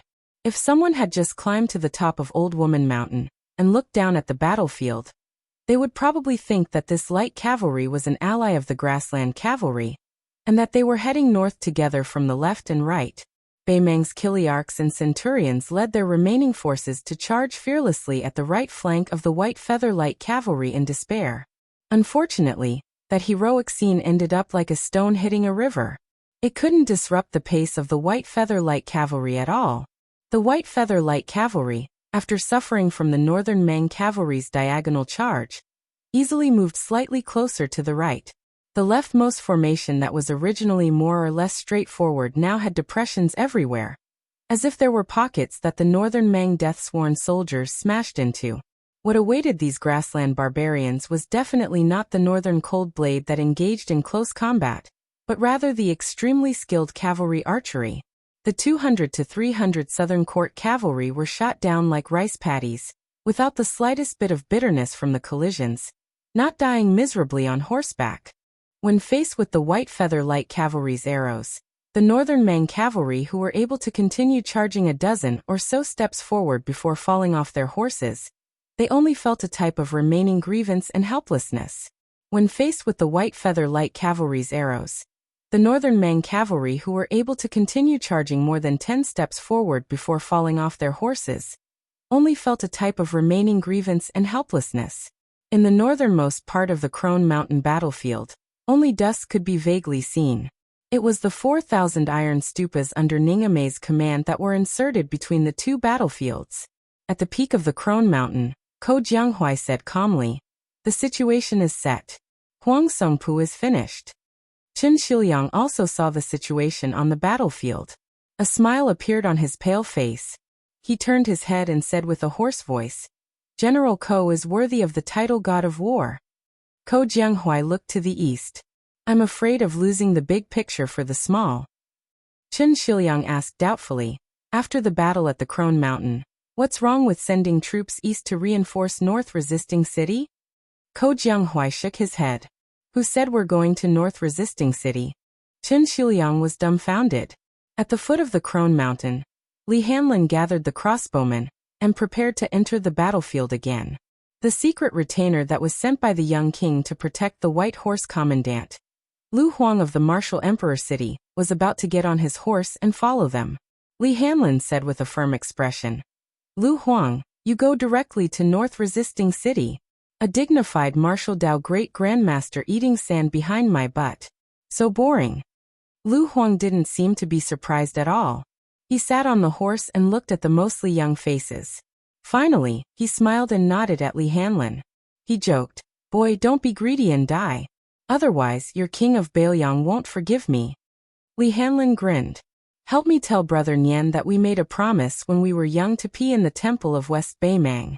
His share, I'll take care of it." Lu Huang rolled his eyes and reminded, "Then remember to drink more water before doing it." Li Hanlin laughed. "I'll even drink horse pee." Lu Huang gave a thumbs up before he rode away. "I'm convinced." In the Battle of the Corridor, 6 battles and 6 defeats. The 50,000 people of Baimang's southern border town cavalry were completely driven into madness. After 6 charges, there were only 20,000 people left. Even if they knew that they were unable to help the Old Woman Mountain battlefield, even if they were destined to be severely punished by the emperor, these red-eyed grassland cavalry still launched the 7th attack without hesitation. As long as Chao Wei led his 9,000 elite cavalrymen into the battlefield from the north entrance of the corridor, even if it was only 30 minutes later, the monk soldiers of Mount Lantua and the 3,000 soldiers of Liuzhou would be completely wiped out. When Chao Wei personally led 800 men of sacrifice to break through Baimang's formation, and killed all the way to the circular formation formed by only 200 people, there were only corpses. Along the way, they saw shattered iron shields, broken lances, broken Modeo swords, and destroyed bows and crossbows scattered all over the place. The so-called simple circular formation was just the monk soldiers of Lantua Mountain, and the young men of Liuzhou, who were all heavily injured. They were just waiting for death. The one who really blocked the charge of Baimang's barbarian cavalry was a slender man in armor and covered in blood. He was the eldest disciple of Wang Xianji of Martial Emperor City, the Grand Master of the Central Plains, Yu Groom. This person held a modeo that cut horses, and a cold saber hung on his left and right waist. The number of Baimang cavalry that died under his saber was no less than 900. Yu Groom had personally promised the young king that he would ensure that Xie Shibian didn't die. Chapter 1977. It was not that he could not forcefully take Xie Shibian out of the corridor and out of this blood-soaked battlefield. But when Xie Shibian personally fought a bloody battle and defeated the Baimang cavalry for the 5th time, he firmly shook his head at Yu Groom. Yu Groom laughed it off and did not force him. Instead, he picked up a long spear and a mo sword from the battlefield. The two fought side by side. This continued all the way until Western Xie suffered serious injuries. At that time, this Lu province deputy general, who couldn't get up, was grabbed by a middle-aged monk, who was in charge of Western Xie's safety, by the shoulder from under the hooves of a northern Mang cavalry, and then heavily flung backwards. The monk, who was already an arrow at the end of its flight, was instead swarmed by several dozen riders, dying on the spot. Chao Wei's cavalry quickly slaughtered their way out from behind, becoming the final straw that broke the camel's back. After the northern Mang side cavalry barely managed to stop Chao Wei's vanguard cavalry charge, they were quickly completely routed. These cavalry of the southern dynasty did not dare to fight or die. Otherwise, they would not have charged to their deaths 7 times. But Chao Wei's cavalry appeared out of the blue. It was too sudden and too fierce. Especially in the narrow corridor, 9,000 cavalry launched an endless charge. It was as if there was only the endless figures of the Baimang cavalry in their field of vision. The northern Mang cavalry suffered a crushing defeat.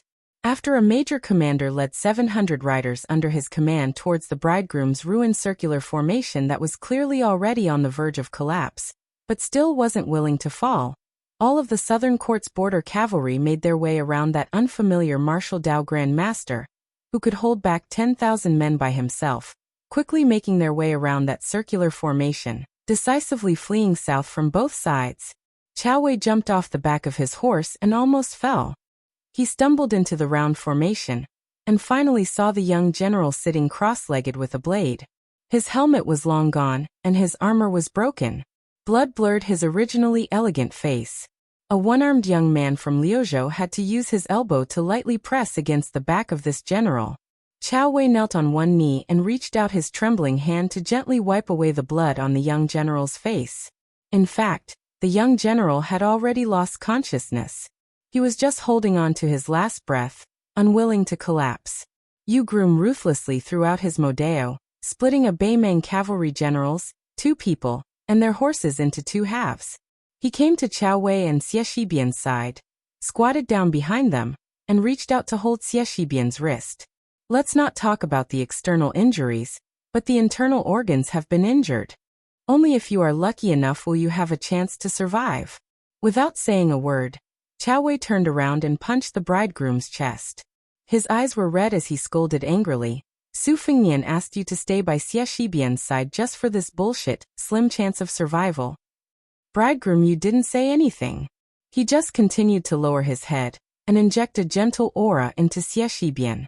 Xie Shibian was not willing to leave. Yu Groom, who had never been on the battlefield, did not know why, but he also felt that he should not leave. The 2 of them did not leave. Xie Shibian felt that he should die in battle here. Yu Groom felt that dying in the yellow sand outside Liuzhou Pass was not too bad.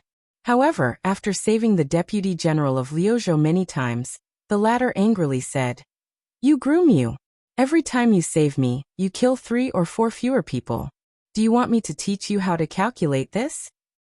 After punching Yu Groom, Chao Wei did not immediately pull back his arm. Instead, he loosened his fist and heavily patted this Grandmaster of the Central Plains on the shoulder. He choked out, "Thank you." Yu Groom still did not raise his head. He only asked, "After Xie Shibian's injuries have stabilized, can I entrust him to you and send him to Qingsong in Liuzhou? I want to go to North Rejecting City." Chao Wei nodded and did not say anything. After a long time, Yu Groom loosened his fingers and slowly stood up. He pressed both hands on the cold sabers at his waist and asked again, "Temporarily lend me 2 sabers. Does this count as violating Beiliang's military law?" Chao Wei took a deep breath and shook his head with a smile. "From now on, Yu Groom, are a cavalry commandant under Great General Chao's command. How about it? The battle in the corridor was won by you through your own merits. Not to mention 2 cold sabers, you can hang them all over your body. You laughed it off. Joining the Bailiang Frontier Army and becoming a cavalry general under Chao Wei was absolutely impossible for the first disciple of Wang Xianji, who was focused on martial arts. However, you could not refuse this kindness. He lowered his head and stared at Xie Shibian, who he had pulled back from the gates of hell. Then he walked a few steps away and tiptoed. His body instantly rose from the ground. He went straight to North Rejecting City. On the day when the young lord of North Rejecting City and the 3 martial grandmasters of Nanjiang entered the city one after another, the great victory at Old Woman Mountain in Liuzhou was quickly reported to North Rejecting City. The city was bustling with noise. However, almost 2 hours later, another urgent spy report came to the mansion. The 400,000 cavalrymen of Bei Meng would arrive at North Rejecting City in 3 days at the latest. After Mao Shulang entered the North Rejection City, he requested to climb up the city wall. After getting permission from the mansion, the burly old man began to walk alone along the horse path. He walked and stopped, not saying a word. The old scholar in green, Cheng Baishuang, quickly broke through the realm on small lotus peak of Wudong Mountain and directly entered the great celestial state. After accompanying his good friend Ji Lu and into the mansion, he stayed in the ceremonial room and learned from the famous literary guru, Chancellor Wang. Only Ji Luan, the chief guest of the Dragon Palace of Nanjiang, came to the study of the second hall to visit the famous young lord of the Central Plains. Su Fengnian did not deliberately go down the stairs to greet him. He just stood at the door of the study with a smile on his face. After leading Ji Lu and into the study, he personally handed him a cup of Bailiang Frontier Army's tribute tea. Ji Luan took the tea and sat down. He went straight to the point and said, "Your Highness, if I am willing to go out of the city to fight, is there a place for me?" Su Fengnian also asked directly, "Is it just a formality to fish for fame in the Central Plains? Or do you really want to go all out and fight to the end?"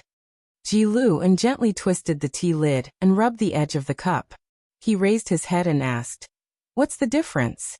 Su Fengnian smiled and said, "If it's the former, it's simple. You don't even need to enter the battlefield. I will let Fu Shui and Yangying Branch release the news to encourage you." Ji Luan smiled. "What if I choose the latter?" Su Fengnian said indifferently, "Then I'm afraid Mr. Ji will have to say his last words to the 2 old friends of Nanjiang first. Because Bei Meng's 400,000 troops will come to North Rejecting City in 3 days. You won't have the chance to follow Bailiang's cavalry to fight outside the pass. You will only have an extremely difficult battle to fight. To tell you the truth, even I don't have the confidence to say that I can defend North Resisting City." Ji Luan, who was sitting on the chair opposite the desk, was silent. He hadn't even taken a sip of the tea in his hand.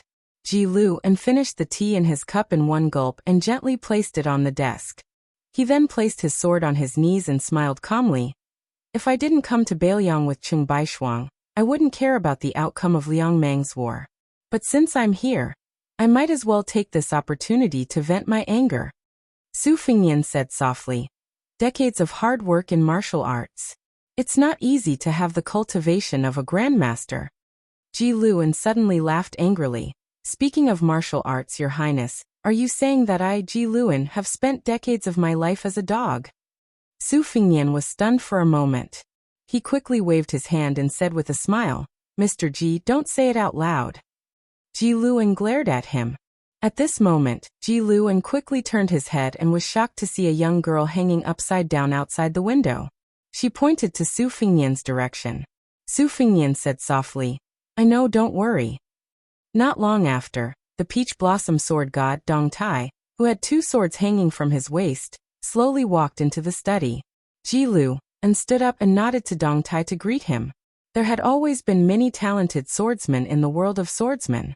But after the death of the previous generation's sword god, Li Chungang, there was only one person in front of him who was worthy of being called the most talented swordsman.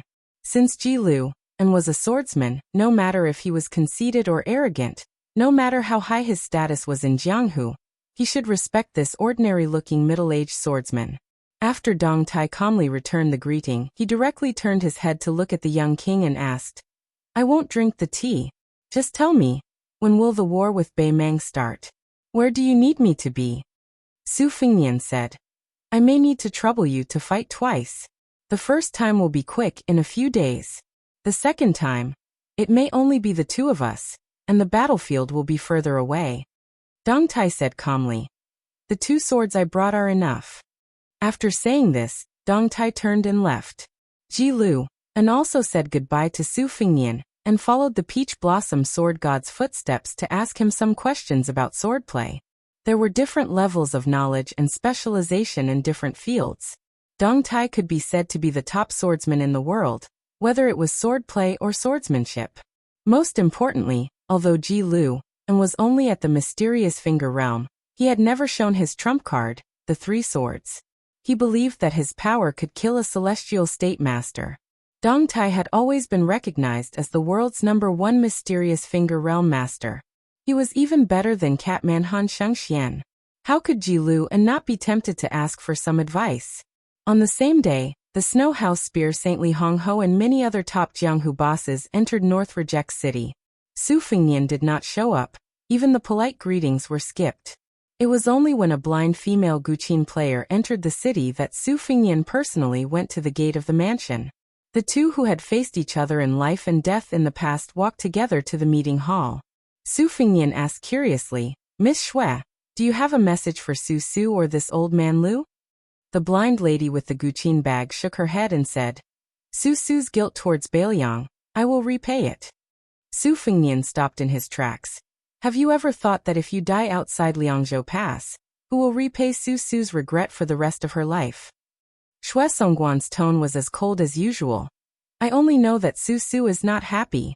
I did not do what I could. I will not be happy in this life.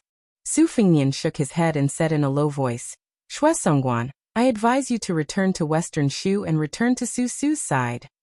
Chapter 1978. Xue Songguan also shook her head. I can't let him continue to think that Su Su is useless. Su Fingnian blurted out.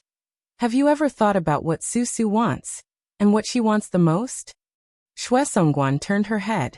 She, who was blind, gently looked at the young king. Su Fingnian was suddenly speechless. What was the difference between the things he had done, and this seemingly unreasonable and stubborn woman? Su Fingnian let out a heavy breath and bitterly smiled. Then stay. Xue Songguan nodded. The two continued to move forward. Su Fingnian suddenly said, At this moment, Shortcake must be jealous. Xue Songguan smiled knowingly. Her face was full of gentleness. Su Fingnian snorted. Miss Xue, you actually fell for a guy like Shortcake, really? The young king did not continue. Xue Songguan smiled. Your Highness wants to say that you are blind, but I am a blind person. Su Fingnian was a bit embarrassed. Su Fingnian stopped as if he was struck by lightning. His body stiffened. Xue Songguan frowned. She did not turn around, but she already felt 3 powerful auras behind her. One of them was so majestic that it was suffocating. A young man and a young woman. Both of them had shocking bloodstains on their bodies. A middle-aged man holding an iron spear walked towards Su Fingnian and Xue Songguan. Su Fingnian slowly turned around and looked at the 3 people who were supposed to be at Huayang Pass.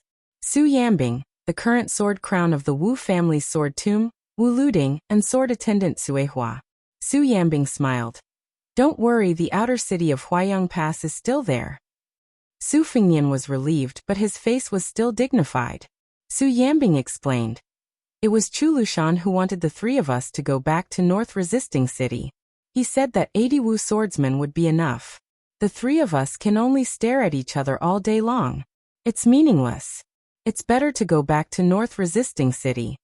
Su Fingnian was about to speak, but Wu Luding already impatiently said, You know what kind of character Fatty Chu is. If he is determined to drive us away, I'm afraid that we won't be able to eat in Huayang Pass. Actually, what Chu Lushan said is not wrong. 80 sword mounds cavalry should be enough to deliver intelligence at the moment. Su Yambing glared at the young sword mound, who spoke without thinking, and the latter shut his mouth resentfully.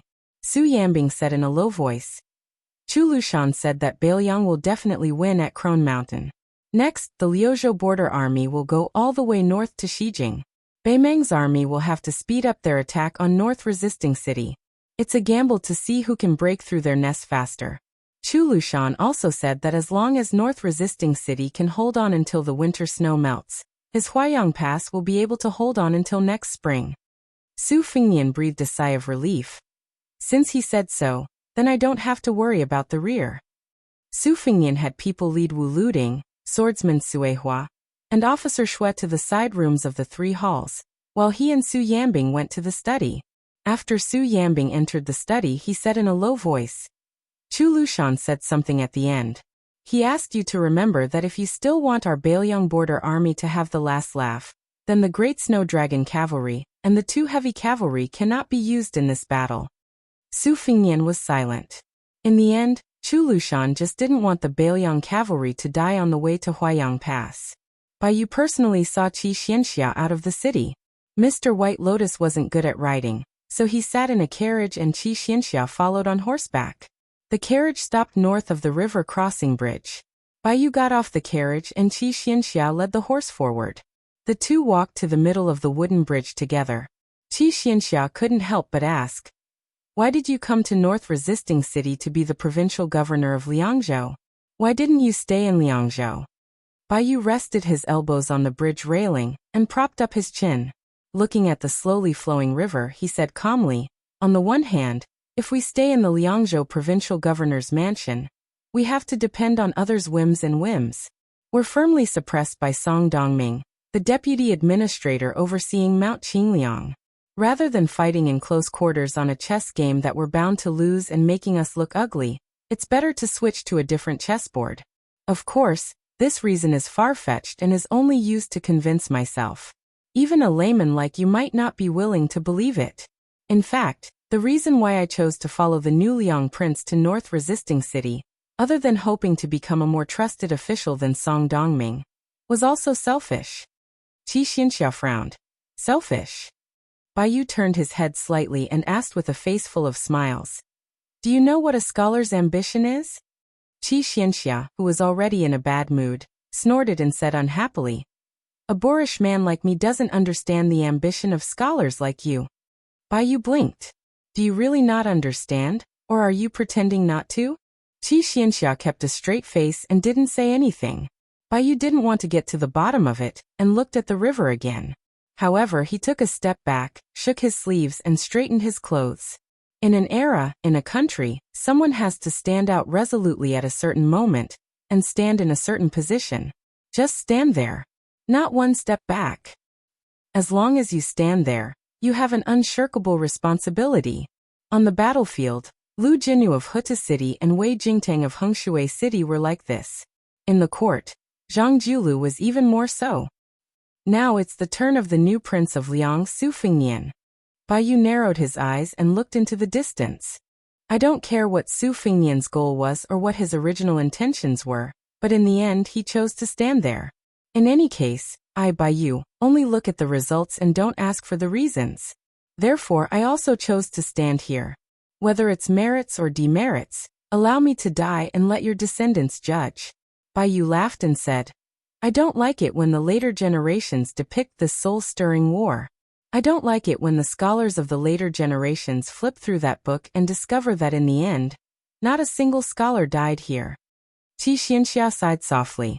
Bai suddenly said sadly, in the past I didn't feel much, but now I'm beginning to realize that in the conversations of the officials of the Central Plains, there's a lot of mockery towards Bailiang.